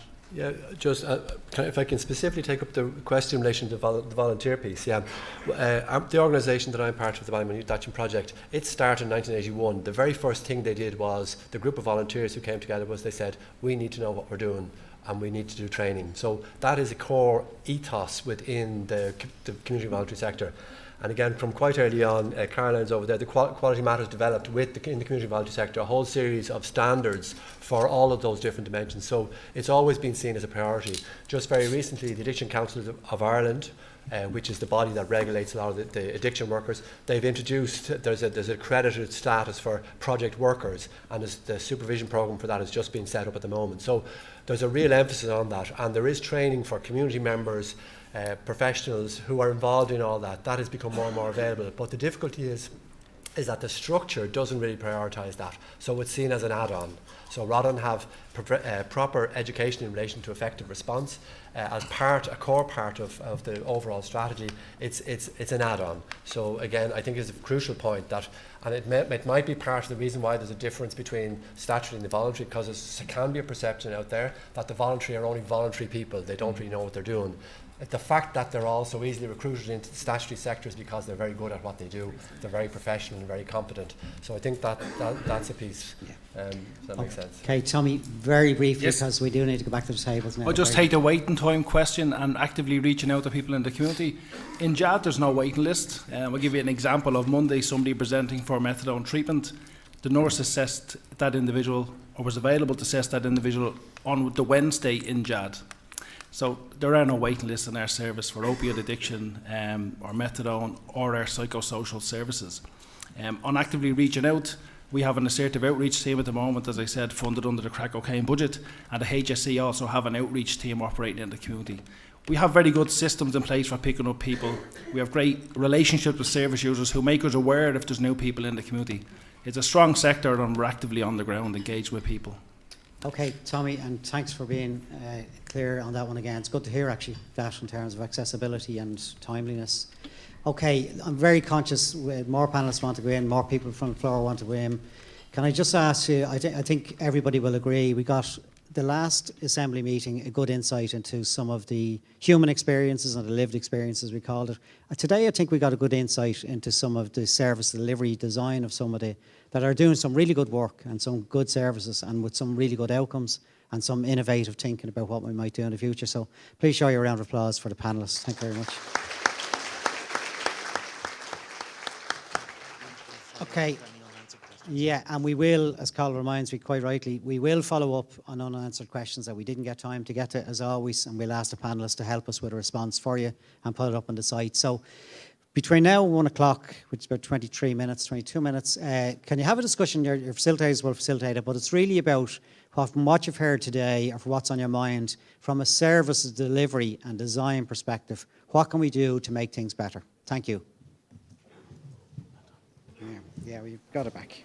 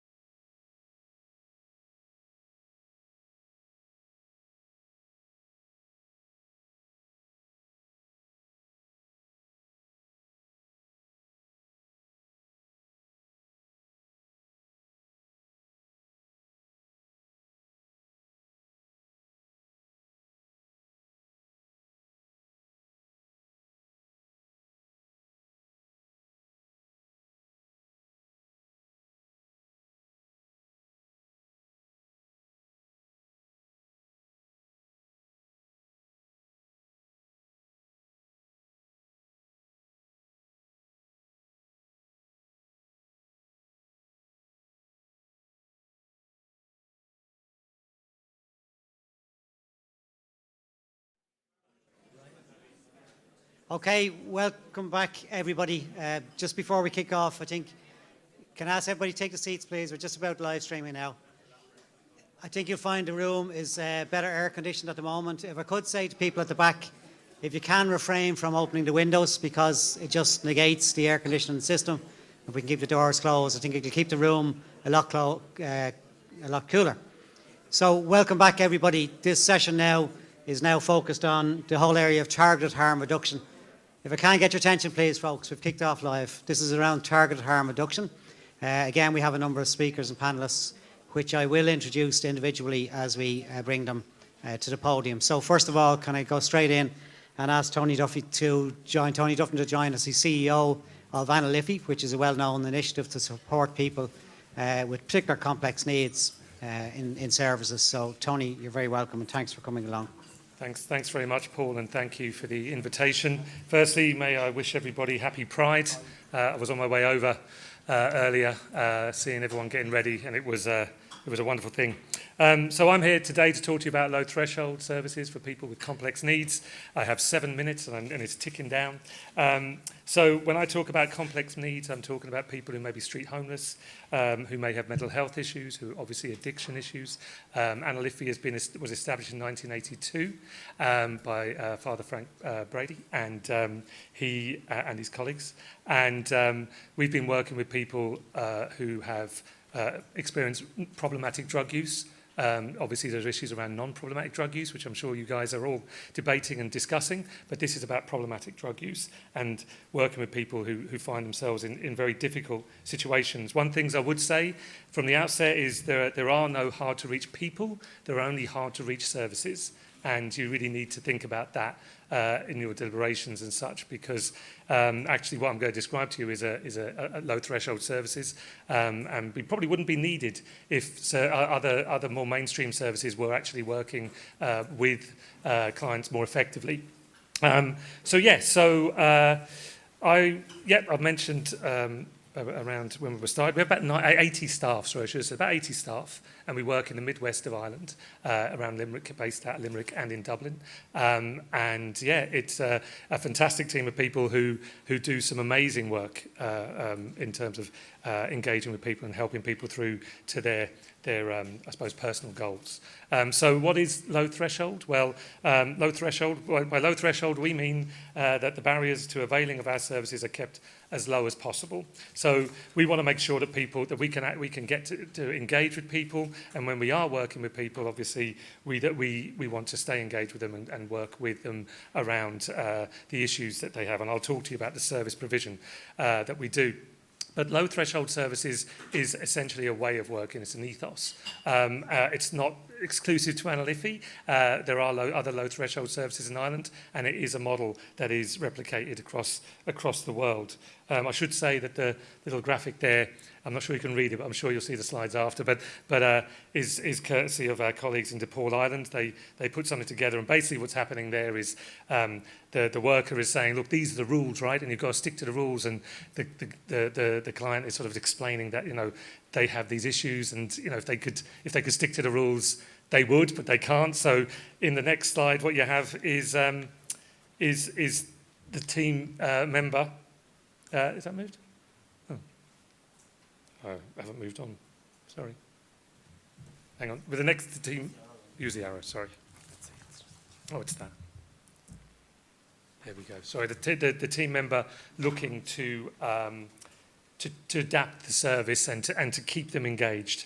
And what I'm saying here is that by providing inclusive services with a minimum of rules, low threshold services are able to maintain relationships, to build trust with people who use drugs and who have complex needs, as I've mentioned before. And then they can proactively promote healthier choices. So healthier choices include safer drug use for people who are active in their drug use, other health issues, other social issues, things like housing. Unfortunately, we have a burgeoning homelessness problem in Ireland, and many of the people we work with are homeless. About 80% of people that we work with are homeless, maybe more. types of low threshold services that include, they can be accommodation providers, they can be drop-in services, they can be street outreach, and they can be in other settings. But it's essentially sort of working with people in a non-judgmental way. We talk about neither promoting nor denouncing drug use. It simply is what it is, and people come to us and we work with them looking for ways to help them. It's as simple as that, but it's complex as well, as you can imagine. So just wary of time, so I'm going to keep moving forwards. The kind of low threshold services that Anna Liffey delivers. We did have a drop-in centre before, which people came directly to before COVID, but COVID changed things. We had to close down a drop-in centre and because of COVID, and we've readjusted and adapted our work, and we deliver most of our work now. We do have fixed site services, but we do a lot of work on outreach and on in-reach to services. I'll go down through a few here now. So. As I said, we're in Dublin and we're in the Midwest. We have an outreach service on the streets, so we do backpacking and needle exchange. For example, we do that going out to the streets. We go into people's homes and into parks and into squats, and we go where people are and we find them and we help them. The Vanna Liffey Outreach Mobile Unit, we fondly call the Vanna Liffey, is out the back, and I'll have it opened up at 5:30, and you can come and have a look at it if you like. And I can show you, it's there, just the pictures there, a couple of team members proudly showing it off there. So that moves in and out of an area. We can do needle exchange out the back of that. We can do Hep C advice and testing, and we can link people into treatment. We do a number of things, but I'll explain all that when I'm down there. And that can roll in and out of an area, and we can respond to communities as needed, but also when communities don't want us there, we can move out and move away. So that's really helpful. One of the big pieces of work we do is case management. So we work on 12 areas of the people's lives, and we work with them to identify goals that will include things like recovery from drug use or stabilization. It can be getting housed. It can be all the things, anything that is acting as a barrier to their progression and ultimately to having a healthier life. We call it key work and brief interventions. What that means is sometimes people aren't ready to start addressing everything, and we're not pushing people down paths. We're trying to engage with them, we're trying to help them, so we do brief interventions and a certain amount of key working with people. 1 minute, Tony. Sorry. Okay. You can see the rest there. The one I would flag to you is Law Engagement and Assisted Recovery, the LAIR programme. We take referrals from Gardaí. They make referrals to us for people that they've identified as having issues, and that works really well. That's for non-problematic drug use. I know you've been talking about the health diversion programme and referrals to health. So the Guards are making those referrals. The bigger piece in that programme is the case management piece. The Guards working directly with us on the particular cases, shared confidentiality. So I'm wary of the time, so I'm just going to say thanks for your time. I appreciate all the thought that you were putting into it. I've been working on it for 30 years. There's a lot of problems and there's a lot of information. So best of luck with it, and genuinely thanks for your time. Thank you. Thanks, Tony, and I would encourage members, if you have time later, do go out and have a look at Vanna Liffey, because while the name is quirky, etc., it provides a fantastic service to people who are sometimes unreachable and giving great service, and I've seen it in operation. It's a really good service, so thanks, Tony, for the wide range of services. Can I ask Gary to please come up? Yeah, Gary Broderick is the CEO of SAIL. I'd like to also welcome Dr. Katrina Crow, who's Chair of SAIL. She's in the audience here today as well. SAIL is an organisation providing a wide range of services to women into recovery and education, and they've also facilitated us later on with the SAIL Women's Choir. So thanks for that, Gary. Indeed. Thanks. And off to you, and 7 minutes kicks off. Thank you very much. Good afternoon, everybody, and thanks for having SAIL here. My name is Gary Broderick, and I'm here from SAIL Project. That's SAOL project.ie if you want to check up more about us. We work in the North Inner City, and we work exclusively with women who have addiction issues, or women who use drugs or alcohol, and women who are often coming from generational addictions. We work in both a harm reduction way and also in a way that promotes recovery. The approaches are always separated. but we believe they are part of the same continuum. Later on this afternoon, Dr. Sean Foy will talk to you about the biopsychosocial model of addiction. And in that, he will explain that if we want to understand the complexity of addiction, we have to approach it from a biological, a psychological, and a social viewpoint.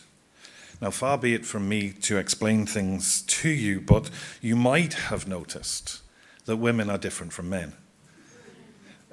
Women are biologically different from men.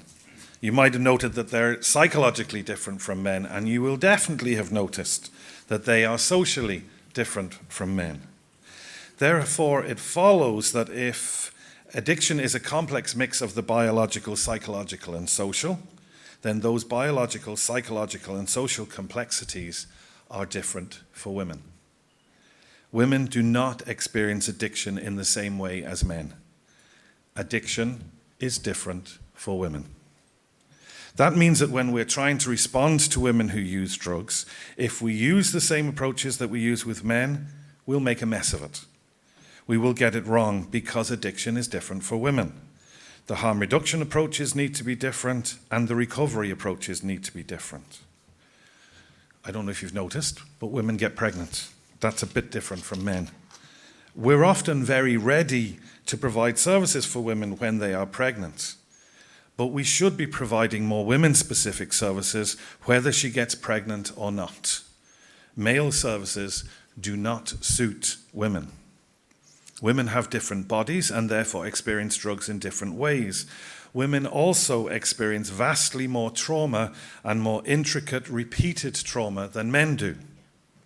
We know that there is a very high percentage of women in addiction services who have experienced domestic violence, either as a child or as an adult or both, and use drugs to cope with that domestic violence.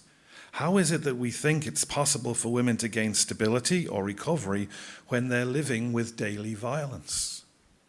The harm reduction services we provide for women in domestic violence are rarely available for women who use alcohol or drugs. Once addiction enters the room, a blindness to all other issues occurs. We need dedicated support, including refuges, for women who experience the dual issue of domestic violence and addiction. And so we need targeted harm reduction interventions for women. We need to slow down our expectations of change for women, and through tailored programs like Seeking Safety, which we use in SAIL, teach harm reduction to women who have never had a day of safety in their lives. It is true, I think, that we have created a society that still expects women to live lives more purely than men. Women do enjoy alcohol and drugs too, get over it, but we judge them harshly for that. The levels of stigma that we visit upon women who use drugs is often overly harsh. It tends to be seen that it's bad to be a person who uses drugs. It's worse to be a woman who uses drugs. And it's worse still, beyond the pale, to be a mother who uses drugs. Therefore, when we're considering addiction interventions for women, we need to specifically also consider interventions for women who are mothers, and not just when they are pregnant. They will need, these services will need to address the lack of safety in her life, the poverty that she's often trapped in, and the stigma that stops her asking for help for her and her children. And it needs to support her in her role as mother, usually the main or even the only carer for children, who themselves will be affected by her addiction. So we must help her to live more safely for her and her children. We must ensure that there is childcare provision in or connected to every addiction service so that mothers of younger children particularly can attend them. We must consider how women who are mothers are to enter detoxification or stabilization programs and not be in continual fear that she will never have access to her children again, regardless of how well she does in treatment. And we need to think about how we will support her and her children when she is in early recovery and when she relapses, as she will inevitably do because relapsing is part of the process of recovery. Breaking up families because of addiction should be the rare exception and not the norm. We must do better for our women who use drugs and for her children than we are currently doing. If we do not, we will repeat the same patterns that led to the industrial schools and the Magdalen laundries of the recent past. Addiction is a different experience for women, and we need to provide visionary responses, visionary services that are not drug-focused or abstinence-focused, but are woman-focused. Services that assist healing from complex mix of trauma, domestic violence, poverty and addiction that is unfortunately the norm for women who use our drug services at the moment. Just 1 minute. And Gary, one please. women-focused here must also include thought-through responses for mothers and their children, the children who need to be able to say that their parents, in this case their mother's, addiction is impacting badly on them, but that to ask for help will not automatically result in them losing their home and losing their family. Addiction is different for women. Our harm reduction approaches need to help women to reduce the complex harms being done to her, help her to reduce the pain and the harm that she's causing to herself, and to recognize that sometimes she's doing this for fun, because fun is part of using drugs. And they need to help reduce any harm she's doing to her children, not by taking her children away, but by fighting with her to keep her family together. Women and mothers who use drugs need more. They need better than we are currently giving them. Thank you. Thank you very much.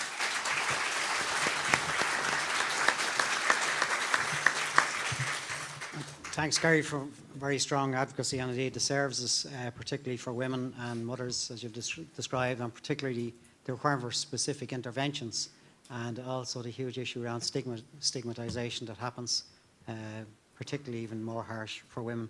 So thank you for that, Gary. Okay, can I now ask Catherine Kenny to join us? Catherine is the CEO of Dublin Simon Community. People will be familiar with Simon Community all across the country in terms of the work they do for people suffering homeless and people being vulnerable because of that and the issue of drugs. So over to Catherine. Thank you. Thank you very much, and thank you very much for the invitation to speak today. It's daunting, but it's incredible to get this opportunity.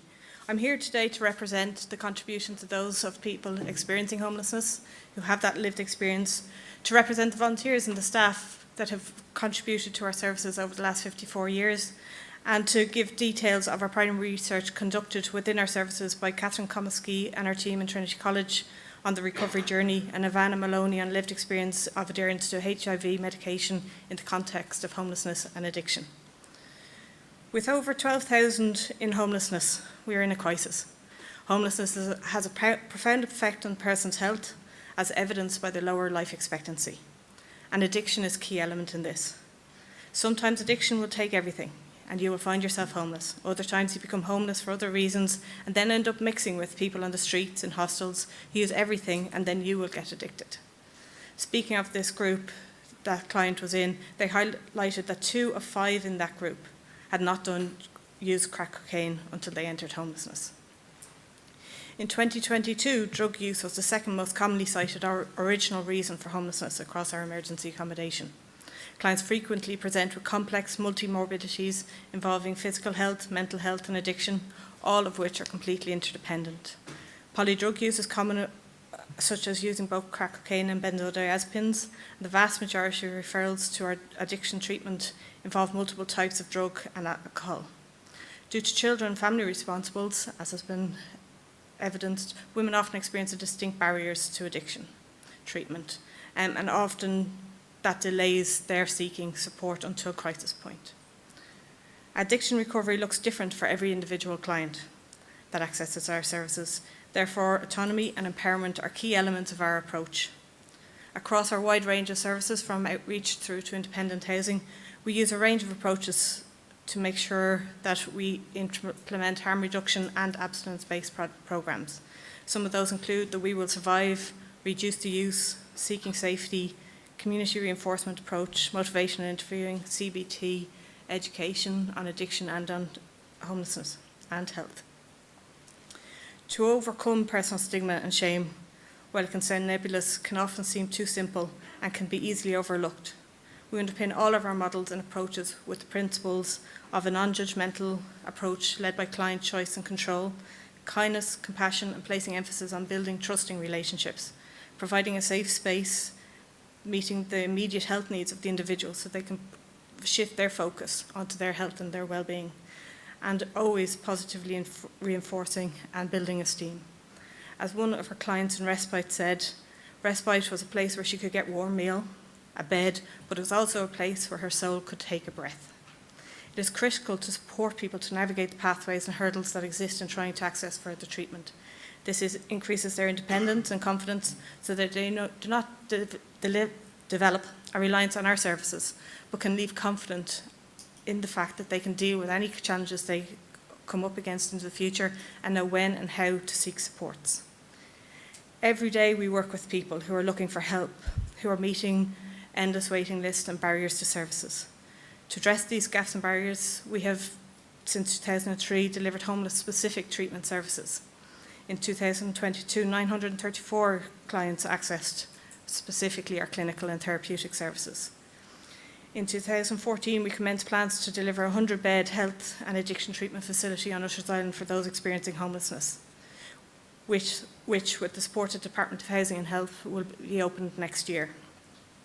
For us as a country to develop and address the issues of addiction and homelessness, we need to address 3 key areas: prevention, deliver tailored services, and create opportunities for stability. When it comes to addiction and homelessness, prevention is definitely better than the cure.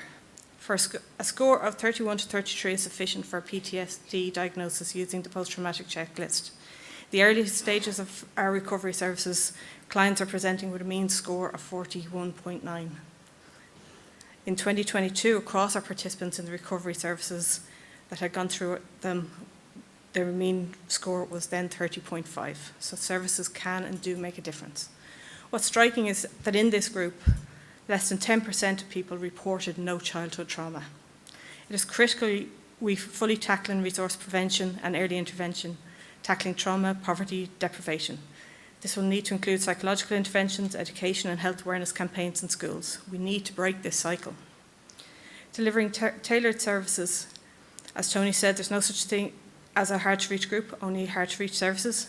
Our clients encounter loads of barriers and health supports, but there are no barriers to drugs. When services are closed or out of hours, drugs are still there. Overdoses and mental health crises are still there. In fact, drugs have never been more accessible. Our clients can use Snapchat and have drugs delivered to your door quicker than food.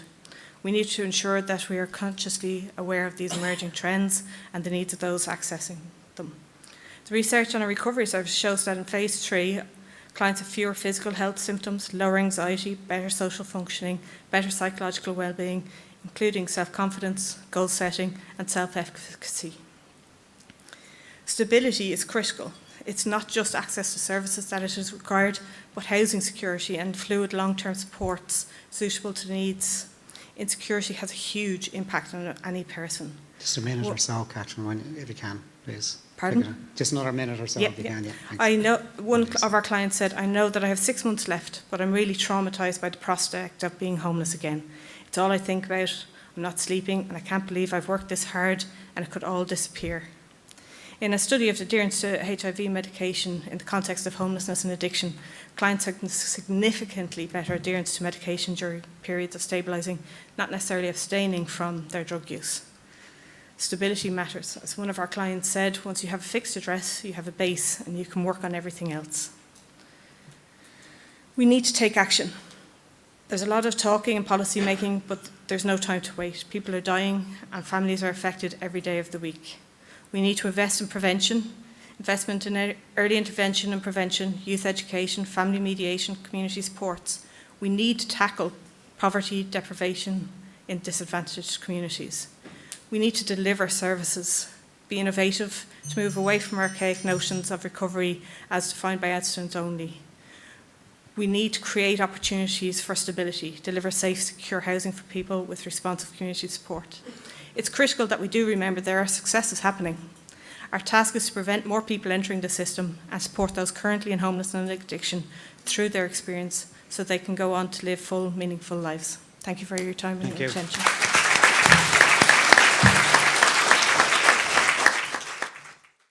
Thank you, Catherine. And I think you're particularly interested in the comments you made at the end around the whole issue of poverty and deprivation and how that impacts on certain communities more harder than others, but also there's some of the prevention versus cure issues, that examples that you highlighted, and particularly the area of I think you called it an autonomy and empowerment and how that helps. So well done, and thank you, Catherine. Okay, now going to pass across to Nikki Killeen. Nikki Killeen is from the HSE Social Inclusion Office and will have been behind many of the innovative initiatives that you heard Eamon earlier on talking about, particularly the whole issue of nighttime economy and the whole issue of festivals and drugs. Nikki's been behind a lot of that. So Nikki, over to yourself. Thank you. Thank you so much. It's an absolute privilege to be here with you today, and happy Pride. So I'm going to talk today about different user groups than what you may have heard of, but why we need to adapt how we respond to our very new drug landscape. So when we're looking at drugs in Ireland, we now need to recognise that the landscape has significantly changed since we started this discussion in the 80s, with a focus on dependencies and opiate populations. So for some time, we have used data from our treatment services on the general population data, and they are very useful, and the people coming into our services are the most marginalised and most impacted by drug harms. And of course, the general population will help us see the health of people over time. But we need to change how we approach this. We need to adapt, we need to know more, and we need to adapt our services. So there's limitations with the approaches that we have been taking.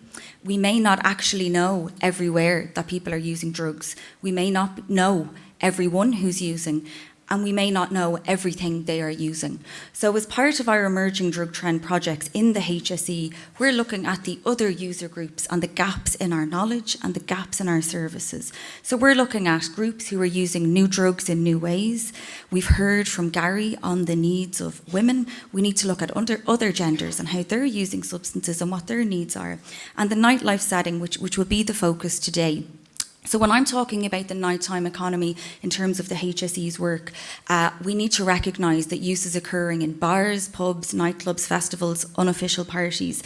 For the initiation of our project, we have focused on festival settings, but all nightlife settings now are risk-taking settings. There's high volumes of drugs being used in risky ways. And I suppose from the HSE's perspective, we see the nighttime economy as a positive setting where we can reach people that we're not currently reaching. So traditionally our services are set up at dependencies, and all of these other user groups may never have a dependency and therefore may never come into our services. So the focus of my presentation today is our Safer Nightlife programme, which is focused on festival settings, which we piloted last year and we're currently in the middle of implementing this summer. It's a multi-component campaign, so we've had different tiers. We've developed resources, which I've left for everyone. There's one for everyone in the audience. You will see our vibrant approach on what we're educating these young people on in terms of the risks associated with drugs and how to reduce the harms. We've media and social media presence, and we're sharing information to reach all of these people who aren't coming into our services. We should acknowledge, though, that information provision alone has limitations. So you can provide young people with information and that may never change their behaviour. It's really important for us to reach them, engage with them and have cultural competence on what's going on in these settings. So this is why we are now delivering outreach on harm reduction. So last year we were very concerned about the drug market following the COVID-19 pandemic, and we quickly developed recruitment process and training for volunteers. So we have an amazing pool of people who come and give us their time to work with us at festivals. We have a recruitment process where we try to get a diverse range of people, so people with more experience and less experience. So we use everyone from drug project workers, psychologists, nurses, peers, nightlife reps, and we develop a tailored programme where there's peer learning amongst the group, but that they're going out into this space prepared.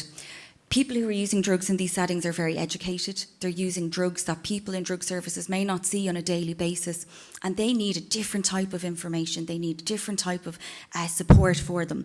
So with this programme, we've developed a training which will look at the basic pharmacology of drugs, socio-cultural influences, really intricate harm reduction interventions that we can go out and deliver. So our training programme now is a one-day in-person training, and we've many different people that help so that we're ready to identify the signs of a drug emergency and ready for those discussions.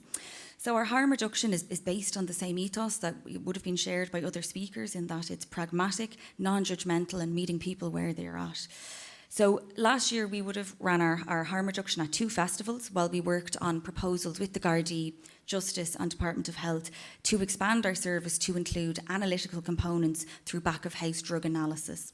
So those proposals were signed off and ready for Electric Picnic last year, and we've ran the programme at 3 events now, with 2 over the past 2 weeks. So how does it work?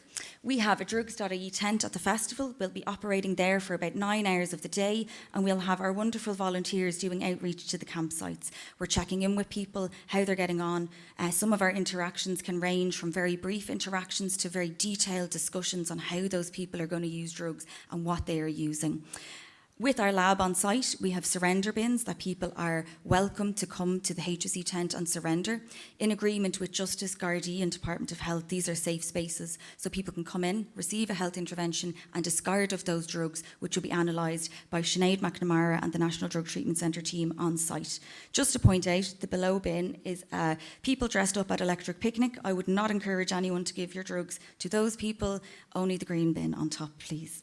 So what we're looking for in the drugs are if they are adulterated, if there's something in those drugs that's quite concerning, or if there's high strength.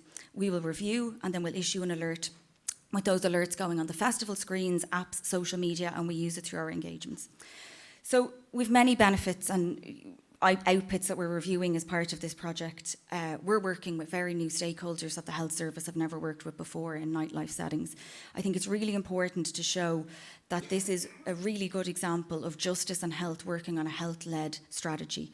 I can't commend the Gardaí enough for their support with this project, in particular Drugs and Organised Crime Bureau and the local Gardaí, who support us with having a safe space for people to come and donate drugs for health purposes. Just 1 minute, Nikki. No problem. Please. So I suppose looking at changing the mainstream dialogue, we need to recognise that non-dependent populations need harm reduction. We need to encourage them to engage with our services and reduce the harms. In terms of our analysis, we've had 177 samples so far across the 3 events. This is the first time we've ever quantified MDMA, and we found 4 new drugs at Electric Picnic, and from the past 2 festivals we've possibly found 3 new drugs which have never been found before in Ireland. So this shows we are reaching hidden groups and we are learning more about our emerging drug trends in ways we never have before in Ireland. So in terms of our next steps, we're going to have a report in the coming weeks with feedbacks from our volunteers to improve our volunteer training. We hope to formalise that and have a more structured training programme.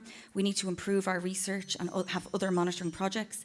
We need to expand harm reduction for non-dependent user groups. They are at risk of drug market changes, and an example of that is the years 2012 to 2017, where we'd 40 deaths linked with the substance PMA and PMMA. We do need to look at a dedicated lab in Ireland for emerging drug trends. We now also need to discuss front-of-house drug analysis, where people can directly give the health service their substances and receive a tailored health intervention, which is a secondary step to the back-of-house approach that we're currently applying. Finally, to close off, we need to continue working to expand this to other nightlife settings with Health, Justice and the Department of Culture. Well done. Thank you very much. Thank you.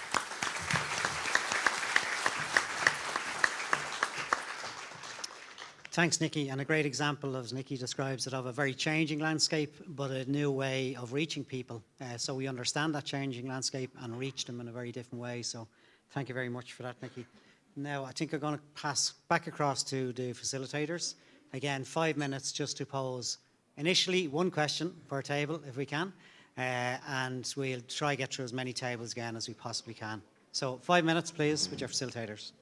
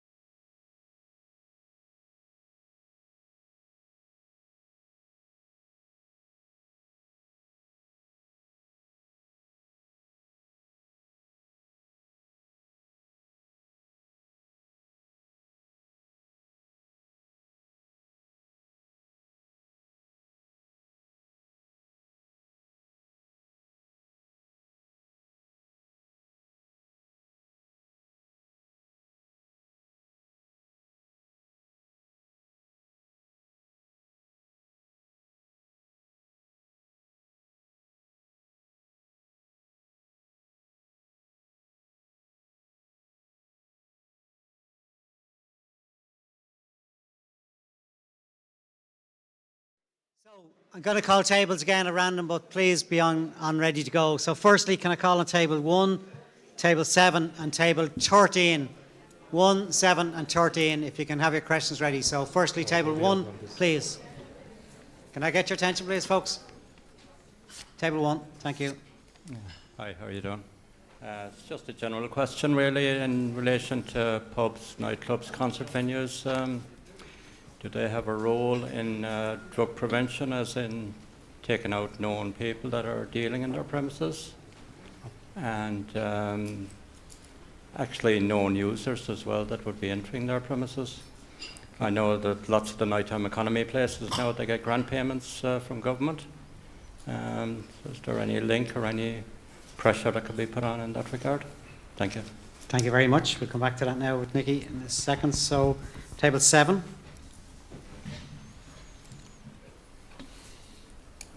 No question. Table 13, please, and then maybe table 11.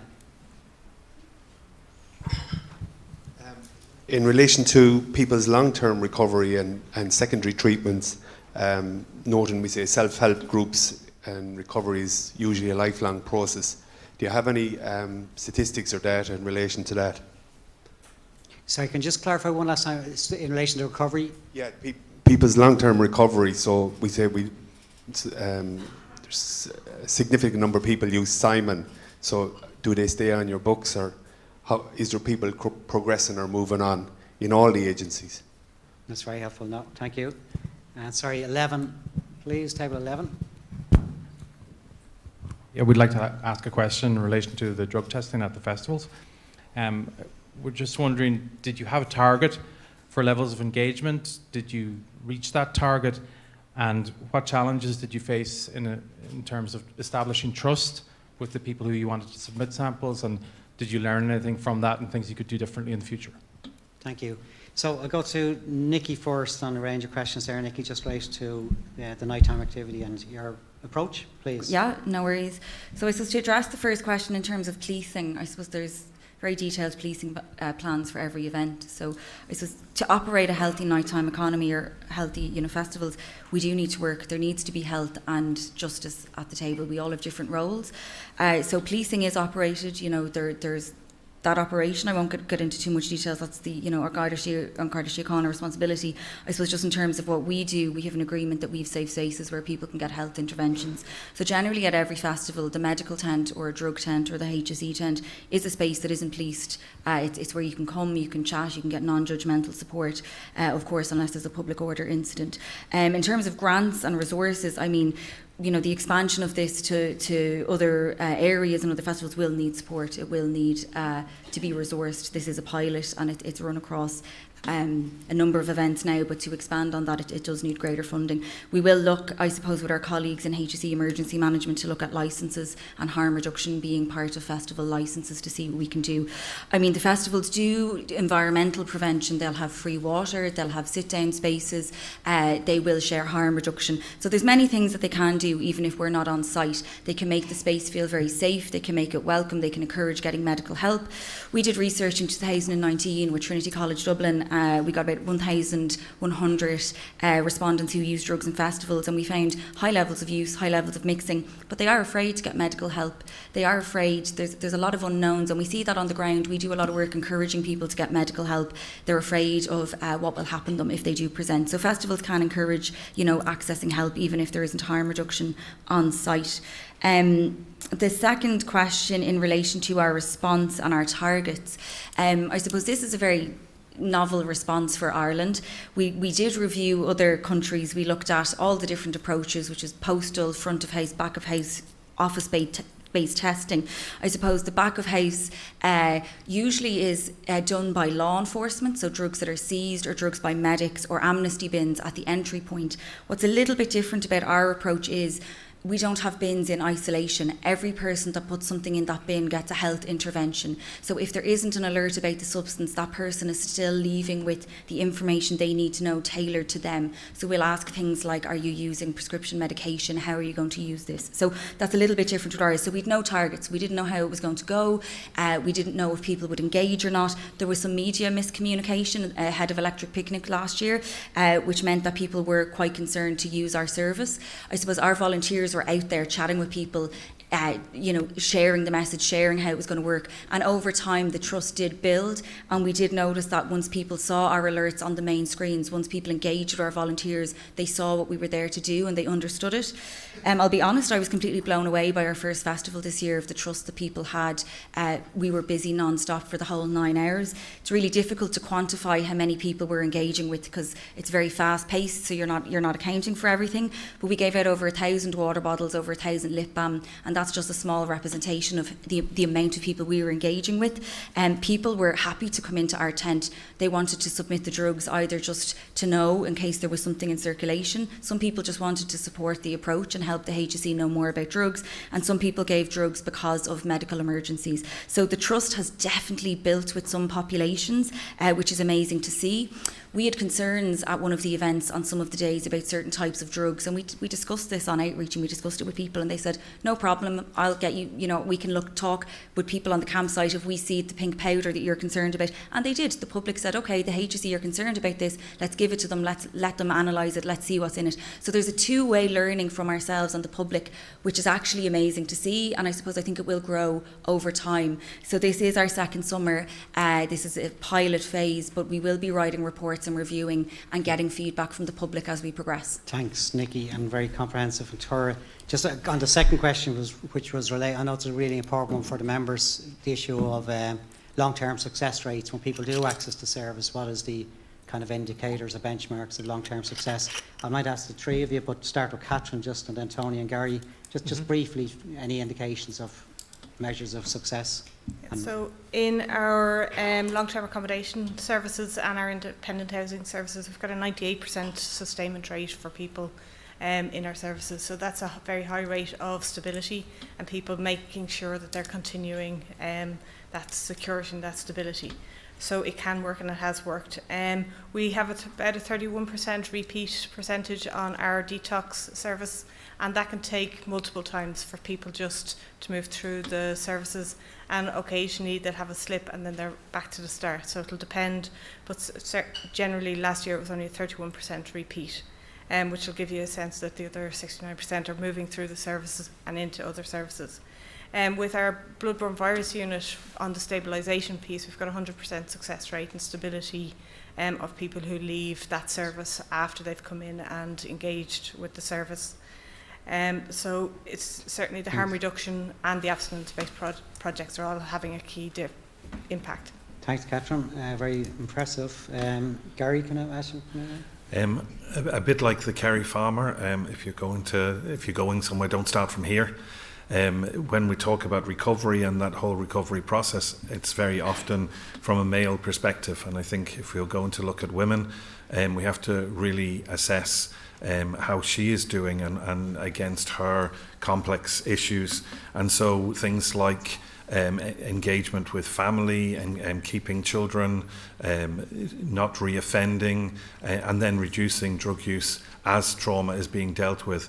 They're the kind of measures that we need to be looking at when it comes to working with women. And once we allow for the fact that recovery for women is much slower than it is for men, then when you provide those kind of services, then recovery rates are very high. So I don't have the figures here in front of me, but we would have very high rates. Thanks, Gary. Tony? Yeah, so firstly, treatment is not recovery. Recovery is something that happens after treatment and needs a completely different approach, I think, in Ireland. There was an event on Thursday in Trinity around a pilot in the northeast in the city of Dublin to look at developing recovery capital amongst people who use drugs. And we were discussing there things like what will we record in terms of an outcome and success, and what do people need to be doing to build recovery capital. So training, jobs, housing, the stuff that often we don't talk about, that we should be talking about, and they're the things that maintain recovery as defined by the person, so whether it's stabilisation or becoming abstinent. And I think that we should keep an eye on what's going on in the northeast, in the city of Dublin, in that regard. And I suppose that's what I just wanted to mention about recovery. Thank you, Tony. And you are right, it's more complex than a figure, or there's lots of interdependencies. Okay, can I go to table 6, 2 and 12, please? 6 first of all, please.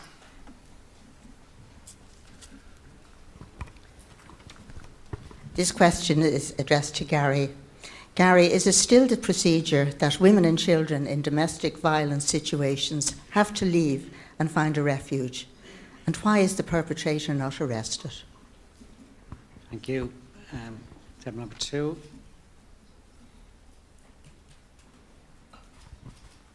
Hi, thank you, guys. My question is to Gary. What is currently happening to a child when their mother is willing to voluntarily take a treatment? Thank you. Thank you. We'll come down now just 1 second. Table 12. Hi, just a question for Catherine Kenny on the new 100-bed rehab unit. Congrats on that, sounds great. Just wondering what the acceptance criteria into that is, the length of stay, whether it's a family-based model, and what will be the return to normal society after that. Great question, and thank you again. So, Gary, I'm going to go to you for the first 2 questions. What happens to the child and children, and also the issues of refuge and the perpetrator, and then Catherine on the 100-bed unit. Unfortunately, we still expect the woman to do something about the fact that she's the victim of a crime. We certainly have better laws now and more responsive and better trained Gardaí, and that's fantastic. But I think we are often overly bothered about the perpetrator, and he's not always going to be arrested for the crime, particularly where addiction is concerned. Often the threat of, I'll tell everybody about your drug use, kind of stops women maybe following through with all of the procedures that they might go through with. So unfortunately, yes. The difficulty is that there aren't always spaces in refuges, and then if a woman is known to be a person who uses drugs, she might be excluded from a refuge because the staff there don't feel able to manage her drug use. So often a woman will try to present and then will return home into that danger. In terms of a woman willing to take treatment and then what happens to her child, it really depends on the different teams and what supports are around, and what sometimes you will have very good social capital in that family members will be there to support her and encourage her, and sometimes she is all alone. And if she decides to go for treatment, then that is a risk, because treatment doesn't always work first time around, and so then she has shone a light on herself. And I remember when the minister with responsibility for the drugs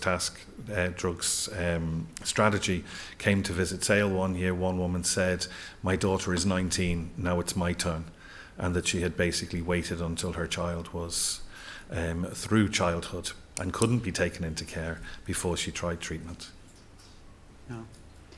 Catherine, are you okay on the other question? With regards to the 100-bed medical facility, there will be a range of different services in it. So we'll have a alcohol and benzodiazepine detox piece. So access to that will be obviously a reliance and misuse of alcohol and benzodiazepines. Our blood-borne virus unit is aimed particularly at HIV and Hep C. So that will be a requirement, and it's a stabilisation on for that service. Our Step Up, Step Down is a service because people experiencing homelessness often find it difficult to access treatment in hospitals. They need a place to stabilise before they go into hospital, and they need a place to go to after they finish their surgery or their treatment in hospital. So therefore, that service will be through, you're either expecting to go into hospital for some reason or you're coming out of hospital, and going back into emergency accommodation or rough sleeping isn't an appropriate option. And we're also introducing a rapid access detox, which will reduce the waiting time, and then we'll have recovery services by virtue of the fact that there's no value in providing people with a detox option if there's no recovery and they're going back into the same situation as they had been before. It's obviously always very challenging for people to succeed in that environment. So we then have an 18-month recovery programme that would complement that piece so that people aren't going back into their accommodation. But it's a homeless-specific service, so homelessness will be a key access criteria. Tony? Yeah, if I just take the opportunity to talk about accessible services, just to give you a quick scenario, team down in the Midwest often have to drive to Beaumont, not a million miles from here, hospital to get an assessment done and drive back to Limerick. And that's just for the assessment. And then if a space comes up in a few weeks' time, they drive them back up and they get them in, they drive back down. That drive is, obviously 2 staff in a car, up with the person, back down, maybe 6 hours. It's a whole day gone. We need those services, those stabilisation, detox beds right around the country. It's not fair to have people having to leave their homes and their counties to access services. Thank you, Tony. Okay, and thanks to the panellists for being nice and prompt in the responses. It helps us get through more. So table 3, table 8 and table 14. Table 3. Victoria? My question is for Tony. How much demand do you find for your service? Is there similar services in areas other than Dublin and the Midwest? Thank you. Okay. Can we just take sorry, two or three questions? sorry, No problem. Yeah. I know you're anxious to go. 1 second. Table 8, please. No question. No question. 14. Our question is around data. We're wondering if there is data available on the numbers of agencies there are, both voluntary and state, what the overlap is among them, and then an aggregate cost of providing all of those services. Yeah, I will. We might have one more. Table 4, please.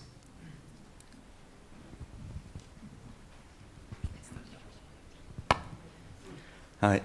More a question towards Tony Duffin. Just wondering what experiences does outreach services have regarding pushback from communities? Maybe from addicts who are hostile to offers of help, or maybe communities who don't like or don't want drug services operating in their locality due to stigma or... Okay, so there's a few questions for Tony, just the demand for services, availability of services in other areas, community reaction, etc.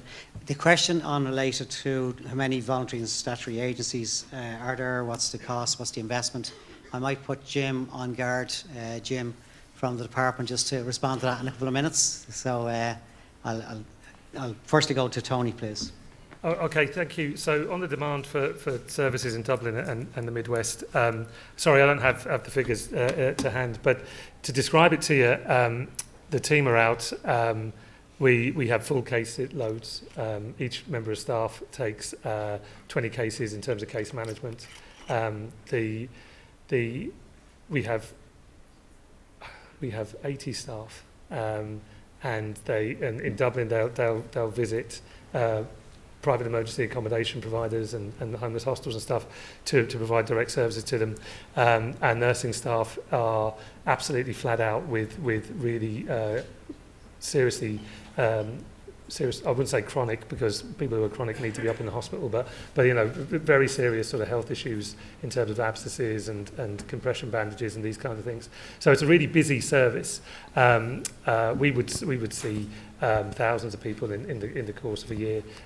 It's a smaller service in the Midwest, and we do a lot of work in Limerick, where the lion's share of the work is, but we do cover the Midwest, and the van that we have with us, that we have one down there, we go out around there, we have a number of vehicles moving around, so we have 10 staff down there. So it's a busy service. We don't have a waiting list per se, because we do focus on, moving people along as best we can, and we prioritise people obviously. So that's just about demand. In terms of the community pushback, hard one to. I mean, obviously there's NIMBYism. Obviously there's another thing called notism. So it's not in my backyard and not over there either. People like what we do in terms of harm reduction and engaging with people and helping people. People like that, but not here. That kind of attitude. It's incumbent upon us as a service provider to do our best job by the community as well as by the people who we serve. So we do focus on a good neighbourhood policy, and we do engage.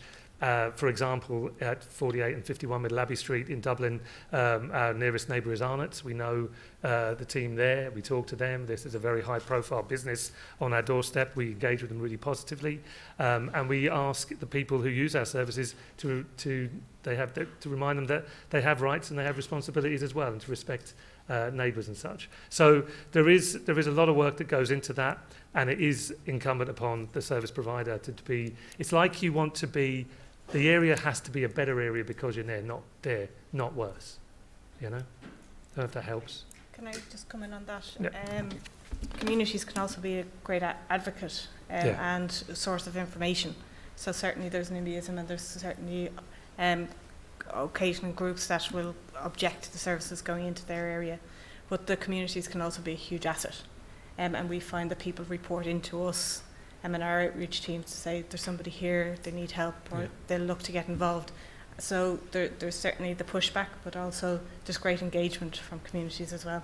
I think we need to capitalise on that as well, that kind of good nature.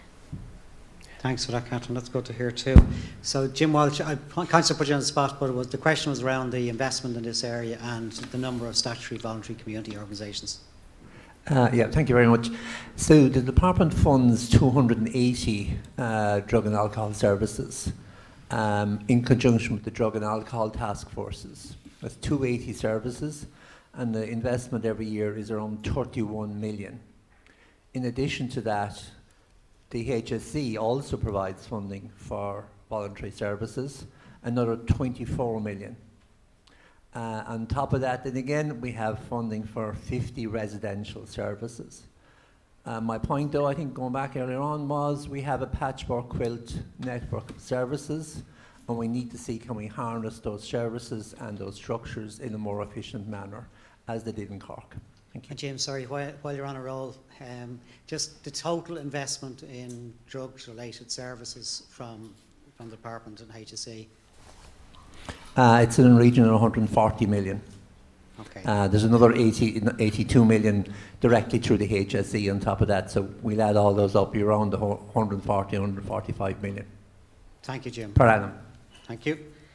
Okay, I can't see time, but I do want to try to be fair and capture. With 4 tables left, as I understand, we haven't. So can I ask very briefly, and we'll see how much we can get with tables 9, 5, 10 and 15. So 9 first of all.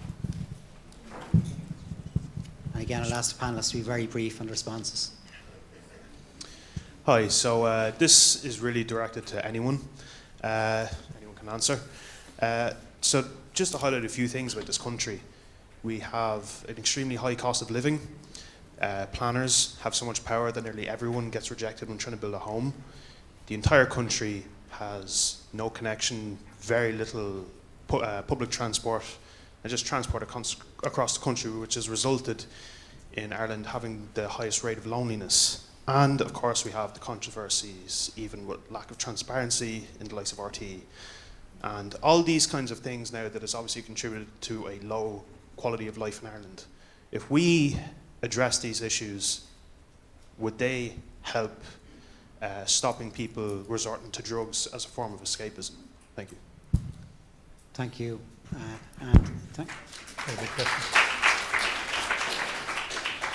Yes, so I'll come back to that in just a second. So table 5, and then 10 and 15. No 10, good. Okay, table 10, please. I guess our question was just around how do you guarantee that service users feel safe coming into the services without intervention of other agencies such as TUSLA or the Gardaí. Thank you. Okay, and table 15. Hi there, it's just about the Simon community. You said you had a 98% success rate, and we're just wondering what sort of time frame that's based on. Like, do you check in with people maybe 2 years after they've finished with your program? Or is there any ongoing checking in with them to make sure that they're still kind of clean, so to speak? Thank you, Jessie. Okay, so I'll take the chairman's prerogative here and I'll point the questions to Simon and obviously we'll put to Catherine. The issue of the wider societal issues and how they might end up with people trying to a level of escapism and get away from some of the issues that is hurting society, I'll point as well, and then can safety be guaranteed? So maybe just take the first one first and the whole wider societal issues and the level of escapism that may relate to drugs issue. Can I ask maybe, actually maybe Gary just on that one, please. Thanks very much for that. I think, you know, you summarised Ireland nicely there. And drug use is part of how people are responding. It's not surprising that people will use drugs when there's high levels of loneliness. So I think when we're responding, it's a both-and approach. If we're not addressing our mental health, our well-being, how we in general respond to our loneliness and isolation and our high costs and all of those kind of metrics, then drugs projects on their own won't be able to do anything. But if we are addressing those, then drugs projects can do a lot of work. And I think lots of the people who come into our services, particularly those who identify as addicted to a substance, have very serious mental health and trauma stories to tell, and we can do very good work with them. And I think that's why if we are thinking in the way that you're talking, which I think is a very good way of approaching it, we also need to be thinking about the people around people who use drugs and supporting them in managing the feelings that are there, and also, as I mentioned earlier, the children, because they are the very ones who will follow through. So I think without drug services, I think we'd be in trouble, but drug services on their own can't do it. Thanks for Gary. Not an easy one, a very complex one indeed. Just the issue around safety being guaranteed, I know it wasn't, I might just ask Tony and maybe Nikki just to, from their experience, just in the round. Yeah, sorry, was that safety being guaranteed for people who use drugs? Is that? Oh, okay. Sorry. Okay. Yeah. So look, when I started out, I don't know how much health and safety was a focus back in 1993, but health and safety increased all the time and actually became a barrier to service provision for people who use drugs for quite some time. But health and safety is there to help include people, not exclude them. So we work like anybody else. We want people to be safe, both staff members and service users, and we implement policies and procedures that will do that. But we do that with in mind that we want to include people. Yeah, sorry, Tony, just to be just fair to the guys, and I asked Nikki as well, it was more safety of the person coming forward with services and not ending up in other state services, for example, TUSLA or in Gardaí. Okay, yeah, so I suppose in terms of our service, it's a pop-up service that will be at nominated events. And in the lead up to those events, we have quite detailed meetings with the event organisers, HSE Emergency Management, Professor Keenan, who you heard from earlier on, and An Garda Síochána. So I suppose our plans and policies are in place to ensure that the health setting is a safe space for people to come into. We're in constant communication throughout the event, we're monitoring the situation throughout the event, and we guarantee that our services are safe for people to come. And I suppose people do have concerns, we meet them where they're at, we listen to their concerns and we explain how the programme works, but I suppose it is part of our policy and part of that really important relationship between the HSE and Gardaí. And as I said, it is a very good example of both agencies with different main core objectives working on a health-led response. And sorry, Tony, again, I just want to do justice to your own organisation as well. You have confidential case study discussions with An Gardaí as well. Do you want to just give us a flavour of how that might operate? Yeah, sure. So the guards make referrals to Anna Liffey on the LEAR programme, the Law Engagement Assisted Recovery. We have a shared confidentiality agreement that the person, when the time comes and they want to, they will sign.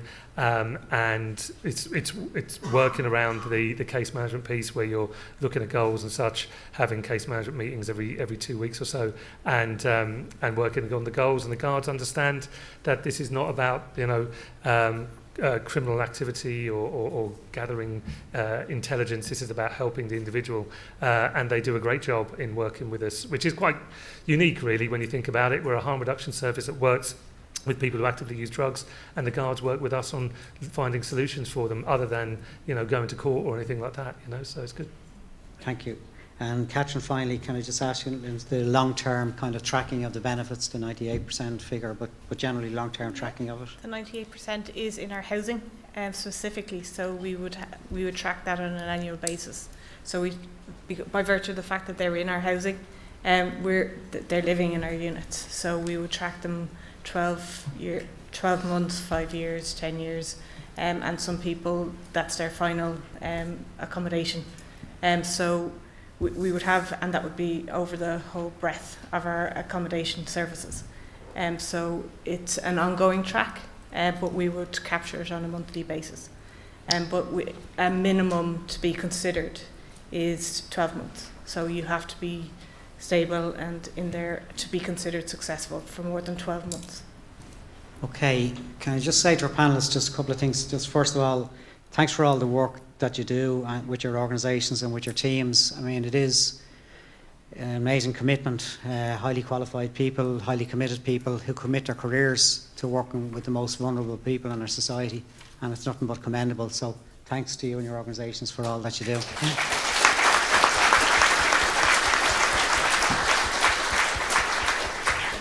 And again, thanks for really good, insightful information. We're going to pass back to your facilitators now, and between now and 3:30, for you to have a discussion again around these areas of services. The facilitator will pose questions with you, but again, the whole thrust of it is what can we do better, differently, to make things better. Thank you. Yeah, it's warm. The doors are open again, so nothing we can do. That's what they did.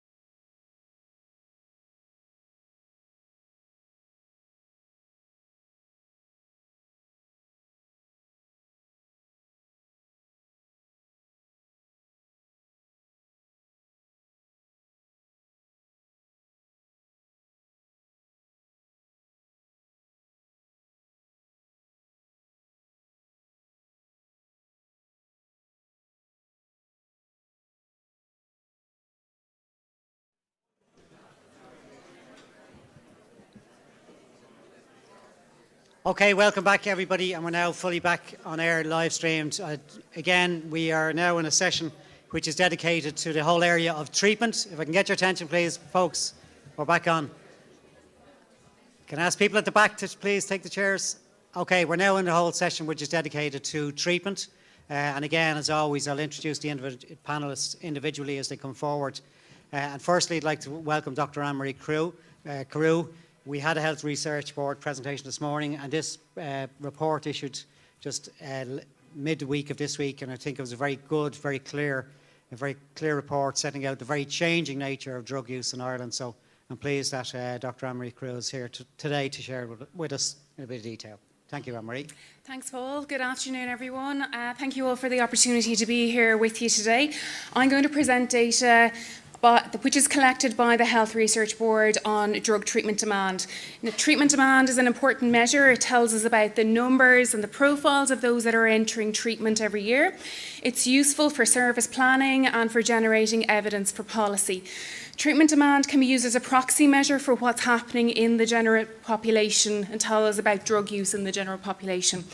The data I'm going to present here really matters because behind every number that you're going to see or every fact that I'm going to present are real people whose lives have been impacted by drug use, and they've come forward and they have sought treatment.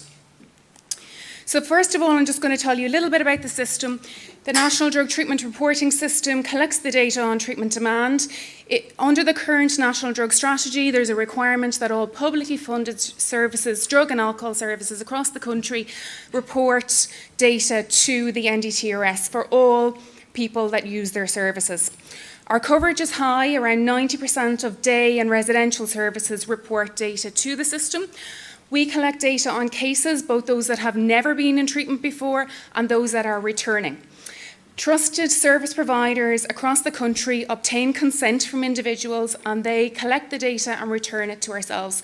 And the type of data, you'll see some examples here on the slide. It includes age, gender, and the types of treatments that are being provided.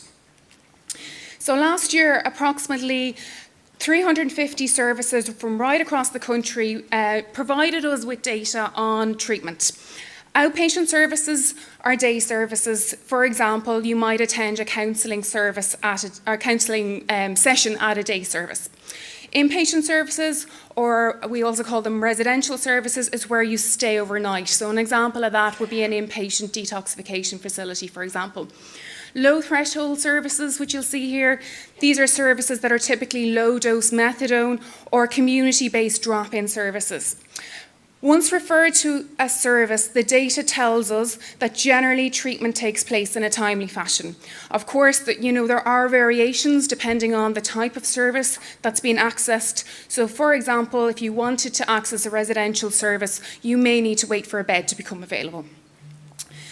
We have here some key trends over the last 7 years, and we have seen an increase in the number of cases entering treatment. The fact that more people are coming forward and they're seeking treatment, this is really encouraging.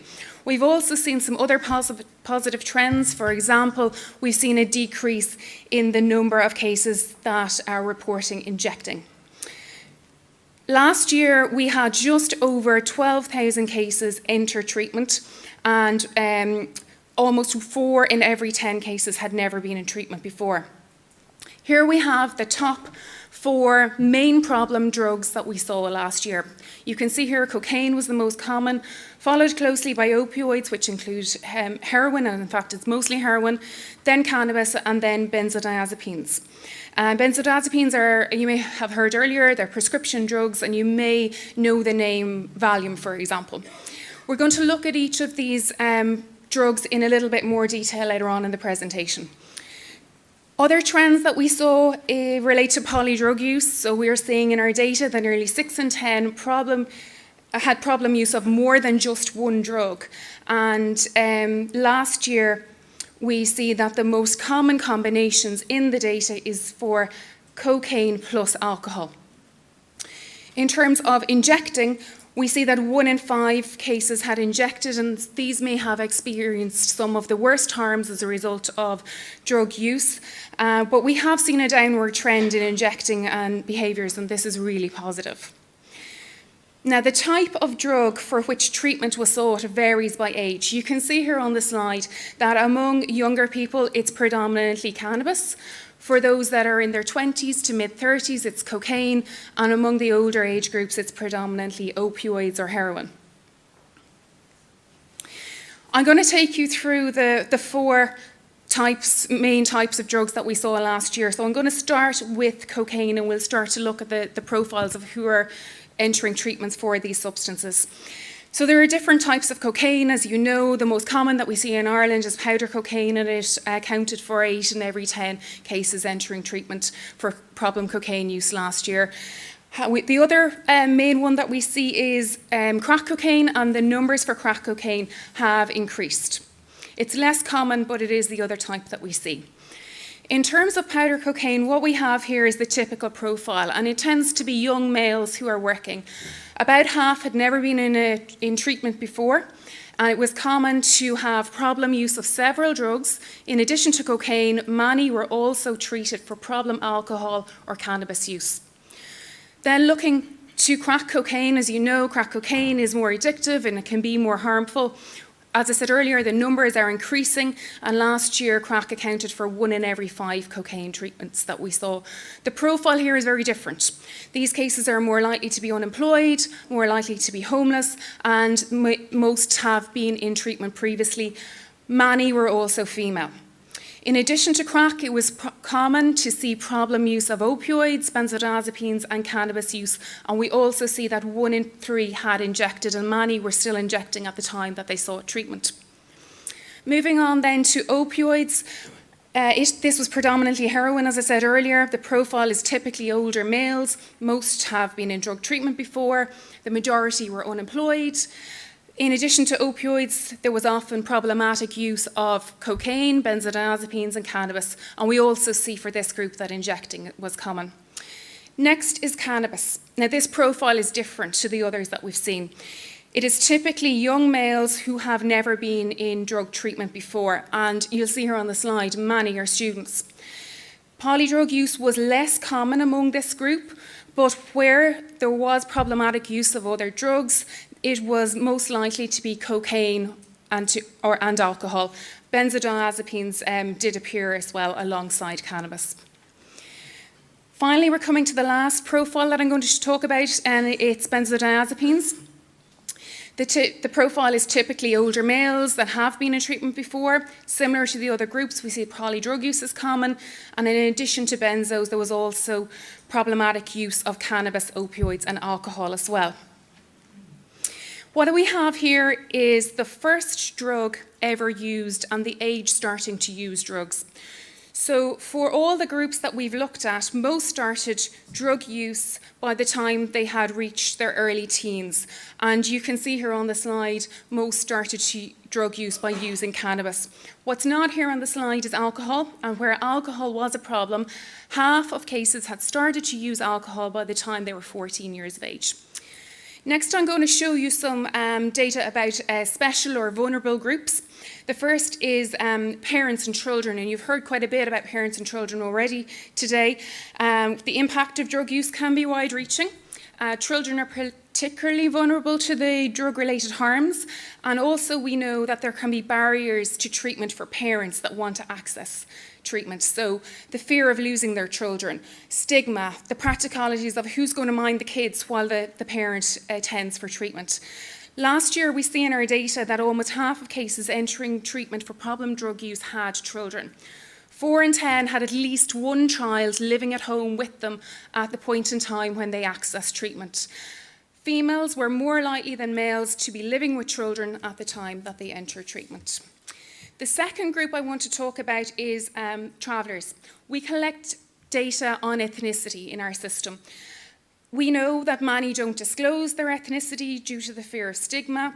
However, in the last year we saw nearly 400 cases self-identified as being a member of the Irish traveller community, and they commenced drug treatment. Now, these figures have been included in all of the slides that have gone previously, and the data shows us that the there is a greater need for drug treatment among this group compared to the wider population. If we look at female travellers, we see that opioids and benzodiazepines were the most common drugs for which they were presenting for. Just 1 minute. This is different to females in the wider population where it was opioids and cocaine. For men, we see that the profile is similar. In terms of the drugs, it is cocaine plus opioids. But a difference is that male and female travellers were slightly older when they entered treatment than their male and female counterparts in the wider population. I'm going to finish up here with some key messages. I'm conscious that there is quite a lot of information, statistics to take in, so I'm happy to take any questions you might have afterwards. Thank you. Thank you, Anne-Marie. And I should say that that report has been loaded into the members' area of the site during the week, so all that information is there. But thanks, Anne-Marie, and I think a very clear articulation of the changing nature of drug use and also the very changing nature of age profiles and people presenting for treatment who would not have been previously in treatment. So can I move on now to Dr. Sean Foy, a clinical psychologist. Sean is here, with over 20 years' experience in the area of addiction. And he's going to bring us through both the theory and the practice related to addiction. So, thank you, Sean. Okay. I'm just timing myself, just so when you give me the 1 minute, I'll be ahead of you. I'll be telling you. I spent 4 summers in New York without air conditioning. If I end up with an American accent at the end of this presentation, please forgive me. So, my name is Dr. Sean Foy. I'm a clinical psychologist.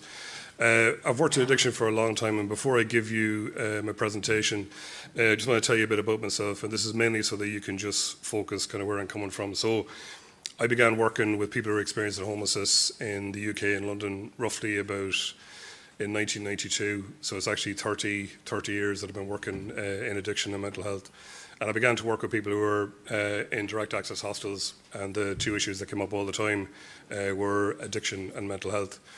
I worked in a variety of settings, detox, rehab, outreach, and I did a lot of harm reduction work. There's been a fantastic presentation earlier on harm reduction. I relocated back to Ireland in 2000, and I had to deal with 2 things. One was that I was going to be a drugs worker in the west of Ireland in a rural area, and the second thing was that Mayo still hadn't won the All-Ireland. So I just had to try and deal with that. I try and get my head around that. And so the first thing that I was trained in back in '92 was the biopsychosocial model. It's a real privilege for me to be here, and I want to thank you for inviting me. This is probably the most important thing that's happened since the creation of the state in relation to drug use on this island. I feel very privileged just to be here, and just thanks very much for inviting me. So the biopsychosocial model was the first thing I was introduced to. It made sense to me 32 years ago. It still makes sense to me today. It's very simple, and what we're going to do over the next it's probably 13 minutes now. 13 minutes. I'm going to get ahead of things. Is the biopsychosocial model is pretty straightforward. It's what's going on for you physically. Gary Broderick, who did a nice presentation earlier on, he mentioned the biopsychosocial model. It's what's going on for us physically, what's going on for us psychologically, and from a social capital point of view, the supports that we're getting, where that is kind of coming from. It's not one thing in isolation. It's actually everything. And what happens sometimes in addiction is people say addiction is, and they've got a nice, lovely, succinct sentence. And my experience of that has been that addiction is complex and drug use is complex, both recreational and also onto dependency. So I'm going to look at this with you. I'm going to give you some examples of where if we don't consider all 3, we're kind of not doing the people that we work with a justice. And the last thing is I'll just make some recommendations for you. So what is it? Well, it's actually pretty straightforward, to be honest. It's a holistic view of the person, so we're not looking at one thing. So some people would say to you, it's definitely in your genes. Some people would say to you, it's definitely the drug that you take. Some people would say to you, it's the environment you grow up in, it's where you're from. And what we know is that there are contributory factors that play out, but it really does not mean that if you have one aspect, this means that you're going to develop an addiction. So it's just very important to kind of understand that. It's rather than one cause, it's numerous biological, psychological, and social factors increase or decrease the risk of addiction becoming problematic for individuals. Physiological factors play a part. We're looking at genetics or mental health concerns, trauma, social norms. Look, an example of this is I grew up in Mayo. The first drug I took was alcohol. It was a social norm. It was underage drinking. If I had grown up somewhere else or in a different time, it might have been a different thing. That's just one aspect of a social norm, just to kind of understand that. Learned attitudes and expectations, opportunities and socioeconomic disadvantage can contribute to the risk of problematic use. The important word there is that they can contribute to the risk. It does not mean if you're from an area, you develop this. It does not mean that the drug makes this happen. It does not mean that you haven't got enough resilience, that that's what happens. It's not that. It's actually everything. It's everything combined.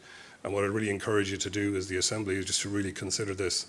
Because if we're trying to make effective change, really these things have to be considered. I'm going to show you this little visual here for you. So you can see how these three things engage, and I'll give you two examples of how if you don't consider this, we're kind of missing a trick, really. And I don't mean that in a dismissive way, but we're actually just kind of, we're not doing the service that we got set up to do. So the first thing is from a psychological point of view, our mental health. Hopefully your mental health is good. This is a hot room, so I don't know how that's affecting you. We've got good coping strategies and our self-esteem is good. From a biological point of view, it's our physical health, if we're carrying any disabilities or if we have any injuries. And there's lots more to it than this, but for the purpose of this presentation, this is the bits that I'm kind of focusing on. The last bit is the social, sometimes referred to as your social capital. So it's your family, your friends, your work, the community that you're kind of linked in with. So I'll give you an example of where, if we don't consider all these three things, it kind of falls apart. There was a documentary that was done by either Channel 4 or BBC, I can't remember now, and it was done probably about 15 years ago, maybe more than that, and it was called Detox. And there was a documentary filmmaker who hung out on a detox in Kent. It was for alcohol, and he got to know people very well who were detoxing. And there was one woman there, let's say her name was Mary, and she was detoxing on the unit. She was in for alcohol, and she was in a terrible, terrible state. She stayed there for about 3 or 4 weeks, and she got, beyond a shadow of a doubt, the best possible care anybody could get for her physical presentation. The consultants were compassionate and understanding. They did a really, really good job. The entire team did a really, really good job. But what happened was she was discharged. The documentary filmmaker went around to see her. He was told that she was at home. He showed up at her house, and it's a really heartbreaking scene. He shows up at her house and he says, "Are you okay?" And she said, "Look, I'm fine." And she's finishing off the remnants of a bottle of vodka. And he gets really emotional, the documentary maker, and he says, like, "What happened?" And they go in and sit down, and he comes out from behind the camera, and he sits there and he says to her, he said, "What day were you discharged?" And she said, "I was discharged on the 10th of May. And he says, "Oh my God, that's the anniversary of the death of your brother." And she says, "Yeah." So we can, if we deal with things in isolation, this is what happens. So this woman got the absolute best care that she possibly could get from a physical point of view, but nobody checked in relation to coping strategies. Nobody linked in relation to her mental health, from what I can work out. And nobody checked out about the social capital, where she was going back into and what she was doing. This is where we go wrong. We have to consider all three. The biopsychosocial model is actually really simple to understand, but we just need to do more of it. And Professor Eamon Keenan just said earlier on in his presentation that I unfortunately missed because I was driving up from Mayo, but he referenced it later on, that the dual diagnosis program that's in place is very good, and this is very much welcome. This is a great thing to have. But what I would say to you is that in my career of working in Ireland, trying to get somebody into a mental health service to get an appropriate service who has an addiction issue was impossible. I never managed it. So that's 20 years of work. I never managed to kind of do it. It could be, I can only speak for myself, but it's important to kind of say that to you. We have to have all three, otherwise we don't get anything.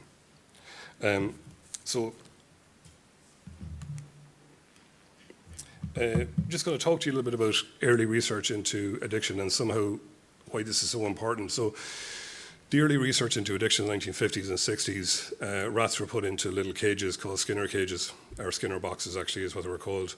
And these rats were put in there on their own, and they were given access to water, and water with an opiate.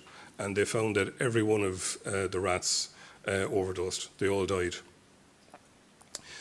The myth that if you take heroin once, you're addicted for life is drawn back to this particular bit of research. There's further research that I'm going to present to you by Dr. Bruce Alexander in just a minute. But the reason I'm highlighting this particular research is because this research can become part of the public consciousness. It can create concern and awareness amongst the public, and that can drive policy, and that can drive law. So the bit that I would recommend that you read is there's a fantastic PDF, you can get it online, called Crack in the Rearview Mirror by Reinerman. And I would really encourage you to please try and read that, because it gives a nice overview of how we can get things wrong. The other thing I would say to you is that there's another little piece I want to just say to you, which is Dr. Carol Hart has a fantastic book called High Price. And I would encourage you to try and check that out. And again, like, what we know is that there are certain things that might indicate that an addiction or a relationship with alcohol might be problematic, but it does not mean it's one thing. There is no silver bullet here, you know. So this guy called Bruce Alexander, who is an absolute hero of mine, I'm pretty sure Bruce is still alive. He's a Canadian guy, and if any of you guys meet him, please tell him that Sean Foy said hi.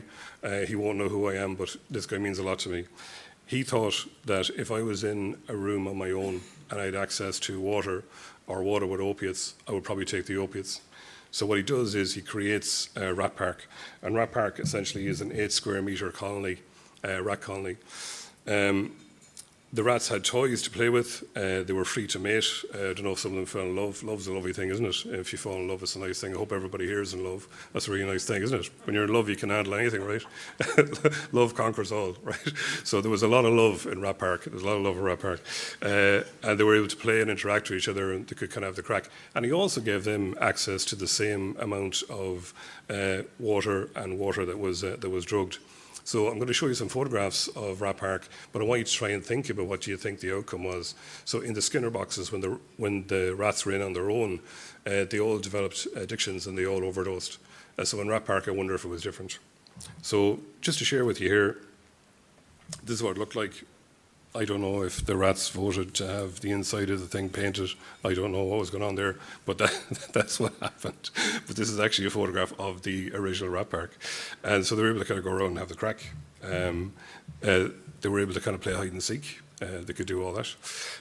And this guy is doing a little bit of exercise here. He's kind of getting on with his thing. That's kind of what he's doing. And I spent ages, myself and my colleague Fidelma spent ages trying to find a really nice photograph of rats. It's a tough gig, but this is what seriously, mice left, right and centre, like no problem at all. Like mice are cute in some weird way. Rats, not so much. But this is what I got. This is what I got. So I don't know. It's somebody said, oh, okay. We probably need to talk later. But the very interesting thing about this is just think about what happened. They had enhanced living conditions, what happened. And really what we found was, the research is just amazing, really. The rats hardly ever use the drugged water. None of the rats use the drugged water compulsively, and none of them overdosed. Okay, so you might say to yourself, look, that's Canadian rats for you. That's just the way those guys roll. That's just the way it is, right? But actually, from a human perspective, we have the Vietnam War. And the Vietnam War, the main author on this is a woman called Robbins. I would encourage you to kind of read this. And essentially what it is that 20% of the armed forces were using heroin in the Vietnam War. And of this 20%, 95% of them just stopped as soon as they came back to mainland America. So you may have been aware of this, you may not have been. Again, this is fairly well known in addiction circles, but just to kind of share it with you. And Robbins is brilliant and just kind of highlights that it's the enhanced living conditions, it's the connections with people who love them, it's the opportunities and the hope and the fact that they were not in a war zone meant that there was no longer a functional role for ongoing heroin use. The question we always ask ourselves as psychologists is, what is the function of the behaviour? To me, if I'm in a war zone and I'm in a foxhole in Vietnam and the chances are I will not see the morning, then I think a very rational decision is to take heroin. Whereas when I'm back in mainland America, maybe I don't need to kind of do that. So just to share that with you. this is the last one, so I'm one. You got in. No, you have 1 minute 30 to save the rats. I'll give you 2 if there's a happy ending. I was just trying to get there. You had to come in, man. So this is the final slide. So, look, the thing I've learned about addiction is that it is complex and multifaceted. That's for sure. I've loved every minute I've worked in addiction. I've never regretted a minute of it, and I've learned so much from the people I've been lucky enough to work with, both as clients and colleagues. But ultimately, what we need are treatments that recognise a biopsychosocial model. We need treatments that can overlap that. You've had some lovely presentations today of people that are actually doing some of this already, but we just need to do an awful lot more of it. I think from a dual diagnosis point of view, particularly, we need to do much broader scope, and we need to do it deeper, in my opinion. Treatments have to be evidence-based. Otherwise, really, to be honest with you, what's the point? And we do know what works in addiction with certain cohorts. But more important than that, it has to be rooted in compassion and empathy. It's not conveyor belt approach. People are individuals. We can't give everybody the same thing. We actually need to modify it so everybody gets a uniquely individualized care plan. And the last thing is, like, look, there is no silver bullet. I wish there was. But it's the interaction, really, of all these 3 things which creates who we are and how we see the world. Treating one factor in isolation is not enough. Thanks very much. Thank you.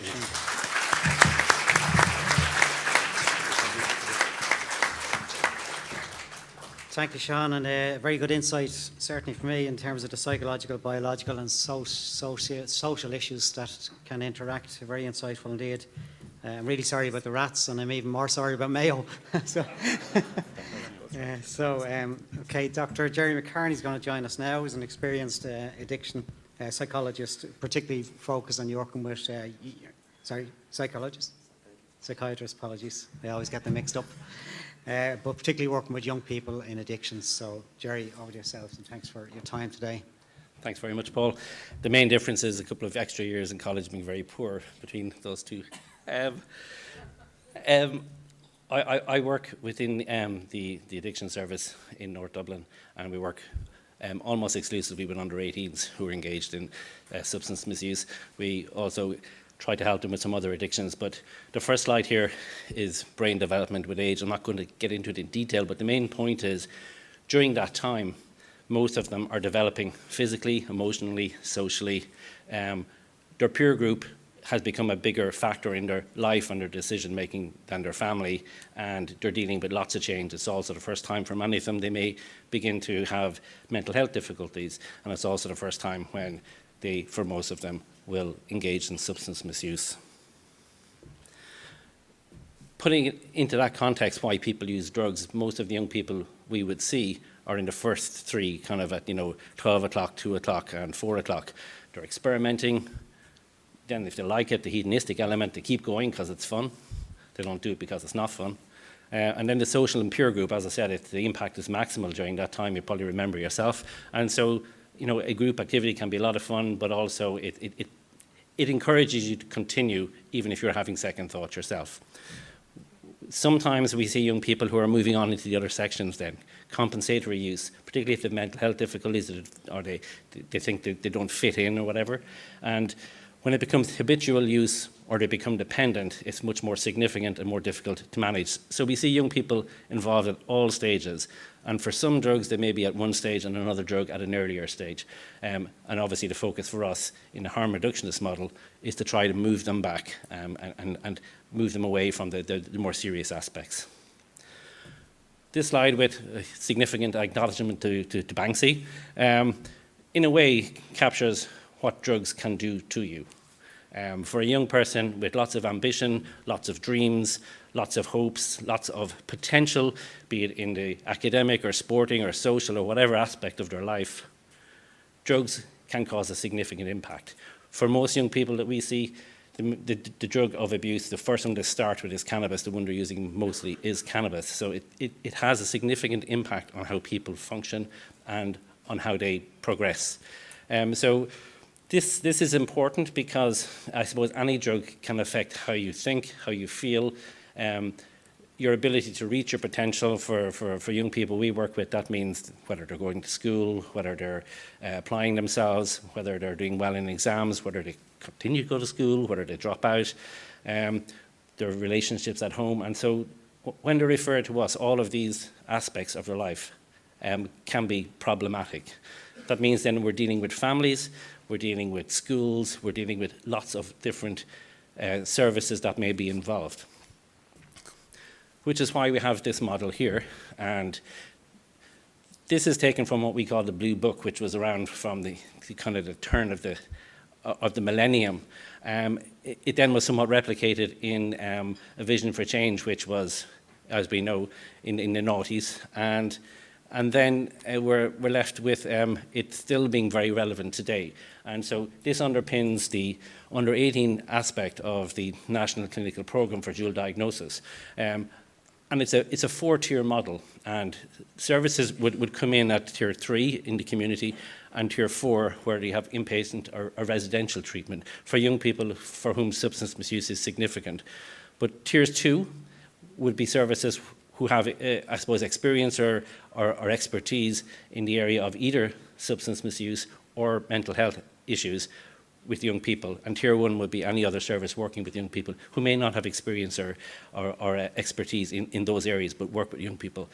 That's just this model, but the point is that developing services for young people means you have to work and support all the other tiers, and we can't work in isolation because all the other tiers help us, I suppose, manage to have an impact at a local level in the service. And the tier 4 piece is crucial for those who have significant difficulty and may need to be, I suppose, removed from the environment they're in, removed from the queues, etc., to give themselves a chance to start again.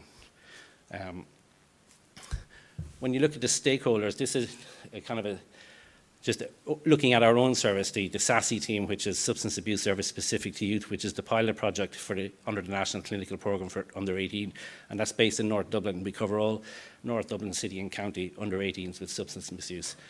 If you look at the number of stakeholders, it matches very clearly the tier model. At the community level, you have all the local communities who are working with children who have difficulties in relation to substance misuse, but also the schools, also the kind of support programs, sporting activities, etc., and the families and friends. And then you have all the kind of professional ones in green, and then you have the non-kind of medical, non-mental health ones that are also relevant. So the model is there, it has been working, we've been doing it for some time. This is just the next few slides are just going to give us a quick idea as to what we're seeing. So these are from the 118 new clients that we saw last year. There were 3 of us working in the team at that stage. Thankfully, we're recruiting this year. We'll have more, so we can do more. But this is kind of at referral, the age. So the youngest person was 12. We've had a few 11-year-olds referred over the years. We've not had anybody younger than that. But if they're referred to us at 12, you can be sure their drug use started at an earlier stage. So most of them were 15, 16. This year's stats to date have shifted that to the greater number being 16 or 17, but it's always fluctuating from year to year. But the point being that some people present at a very early stage. The maximum number would be probably 14, 15, 16, 17. Age of first use then, when we see them and assess them and we ask, there's always a lag period of at least 2 years, sometimes 3 to 4. So you can see there was one case where the young person began to experiment with drugs at the age of 8. That's not the only case we've had of that. We've had a few, 8, 9, 10 over the years. Most of them start, as I suppose with Anne-Marie's stats, kind of 14, 15. You see that there. But there are some who are outliers statistically and start at a very, very young age. And then you're looking at high-risk situations, access, and attitudes being very, very important. Drugs of choice, while I suppose cocaine has become maybe the reason why more people have presented to treatment services than any other drug, and that's a recent change. For young people's services, for many years, cannabis has been the reason. And so, as you can see, out of 118 new clients last year, 99 had cannabis use as a significant problem at presentation. alcohol has always been second, and then cocaine and ecstasy tend to swap places over the years. Last year they were equal, and we've seen over the last few years, I suppose, an increasing problem with nitrous oxide. It's been in the news a lot, and we have, I suppose, we've had contact with the ED departments in our area, because young people are presenting with neurological difficulties, movement difficulties, because of the frequency of nitrous oxide use. Ketamine has been probably a big favourite, particularly up here, actually, in the kind of North Dublin County area, and particularly in the summer months for about 10 years now. So it's definitely on the radar. Benzos traditionally haven't been as big a problem for younger people, but in their 20s, etc., people tend to use it more if they're coming down off coke or coming down off opiates. Hallucinogenics, again, there seems to be a seasonal variation here. So, LSD and novel substances, they're lower. Solvents, hazing is still a thing that presents, and we're particularly keen on not letting that progress because of the significant organic brain damage can happen. So we're nearly finished. Exit outcomes, does providing treatment work? Well, certainly if we look at the 76 people who left our service last year, some of them just disengaged, and sometimes they will re-engage again. But if you look, 40 out of 76 had reduced their use at the time of leaving. And a significant number, 18, had actually become abstinent. So that is, I suppose, progress for sure. And when we have looking at re-engaging, that's about people who re-engage with school, with connecting with family, maybe with sporting activities, etc. So there's more than just the drug use to consider. And the last slide now, the hub and spoke model that the National Clinical Programme is putting forward.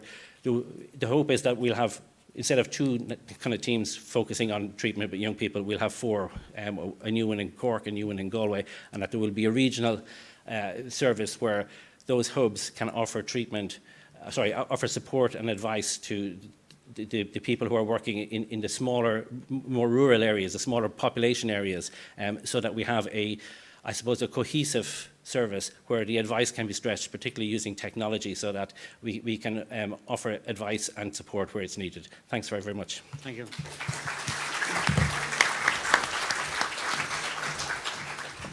And just while Ida's coming to podium, just again, thanks, Jerry, and particularly a good insight again into why people may use drugs, or why people do use drugs. Concerning information aligned with Anne-Marie's presentation around the age of first use and also the changing nature of drug use. And then finally, the hub and spoke model, looking forward into the future. So thanks for sharing that with us, Jerry. Much appreciated. So I'm going to go across to Dr. Ida Delargy now. Ida Delargy is the Director of Addiction Management Services in the Irish College of General Practitioners. And is going to share some insights with us also. A lot of general practitioners are the first point of call or first point of entry for identifying people with needs and services of related drugs. So I think it's going to be an insightful. Thanks. Ida. Great. Thank you very much, Paul. And again, thank you for the invitation to speak to you today. I'm delighted to get the opportunity to maybe share my experience of dealing with drug misusers, substance misusers over many years, and maybe to broaden out the discussion as well in terms of, looking at it through the eyes of a GP. What type of problems are the GPs likely to see, and how we could enhance what GPs might be able to offer. My first slide is just to kind of familiarise yourself with what experience do I have in treating substance misuse. Now, I didn't put that slide up to puff myself up or anything like that. I just simply want to say that I am a clinician. I'm not a researcher. I'm a clinician.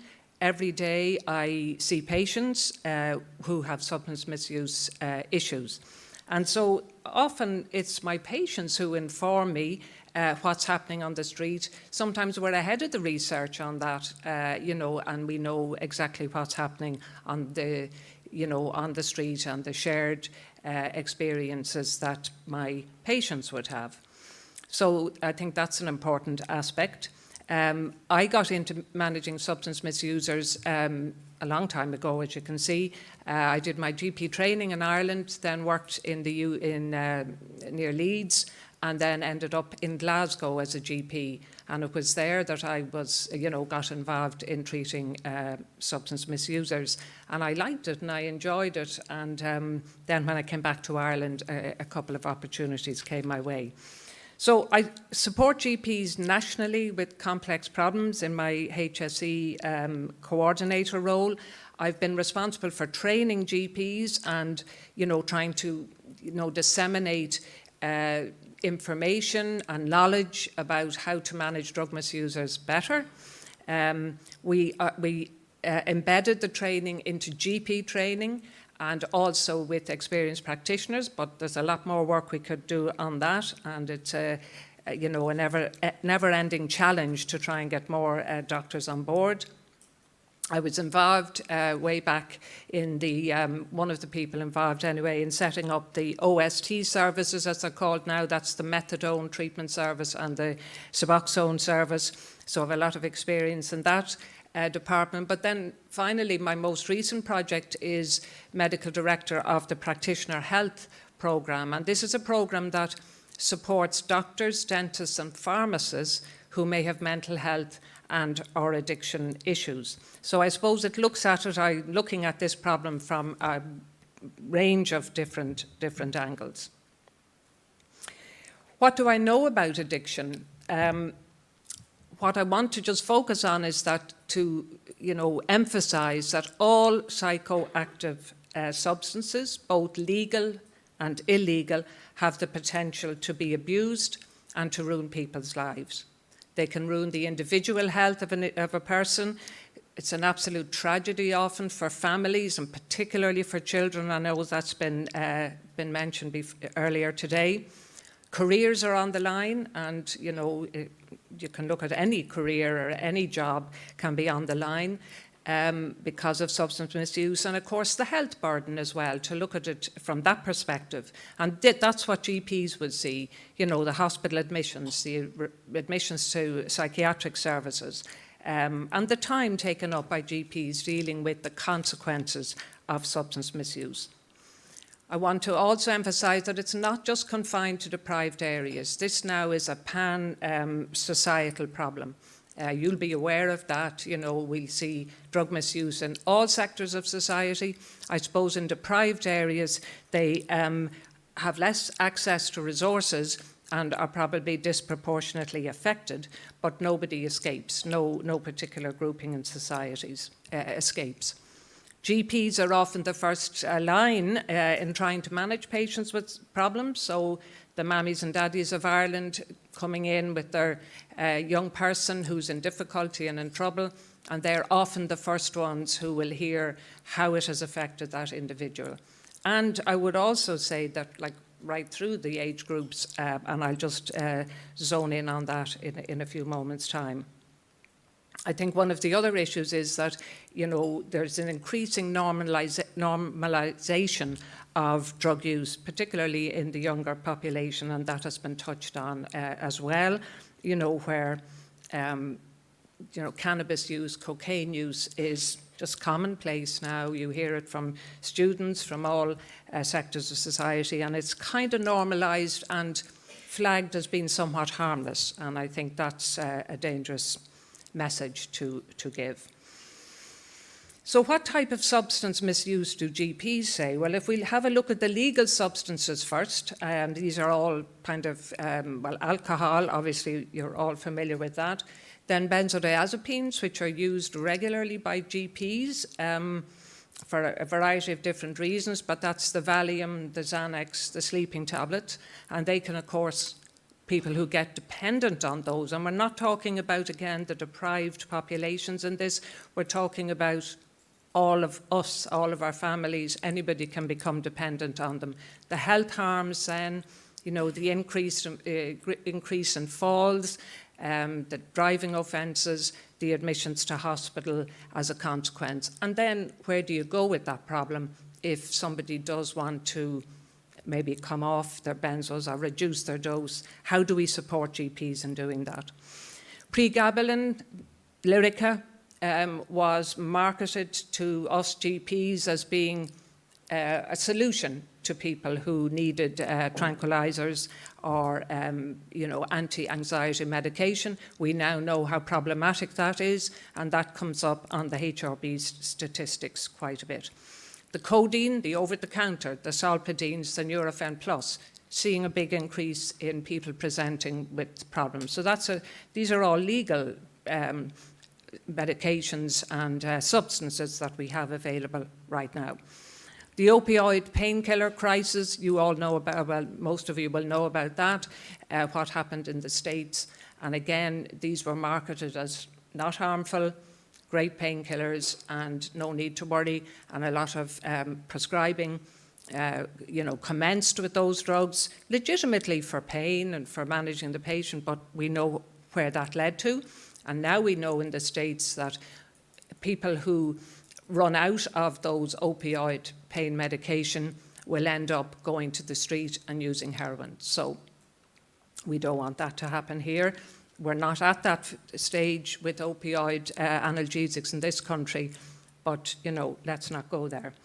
The illicit substances have been mentioned by the HRB and by others this morning in terms of what we're seeing with the rise in cocaine use, cannabis use, and I think really the big issue is the polysubstance use.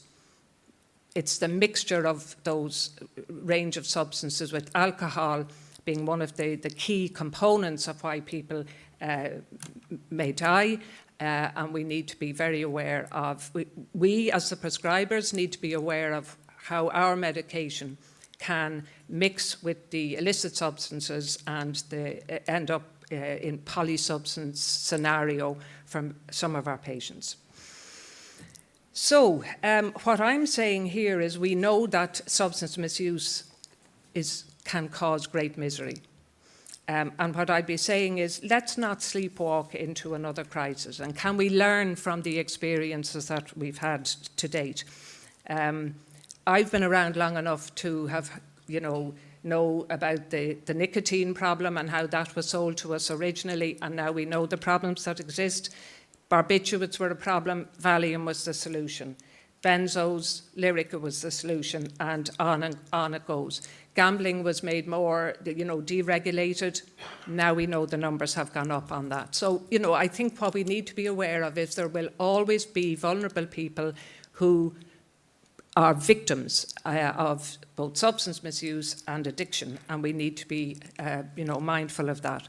I suppose I would be saying, beware when big business is involved and big pharma is involved, giving us messages about how useful their particular product or, they're selling us something, I suppose, basically. Just 1 minute, Ida, if you can. Okay, right. Prevention is better than cure, I think, is always the message that we say. And so, essentially, what I would say is education and early intervention is key. We can't get away from that. We need to really drum that home. And they're the children that we're looking after, the support work. Anybody who works in the children's court will just give you hair-raising stories, or TUSLA, etc. We know about that. Trying to remove this stigma associated with addiction and encourage both GPs to get involved, and we need more of that, but not have it, I think the mental health messaging that has gone on over the last number of years with personalities and celebrities getting involved has helped to destigmatise the fact that people can have mental health problems. And we need to do the same around substance use, be it alcohol or other substances. So remove the stigma. More training, more resources, because we need the support services big time. And it's the biopsychosocial model that Sean has mentioned to you earlier. That's the name of the game, and we need all the supports to wrap around that. So, finally, getting a balance is difficult. I think there are no quick fixes. It's a complex problem. I really don't think, personally, I don't feel that legalising drugs is one of the solutions that will help. I won't be convinced yet, anyway, based on the current evidence that legalising drugs will help. And so that would be my final message, I suppose, today. Thank you very much. Thank you, Ida.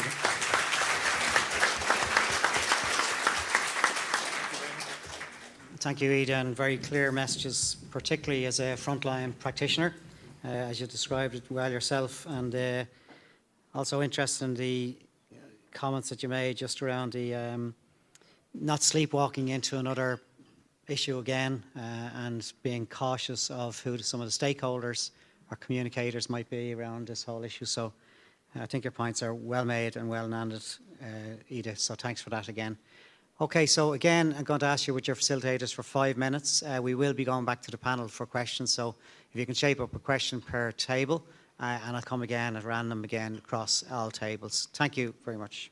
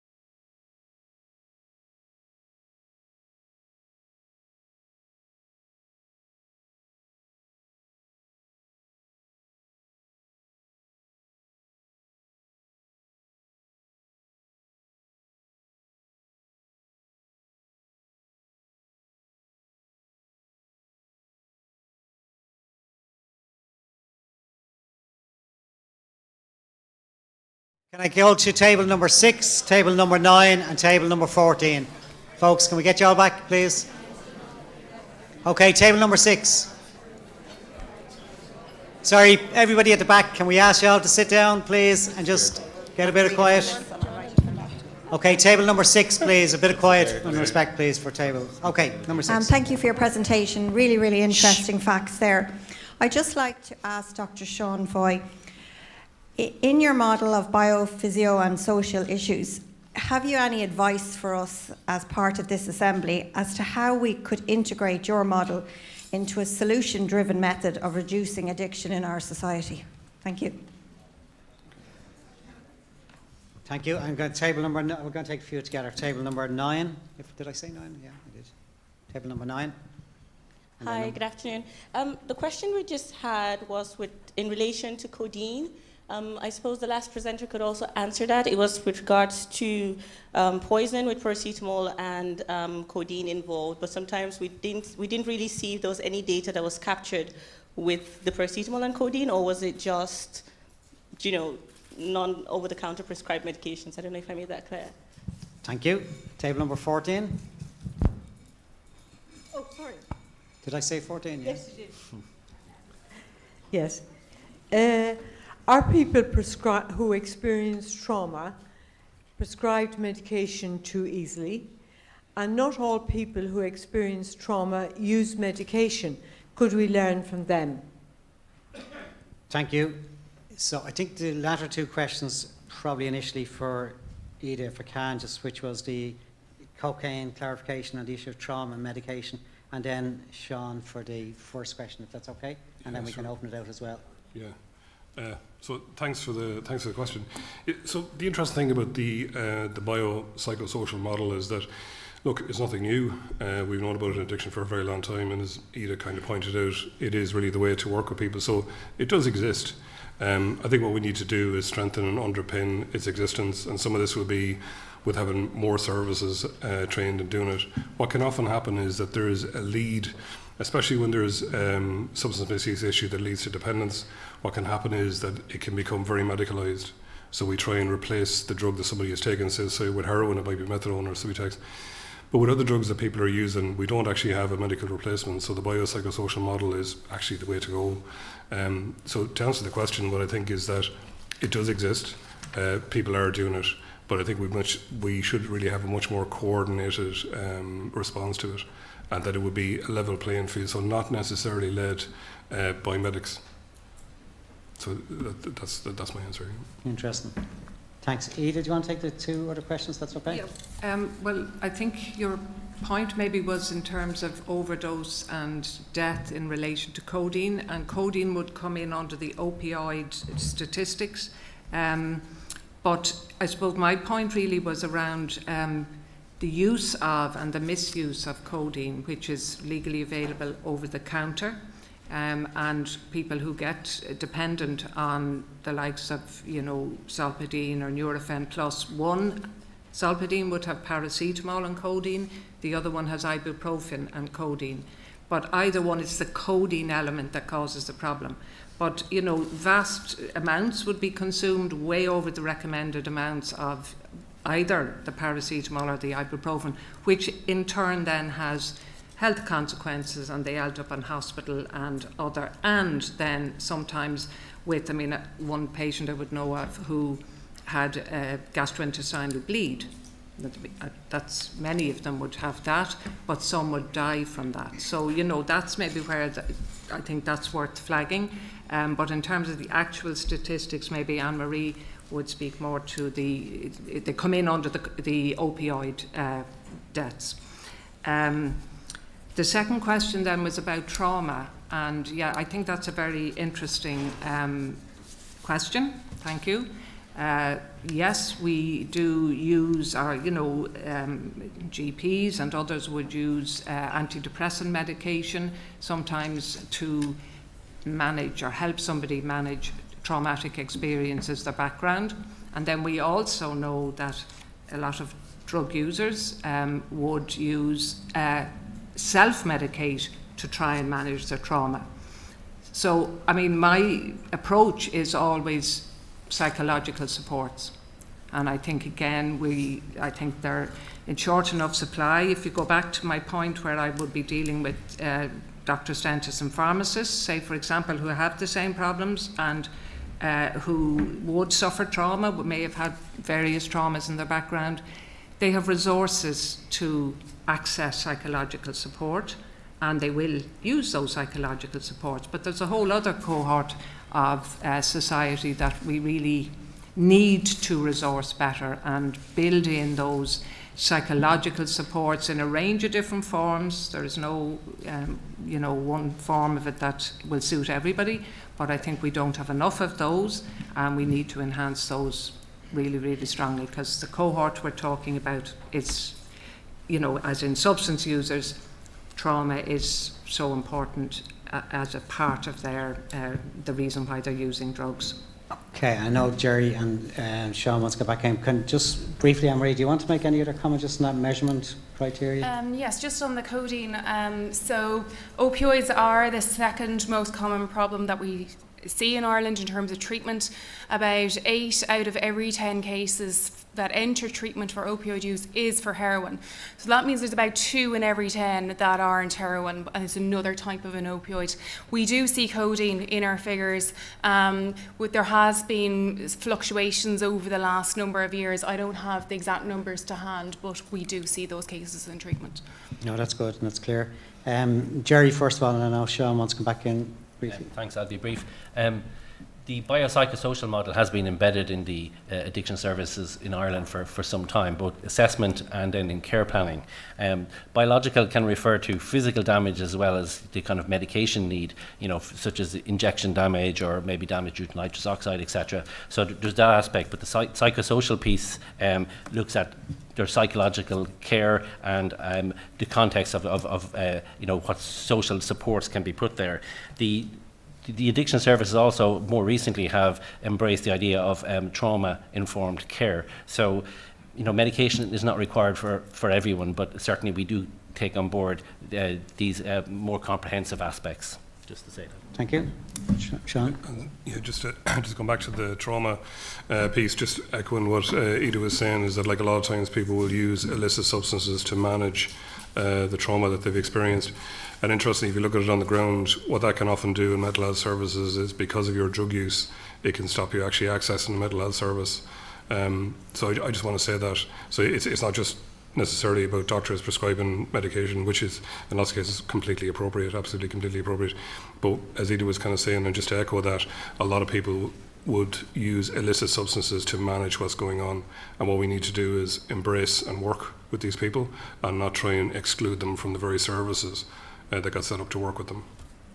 Okay, I'm going to go back to the floor. Thanks again, panel. So tables 2, 7 and 12, if we can pose 3 questions, please.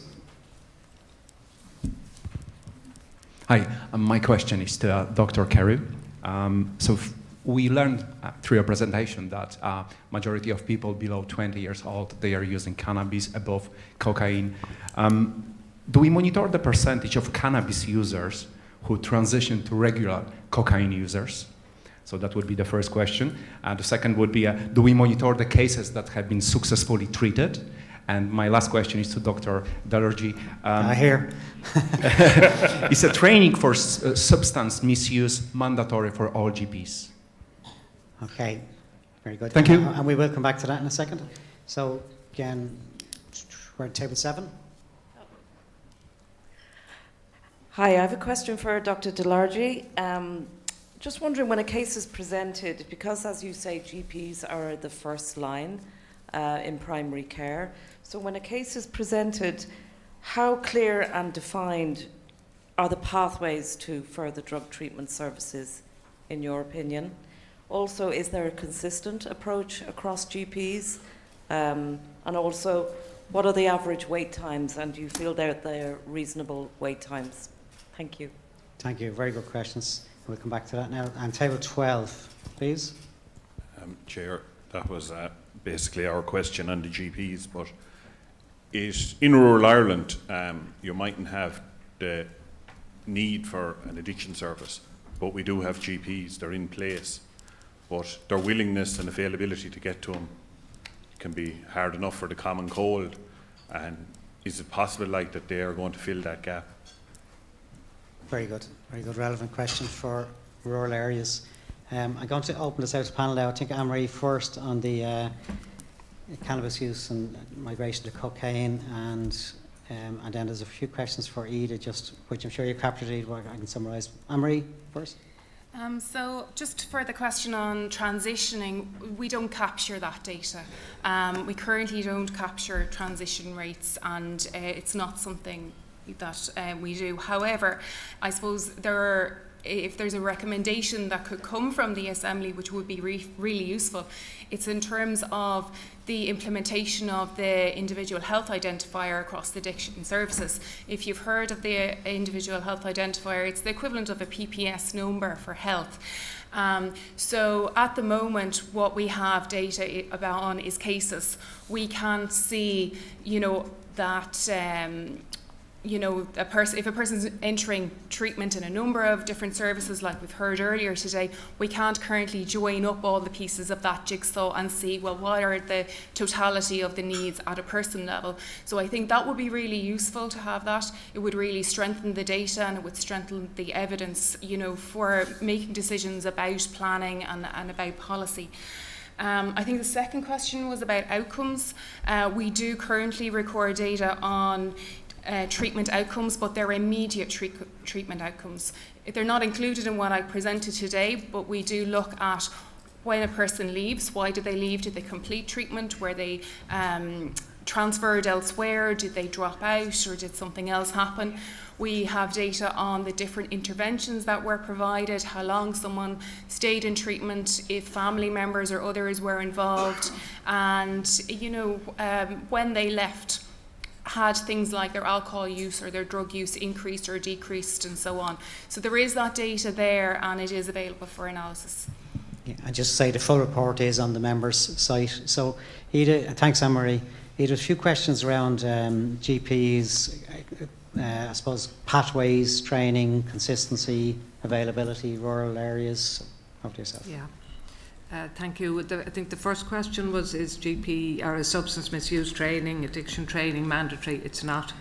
It's optional, and I think we have a hard job to try and sell it. If you want to say, look, we know this evidence would say that about 45% of all GP consultations have a substance use component to it.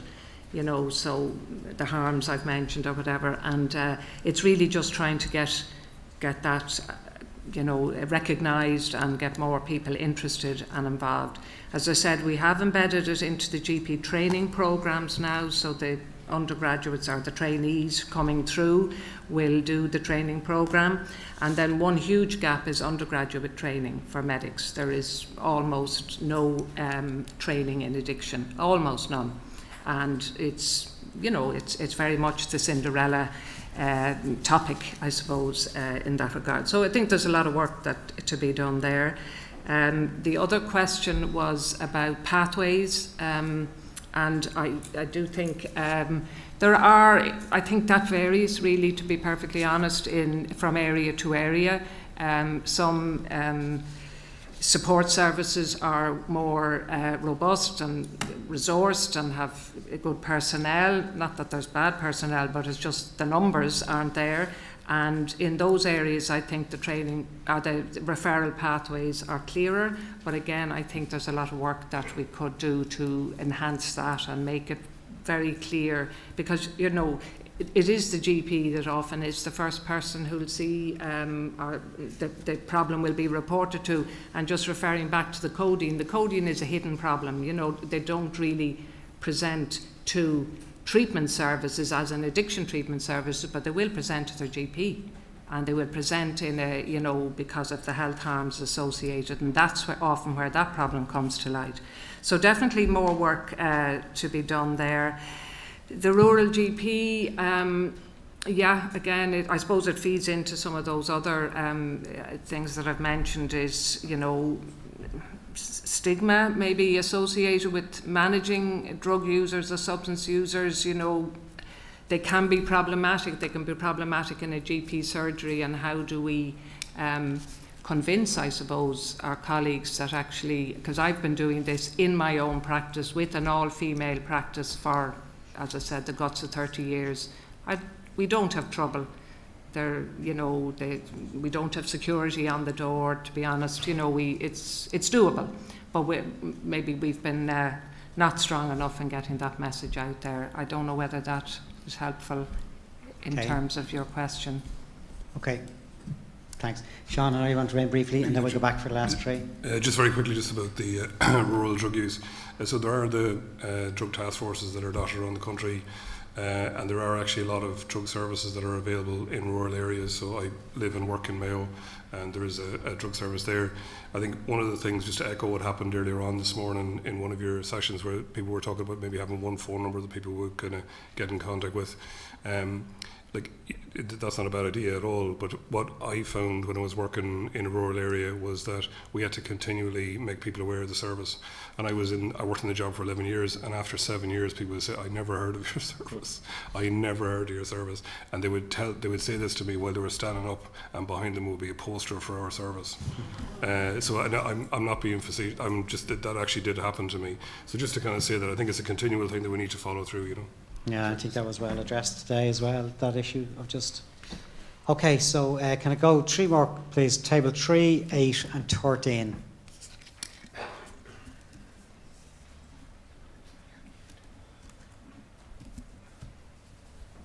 Hi, my question is for Dr. Sean Foy. The biopsychosocial model, all 3 areas seem to need to be addressed to treat addiction successfully. Is this actually possible, and what additional resources would you recommend to fulfill this? Okay, we'll come back to that. Table 8, please.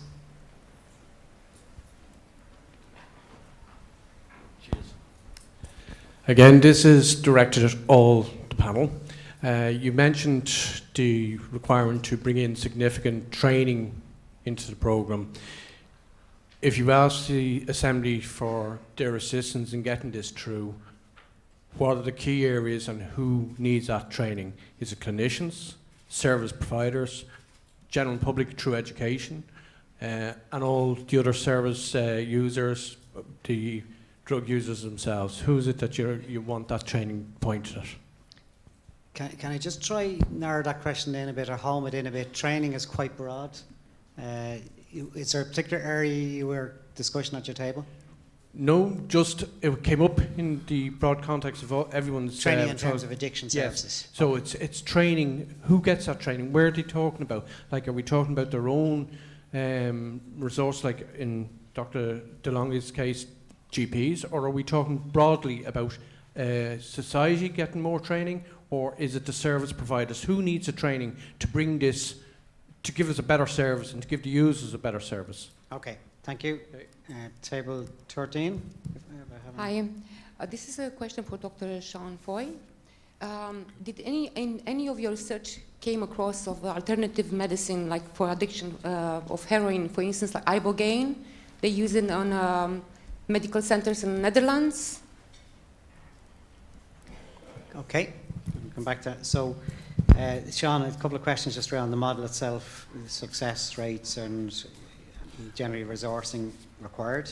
I'll come back to the training one at the end, alternative medicine as well. Yeah, so just an answer to that first question about the biopsychosocial model, like it is in place. I think what we need to do is to resource it more. And I think these questions, interestingly, are kind of linked. If we think about training, we probably need to train people in the biopsychosocial model a little bit more. And I think we need to hold people accountable. So if you're going to be working with somebody, have you considered all 3 areas, and has that been done in a meaningful way, or has that been done in a tick box exercise? So if you think about the presentation that I gave, one of the things that I was kind of saying is there has to be empathy and compassion. And I've seen a lot of that in my work in addiction. I certainly have seen people that really have a lot of this. But I think in relation to making it more embedded, I think we would need to train more people in it. We would need to resource it more. And also too, I think a broader issue is a cultural shift in our thinking in relation to addiction. Because exactly as Ida has kind of said, like a lot of times people won't necessarily access services because of the stigma that's associated with it. So it's a lot of work. It's a lot of work, but I mean, ultimately, it is in place. I think if we resource it more, we'll probably be able to break down some of the stigma. But I think we actually need to hold people to account. Are you actually doing the biopsychosocial model? So, that's it. Thank you. Can I kind of use the chairman's prerogative and just in relation to the question of training, just what might be helpful for all the assembly members as well is just from all of your perspectives and on all that you do and the experience you have in relation to drug use. I mean, what in particular do you think we should be thinking as an assembly that will make things better? Is it prevention? Is it awareness? Just, can you give us any insight into, if you were to pick one area that you really feel from broad society perspective, creating a better prevention and awareness, what you might think of? So no order, but Anne-Marie maybe? I suppose from my perspective, I think, data and evidence can be really useful to try and answer some of these questions. If we look at what I presented today, we see that there are young people that are using drugs at a very young age, so that means we can start to think about, prevention, what needs to be done, what substances they're using, and so on. We also know that we have an ageing opioid population, so, there's more that needs to be done there in terms of making sure that we cater for their health needs. So data and evidence can really kind of just support these decisions. To help us to do that, I suppose, would be things like increased coverage, making sure that all the cases that enter treatment are captured in our system so everyone is counted. And real-time reporting is something that I think could be really useful both from a training perspective and raising awareness. The idea of having the data there in real time to help you make the decisions and have the evidence at your fingertips is something that could be really, really powerful. A lot of the data does come to us in real time already, so we have the infrastructure to do that, but some of it, there is a time lag, and there are improvements certainly that could be made. Okay, and briefly go to the other panel as well. Sean, I don't think we addressed the question of alternative medicine. I think that was... Yeah, I'm probably not the best to answer that, but I mean, the bottom line is I am a scientist practitioner, so if there's an evidence base behind an effective intervention, I'm very keen to use that. So I'm not the best place to talk about ibogaine because I haven't worked with it, but certainly if there's an evidence base behind a particular intervention, I would be very open to kind of using that personally, yeah. And just briefly, any kind of broad thoughts about just briefly? Absolutely. So look, get out the perspectives of your local university, look at nurses, social workers, psychologists, and look down the perspectives and see how much is taught in relation to addiction, and you'll find that it's very little. And so I think if we were going to try and change it, if we were actually going to educate people around addiction, try and remove some of the stigma and the shame that's associated with it, and if we were to start now, then I think maybe at some point we might actually kind of turn the ship around a little bit. So, thank you. Jerry? Yeah, there are a couple of different strands to this. One is, from the point of view of public information, whenever we become aware of new information or harms associated with drug use, it's important we get it out there so people can become aware of it. So the early warning system becomes very important, particularly if we, as we saw at the festivals where we might get new information. I think for people who are professionals working in the area, discipline-specific training is important so they can use their skills, particularly in relation to trauma and substance misuse and its place in it.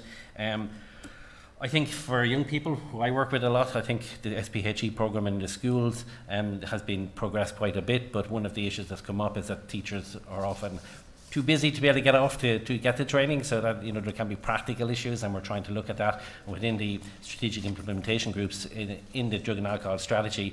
I'm part of the group that's looking at prevention and reducing the harm for young people, so that's one of the core issues for us. And just in relation to ibogaine, we did look at it a few years ago. The evidence base was not as strong as the medications we were using, so that we could see, and so we didn't see any reason to use it, but certainly we had looked at it, and so that was our experience at the time. Thank you, Jerry. Ida? I suppose the main message I would say is we need better public health messaging. I think the mental health campaign has actually been working well, and that messaging that it's good to talk and it's okay to talk and come forward to talk. I think we need to get that message out for substance misuse as well, and try and reduce the stigma that's associated with that. So I'd like to I'd like to see public health getting in behind this campaign, or better messaging, I suppose, as well as all I concur with what my co-speakers have mentioned already. Thank you very much. And can just I think it was Sean, I can't remember, one of the panelists said they were privileged to be able to present to this process, and I think we are privileged for people of this experience to come in and present to us and share the information and knowledge and insights. So thanks very much to all of you.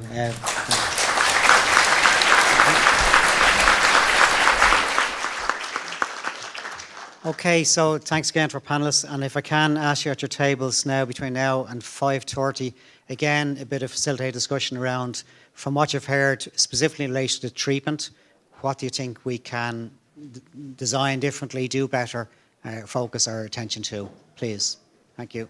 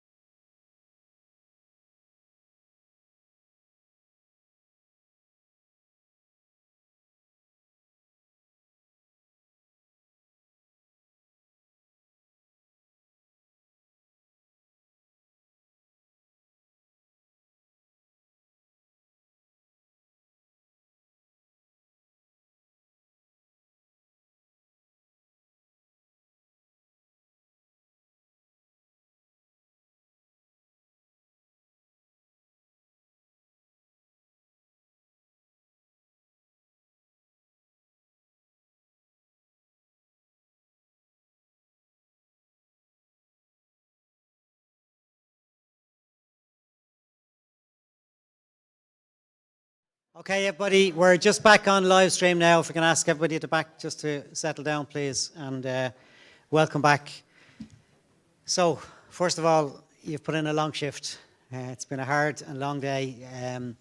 A few things I just want to do, and winding up, we can close formally tomorrow, but just a few things. First of all, the Vanna Liffey, which was outlined earlier on, is just in the lower car park. So if you go out the door here on the right, anybody wants to see it, very good service reaching people, very vulnerable people that Anna Liffey are running in support of other service providers. So worth having a quick look if you can.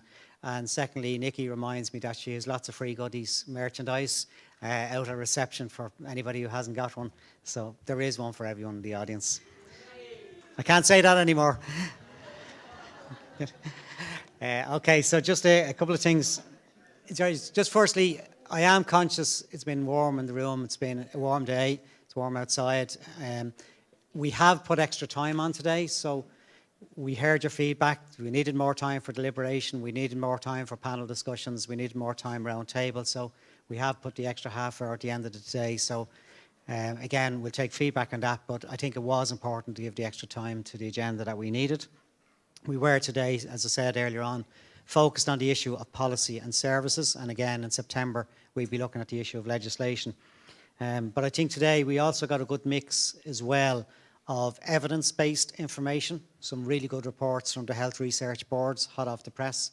And we also got a good insight into some of the services, particularly today, looking at some of the health-led services, the delivery partnerships, the harm reduction services, and the whole issue around treatment. And tomorrow, as you know from the agenda, we'll be looking at the issues of recovery and some services for family supports as well. So I think we got through quite a lot, and we're in exactly, as I said today, where we'd expect to be at this phase in the process overall. I do want to commend yourselves. We can close formally together. Commend yourselves again for the engagement, participation, deliberation around the tables, the really good focused questions for the panellists and engaging with the panellists. And I do mean what I said earlier on. I think we've been privileged to have some really good expertise with us. I want to thank Nuno and Alfred. I'm not sure if Nuno and Alfred will be here tomorrow, but the insight we got, Nuno said he'd be still talking here tomorrow, yeah, and he's available to talk tonight as well.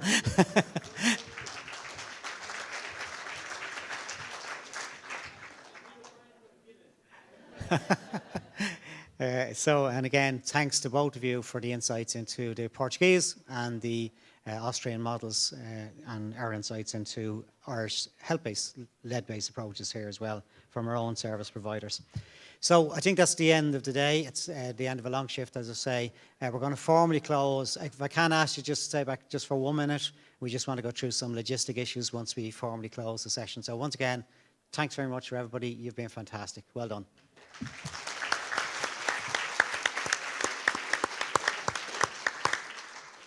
Okay.